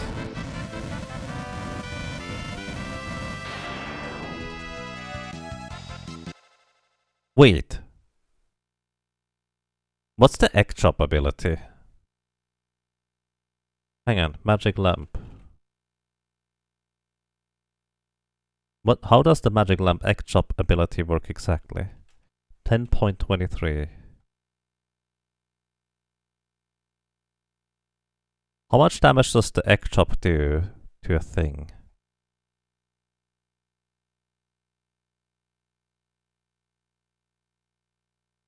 "20 Chocobo summons it will then cast egg chop on Deuce, which essentially does nothing." Oh, egg chop does nothing. But a Chocobo summon, what does it do exactly?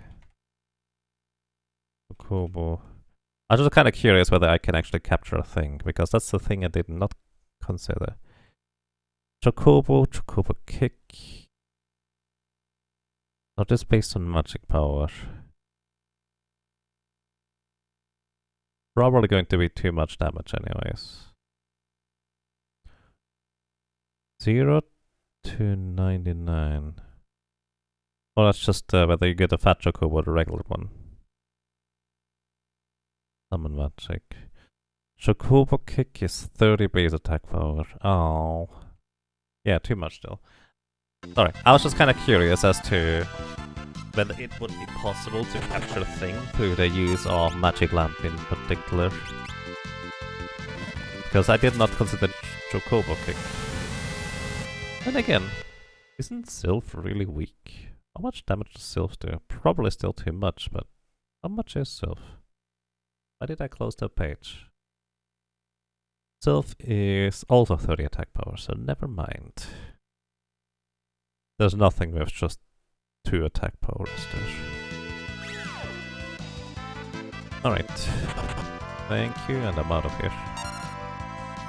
You have the butter knife. The butter knife?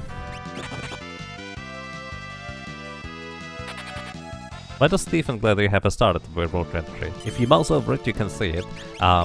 Basically, I accidentally finalized the straw poll before it was, well, finalized. So... yeah, whatever. So... it still had the thing.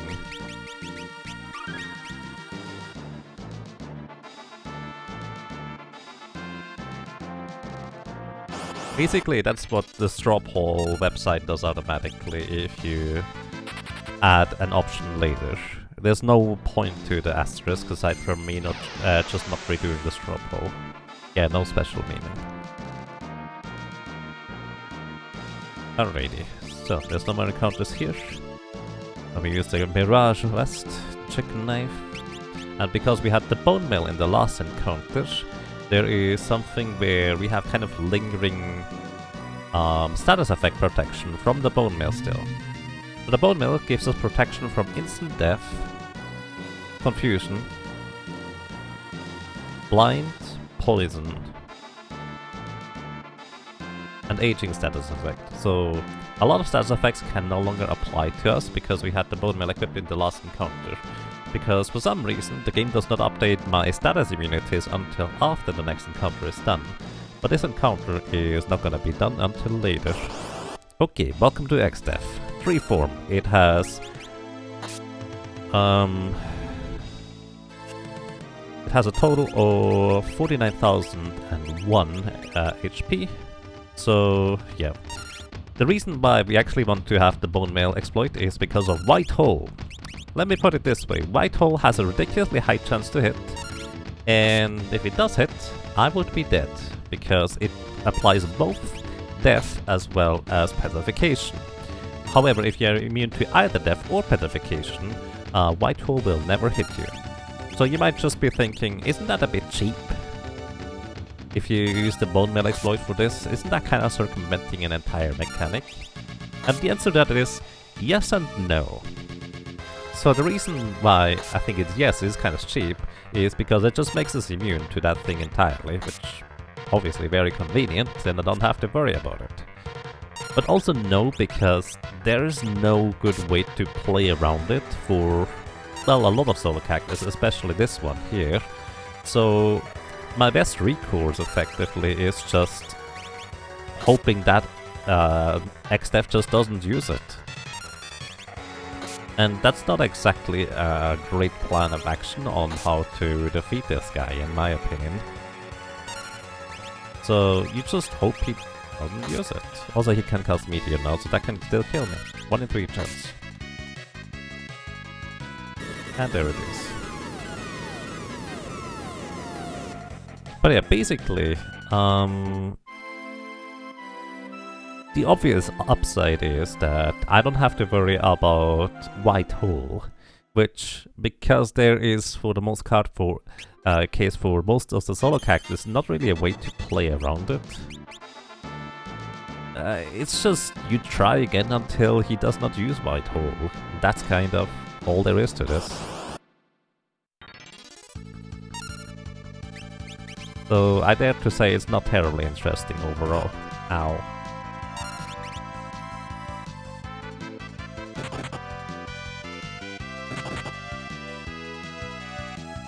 But then again, in the same vein, I personally like to not use emulator speed up, because I feel like that is part of the challenge. I guess it's just kind of my taste in things in the grand scheme of things. I do not think one way or the other is wrong. Like, emulator speed up is perfectly fine in my opinion. In fact, I encourage you to use it in case you do any of you play any of these solo character challenge runs. I just kind of started without ever using it, so that's just normal to me now. Yes, we have 69 death. Not so nice, I dare to say. Yes, that's a lot. Alrighty. Welcome back. Can't run.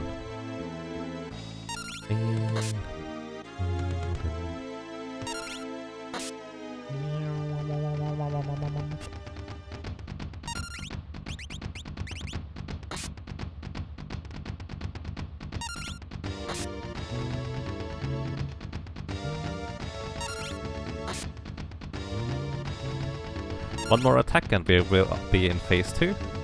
Phase 2, he has a 1 in 3 chance to use Holy and a 1 in 3 chance to use Flare in the first turn, right here. And he actually used a physical attack, that's kind of the best case scenario.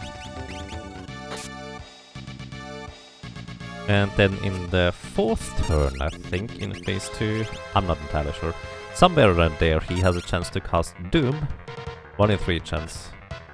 Which would just kind of mean, well, they're dead, and there's not really anything we can do about that.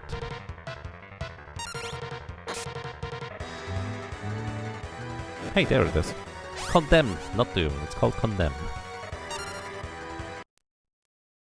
So we just reset and try again.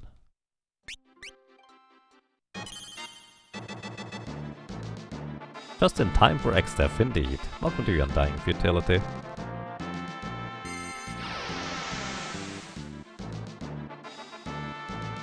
Oops. There we go.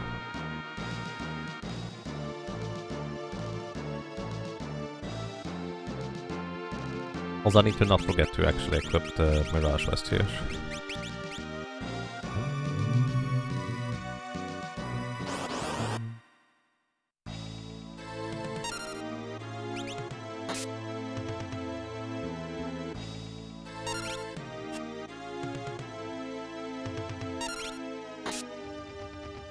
By the way, fun fact, this 3 form here, or this first form of XDev, is actually humanoid. So if you have a weapon that is especially strong against humanoid, like the Man-Eater Dagger, that works actually pretty well here.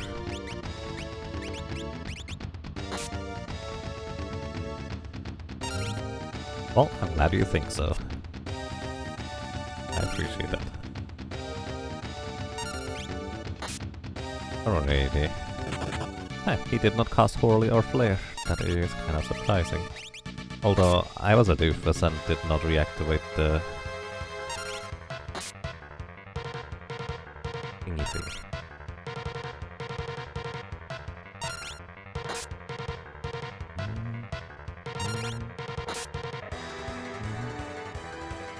And this one.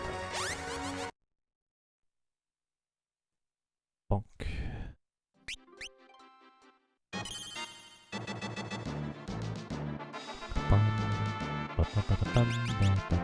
I'll actually equip the Mirage Vest right away. Maybe I get lucky and I can just walk into the final fight without having to redo stuff. Ow. The reason why I reset now is not because I would die, but just because it's more convenient. Because if I don't get into an encounter walking over here, I actually don't have to adjust my equipment. Because I can't just walk straight into the encounter. Also, as you may notice, the chicken knife does always the exact same amount of damage. There's absolutely no variance. Kind of interesting. Not entirely sure why there's no variance. Well, aside from the formula just indicating there to be no variance either. But kind of like game design wise, I don't know why.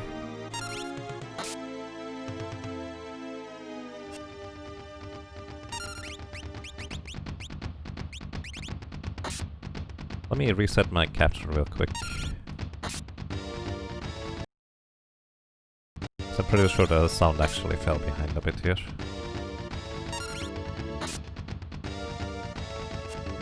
It tends to happen when I reset actually. Okay, one more attack and we can get a... Oh, I'm actually one attack behind apparently. But it's about 3000 damage. So yeah, it's a lot of damage. I do want to heal that up pretty much no matter what. And since I'm faster than him, he will never be able to hit me with physical attacks. But because I kinda want to get out of phase 2 due to the 1 in 3 chance for Condemn anyways, well...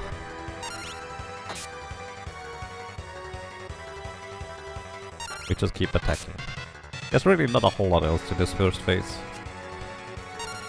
If you were worried about the physical damage, if you don't want to use the Mirage Vest, you can sit in the back row and use the whip, but the problem is you would just kind of... well... it would take you much longer to get through phase 1, and that kind of brings the risk with having a higher chance of getting Meteor, which right now he has a 1 in 3 chance to Meteor every time he gets a turn. Unless I kill him right here. Nope. Okay, we got lucky actually. So we are mostly fine for now. And welcome to phase 2. Alrighty, phase 2. We have a grand total of 4 different parts in this encounter. Now the worth noting is that the magic part can be instantly killed through the third use of the magic lamp, which is why we have to go and refresh. So the magic lamp is going to take care of the magic part entirely. And we have a Dragon Abyss in our possession, which is going to deal 9,999 damage to all 3 remaining parts. So that's gonna be a thing too. And then there is basically 3 parts left. So the magic part is on the far left. It's gonna get instantly killed, otherwise it would have abilities like Delta Attack, which can petrify us, and that's an instant death, because Delta Attack never misses. It can be reflected, technically, but, well, we don't have a reflect thingy. So here we are. It also does do quite a bit of magic damage, that magic part, as you might expect. Either way, we go ahead and equip the Guardian Dagger for physical for a chance to block the physical attacks. True Edge. Boom. There we go. So that far left part is now gone. Now, aside from that, there are... keep the time up. Aside from that, there are now 3 parts left. The top left part is the Grand Cross part, and that's the one I actually want to focus on and killing right away. Actually, I didn't use the breathing. So you could argue that you want to use breathing at the very end, but practically I actually want to use breathing right now, because otherwise the Grand Cross part is not going to get hit by the breathing attack. So the shivering here is because the bottom right part, Almagest, is about to unleash its Almagest, which deals about 1500 damage plus HP leak status to your entire party. Holy damage. It's a lot of damage, but because we are such high level, it's actually not nearly as bad as it could be. 3864, I actually need to keep track of that.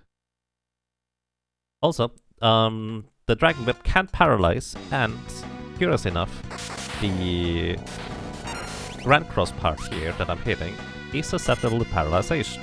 So it doesn't stay paralyzed for long, it will get out of it pretty fast, all things considered. Also, I do want to actually move into the back road, because this is rather dangerous here. If I ever get hit due to anything like a dispel and immediate hit, that would be pretty bad. So, the reason why we focus on the center part is Grand Cross is basically our nemesis. The Grand Cross happens every few turns of the Grand Cross part getting an attack in, and it will inflict one of the 22 possible status effects. That does include instant death, zombification, petrification, and berserk, which pretty much all of these are more or less just death sentences if they happen to us. So we basically probably are going to see at least one Grand Cross, and we just hope it does not happen. Or well, we just hope it doesn't kill us. That's the short version. Second Almagest here. This is why the Mirage Vest is so incredibly valuable. We just block the physical attacks without any trouble. Alright, heal to full. The laws of physics are broken. So because we actually deal so much damage to the Grand Cross part, it actually keeps resetting its AI routine.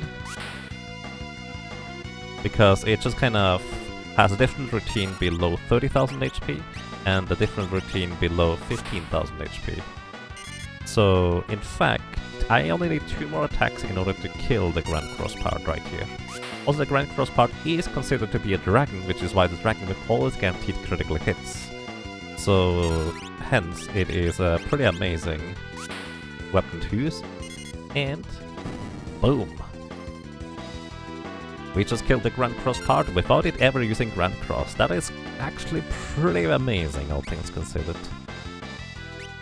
Alrighty, and as long as I play it properly, there should be no way for me to lose this. Now, the Almagest part is actually considered a beast, so we can use the beast killer weapon on it. So the Almagest part has 55,000 HP total. We already dealt 9,999 plus whatever that just now was, about 3,000 damage. And in case you're wondering, I'm keeping precise track of how much damage I'm dealing, because one of the difficulties about this fight is you need to kill the last 2 parts pretty much simultaneously.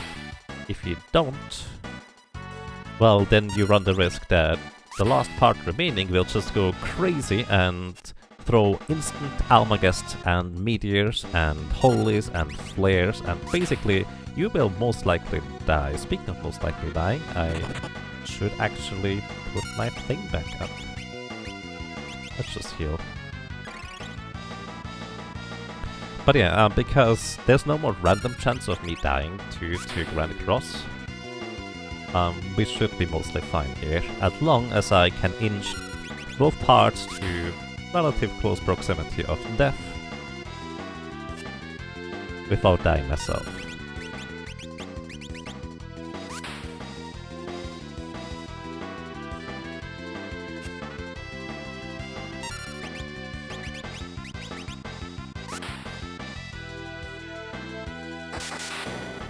Oh yeah, that's actually a good point. It can also use instant Grand Cross when there's only one part left. That is a possibility. Usually the big killing thing, however, is when it just casts Meteor. I do have a lot of HP on Fairies here, and it is possible to survive a Meteor. It is just not particularly likely, because of how high the damage threshold is. Alright. That is 356. It has 4681 HP remaining on that part. So... how do I want to do this? I want to try and figure out what I can do in order to kill or get the Grand Cross part closer to 0 HP without killing it. Because Sildra is going to deal only like 700-ish damage, so I need to get it like on the 700 HP remaining. But it will have 1600 HP remaining if I attack again with the Beast Killer, so let's attack with the Dragon Whip here. 1344. Actually, this works out perfectly if I attack once again with the Beast Killer Whip. This will be now 271 HP remaining on the Grand Cross part. So, as long as I play this properly, should be fine. And yeah, switching equipment, or actually just moving anything around in the inventory, like just doing this, refreshes the Mirage Vest as well. Okay. Let's go in the front row. I actually meant to use the Flame Whip, but considering I'm so much faster than him, it's actually perfectly fine to just do this. 3589. Sorry, I need to move over my cursor to keep track. Alrighty, this part I'm hitting right now is the physical part. The physical part has 50,000 HP total, so we will be able to knock it out pretty quick overall.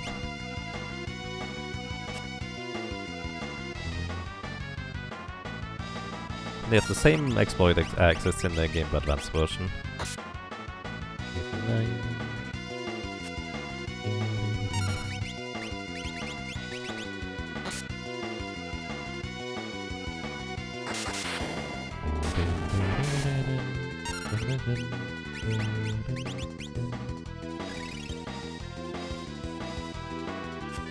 I would guess it does not exist in the mobile or PC version. But I don't actually know. 3589. We have 18,000 HP remaining.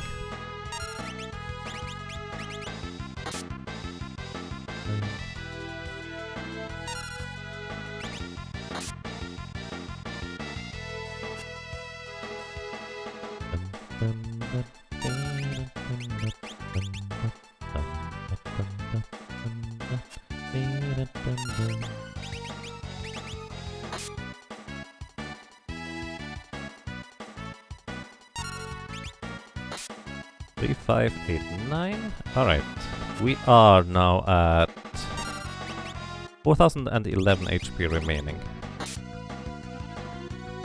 522 HP remaining.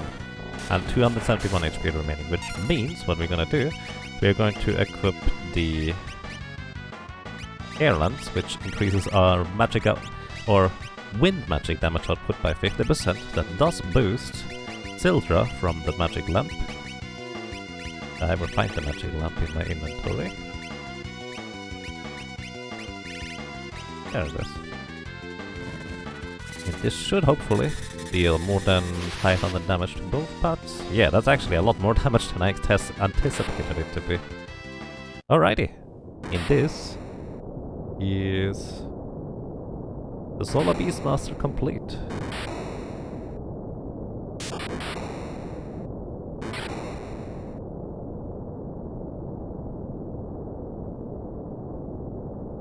I have to admit, I'm strongly considering not using the Mirage Vest for future runs, because this was almost too easy, honestly. I might reconsider when I get killed 500 times in other runs, but I think for the next run I will attempt to not use the Mirage Vest. But yeah, thank you for the GGs, everybody.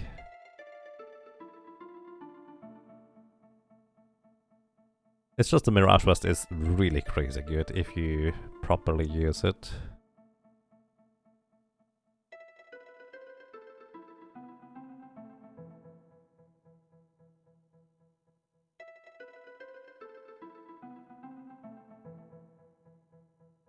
Yeah, the first few solo character runs I actually ended up doing without the Mirage Vest because I did not even realize it even existed. So it was quite the tense moment when a physical vacuum wave as well as Almagest ended up overlapping with a character that didn't have that much maximum HP. Alrighty. So, last call for people to vote on the straw poll here. At the very bottom you see the straw poll for which solo character challenge run you would like to see next. As well as my final vote tally, that is 2 deaths on 3 XDeath, for a total of 70 deaths. As well as a total time of 22 hours, 44 minutes and 28 seconds. That's not exactly precise, but hey, who cares? We also finished the run at level 61. Okay.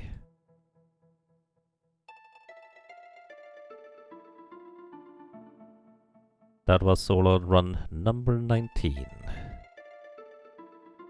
We did unfortunately not end up defeating Atmos with just a true solo character challenge run. Although I think it would have been reasonably doable, at least a lot more easily than other classes. But it would have likely required a few more levels to have a better probability of it finish or completing. We did complete Gilgaluf, where we defeated Gilgamesh with just solo level 1 Galuf as a Beastmaster. And that's kind of largely it. So yeah. Let's see. Can I show you? Here we are. Alrighty, so here we are. Is this right? No, this is correct. Alrighty, here we are. Now, at this point, we have our challenge number 19 complete. Was our little Beastmaster.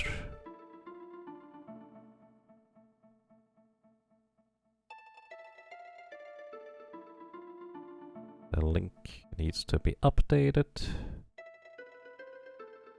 I'm just gonna color it red. I remember to update it in the future. And number 20 is going to come up very soon.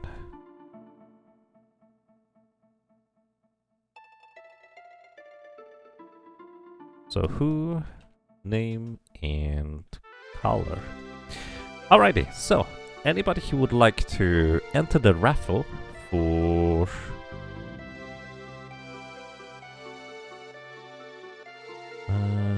stop this one. Don't join yet, there's no joining.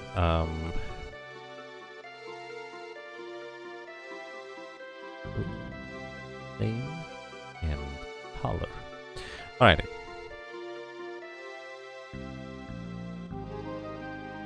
I don't actually have enough namespace to use there. It's curious.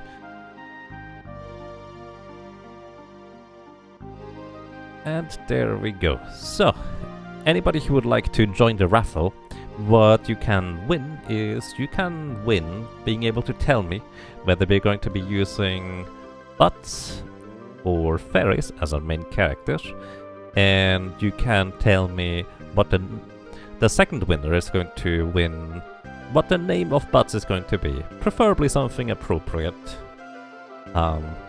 Well, I'm not gonna pick it if it's inappropriate.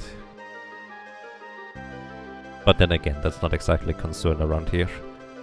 And also, you can tell me what color of the background window you would like to see. I will try to approximate it, whatever you may tell me. Define inappropriate. Nah, it's not necessary. People know what I mean. But yeah, the first winner, once again, choose fairies or butts. Second winner is going to be name. Third one is going to be the color. And you have time to join the raffle until the end of the credits here. So yeah, that's kind of that in credits. Would you pick butt? I wouldn't, but somebody did last time.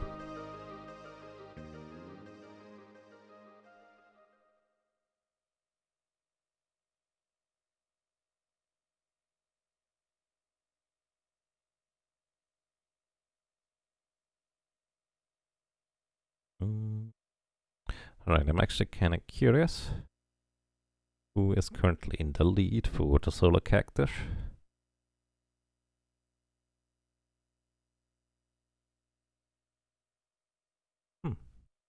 Interesting. Also, while we're going through the credits, let me actually go through the Beastmaster run overall, where we were, where we are. Why are you up here, Colotis Theory? I don't know why this always happens. Oh, you just stay over there, this is fine.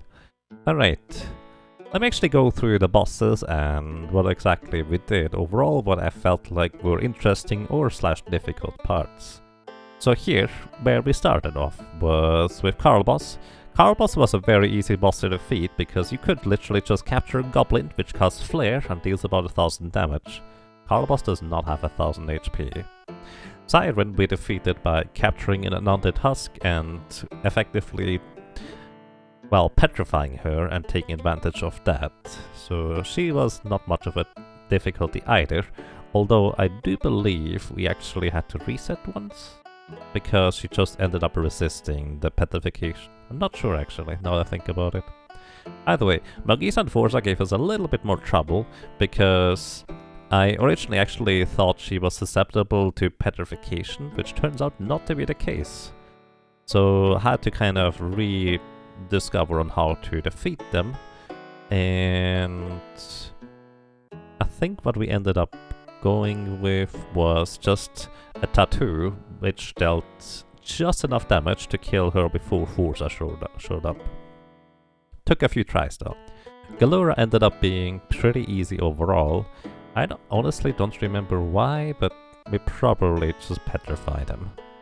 Liquid Flame, you could just use instant death. Also, hello Catastrophe, why are you here? Liquid Flame, we just used instant death, which we grabbed from, I think, one of the creatures from the Wind Shrine even, because that just had the highest probability of succeeding. The escape from Karna Castle was pretty uneventful, I dare to say. Ifrit, we actually failed the instant death or petrification attack 6 times in a row. So here you can actually see the calculation I did for what is the highest probability of success. Because if you use a status effect on an enemy, the status effect has a baseline chance of success, which for a Doom is 80%, Break is 75%, and Beak is 50%. However, because it also takes the captured monster into account, it turns out that the break ability from the Undead Rusk was actually the most likely to hit, and we failed that 6 times in a row with a 57.6% chance. So that was pretty unlikely, all things considered, to fail it that many times. Biblos, on the other hand, we actually managed to just knock out first try with a banish, thanks to page 32. Sandworm was pretty easy, all things considered, although it took me a while to get a Chimera before I stopped dying to it, since the Aqua Break will just absolutely demolish this poor guy. Crayclaw, we used Bearaga, which basically is just you capture Sand Bear and unleash it on Crayclaw. It's about over 2000 damage and Crayclaw only has 2000 HP. On Adamant Timmy, actually we did not use Biraga, unlike my original plan. I think we ended up capturing one of the Corvette enemies from the ocean, and that inflicted tail screw as in weak status effect, and since he is not heavy, well, that put him into critical HP. Did not work first try, but we eventually got it. And for the flames, guns and rockets, we just got the flame ring and absorbed the flame damage, and also reset until we only got flame cannons, which actually was only one reset total. Then soul cannon, that took a while. For soul cannon I needed to level up just a little bit more and also grind a bunch of elixirs, because while we had a lightning whip and pretty solid attack power, there was just not really much else going on for the Beastmaster, especially since we had to use an angel ring to really reasonably survive the launchers actually hitting us. Optimally we would have been able to capture a prototype, but I could not figure out how to capture a prototype as a solo Beastmaster. Archeo Avis was really easy, because what we did is we captured a bio-soldier and just skipped all phases except for phase 1. It's kind of neat that this can even happen. Which, by the way, we could have used Leak in order to insta-kill 3x Def when skipping Neo X Def, but I decided against that because I think that's just a bit too extreme. But it's kind of neat to be able to use that once in a while. There's only one other character that actually can use that to my knowledge, and that is only going to be coming up soon. Soon, whatever that means. Then Chimera Brain, I think I just used the bear? No, I used some form of instant death, either stone or petrification or death. For Titan, I actually just got float from North Mountain while also grabbing something to slow it. The Rock Garter, because Rock Garter is higher level than Titan, because Titan is level 1. It has basically 100% chance of success to slow this guy, so he didn't stand much of a chance. Then for the Buraboros, we ended up using a Stone Golem, which casts Earthquake for about 600 or 700 damage per. And that actually worked out surprisingly well on the first try. I was really surprised to see that. Then Gilgamesh, Galaf Encounter, we actually captured a zoo, and because he effectively has much more than 1500 HP, well, Galaf released the zoo and we just won. Gilgamesh 2, we also captured a zoo for that one, and we got lucky because I had way too few elixirs and high potions left. I should have grinded in World 1, but I managed to silence him in the phase transition, so he did not haste shell and armor up, which was kind of necessary to win, it turns out. The Helio plant we actually used or caught a sand crawl, which was surprisingly easy despite them having 15,000 HP in order to defeat this thing. So Maelstrom just kind of did all the work. So then we had Gilgamesh on the boat. We were really high level at this point because I decided to just level to the final level on shield dragons already. So it was not that big of a problem overall.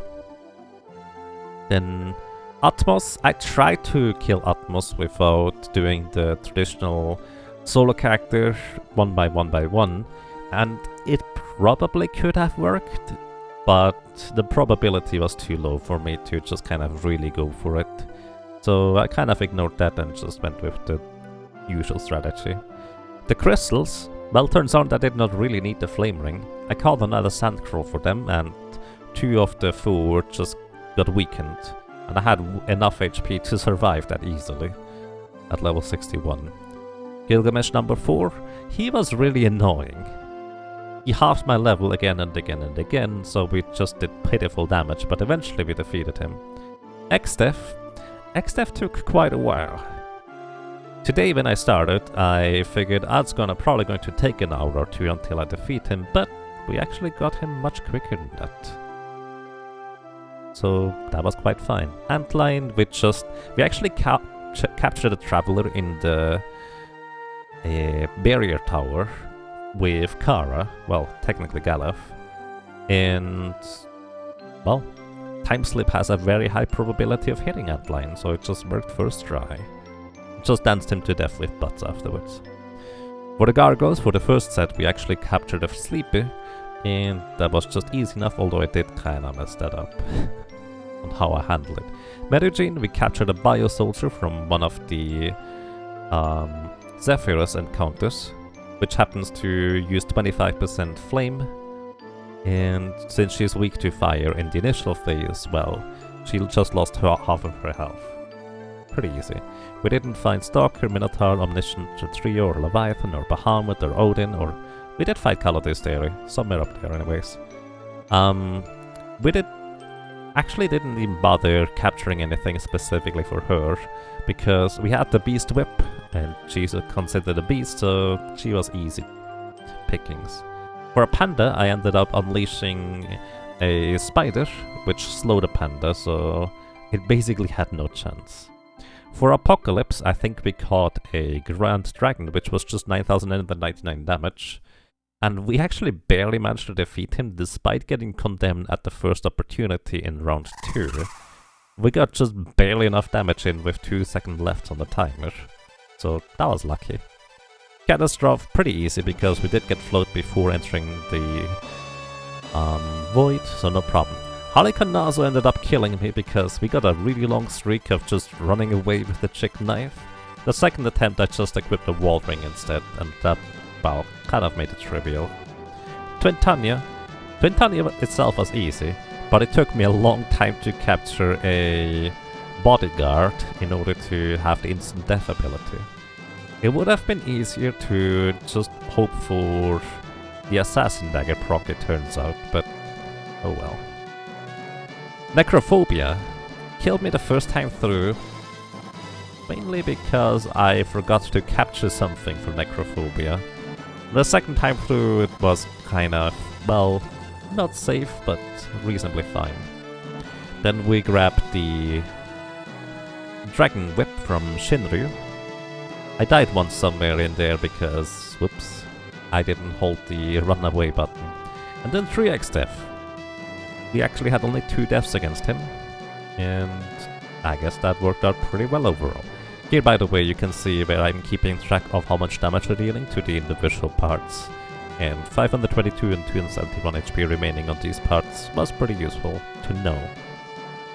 And that's kind of it.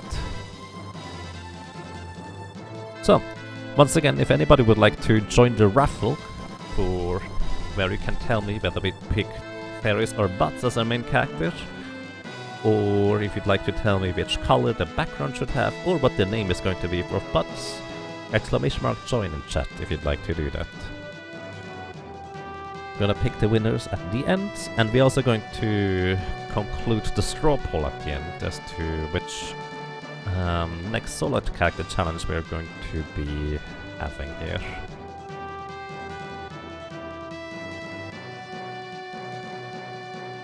Straw poll for the next solo challenge, if you'd like to vote, is still here. It's only a few minutes left now. Also, did I miss anything in chat? Because that kind of mostly focused on just explaining stuff. So why just Ferris and Butts? Well, the main reason is really that Galaf and Lena are missing for some rather significant boss fights that are often quite interesting to defeat and take on. So it wouldn't quite feel right to kind of skip those. Ferris is missing for Antline, which is a decently significant boss fight, but at the same time you just defeated X-Death before that. So chances are you will most likely never have real trouble with Antline. He can kill you, it is possible, but you probably don't struggle too much against it.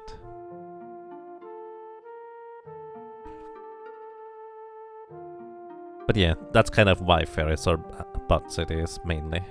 If you can make a solid argument for a low-level solo character of a specific job defeating either the mini-bosses at the Meteors, or somehow defeating Merugene as a level 1 solo character with that job, I would be interested in that. But for the remaining jobs at the very least, I don't think that is necessarily a reasonable proposition.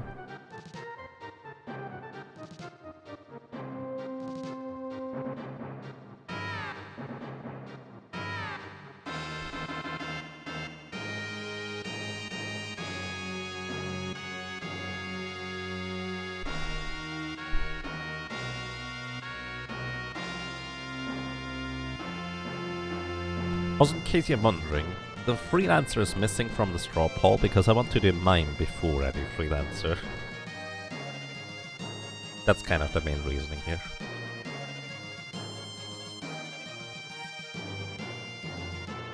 So we do in fact still have 7 total solo character challenges left, 8 if you'd like to count the extra one for the Necromancer with all abilities unlocked. We already did Necromancer, but I felt like it could be an interesting, if rather easy run, to just do Necromancer with everything from the get-go.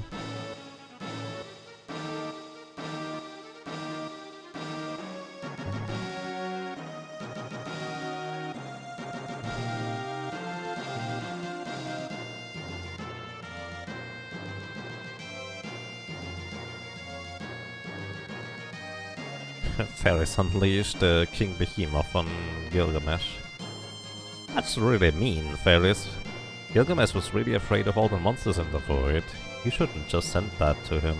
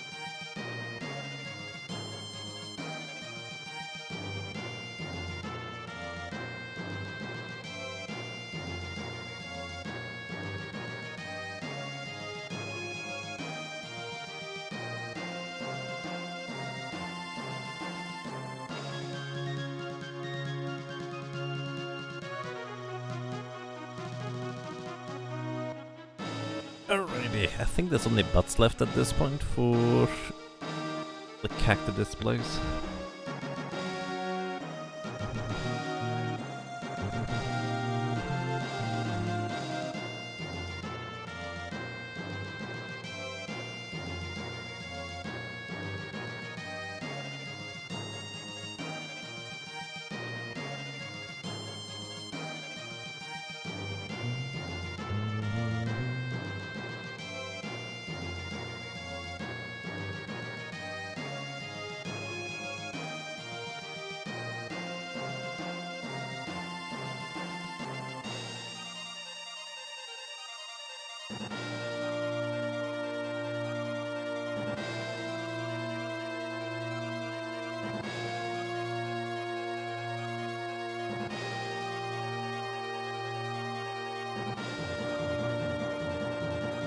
Alrighty, last opportunity to join the raffle, and last opportunity to vote on the straw poll if you'd like to define what we are going to do next.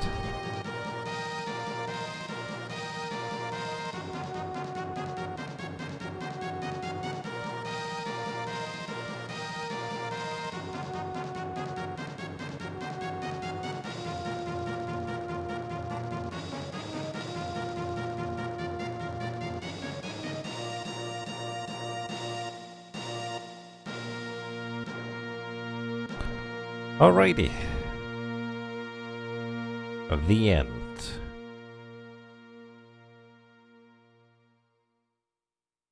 And the straw poll has decided that it is a tie between a black mage and a mime as I switch over to it.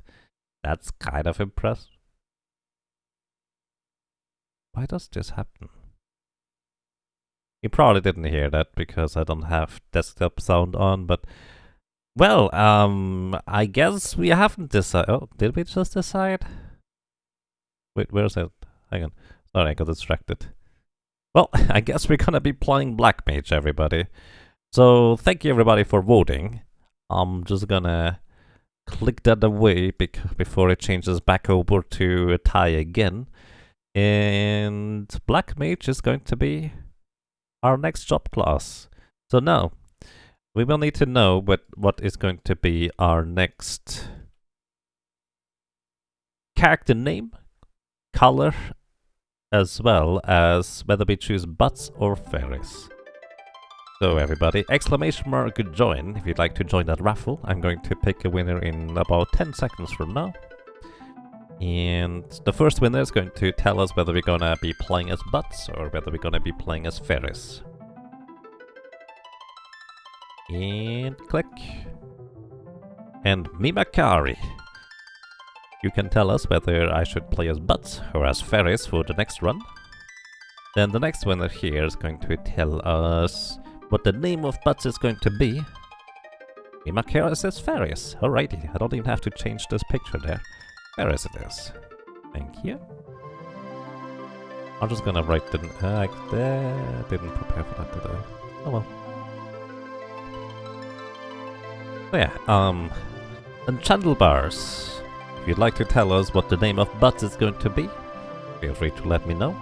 And the last one is going to tell us, please, what kind of color would you like to see for the window background? Again, nothing too extreme, preferably, or well, too bright anyways, but let's see. And Endymion, or Endymion, with Endymion, feel free to correct me. Either way, what would you like to see for a background color for our windows? Teal as a background color, neat, I like it.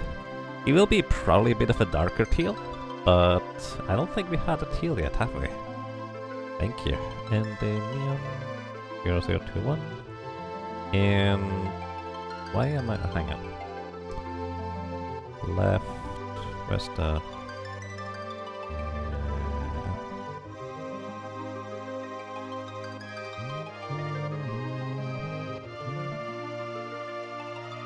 There we go. Right. So yeah, okay, if you have a suggestion for a name, Gentlebars, that would be... Call him Bowie, I like it. Alrighty everybody. That's that for now, so... We have reached the end of the solo Beastmaster run. I'm going to be taking a bit of a break from now. Someone likes Shining Force too. It's a good game, even if I barely remember playing it. But yeah, I hope you enjoyed the run. Thank you so much for watching, for listening and for lurking, and well, hopefully until next time, take care and have a good time. Have a good night, have a good morning, whatever it might be.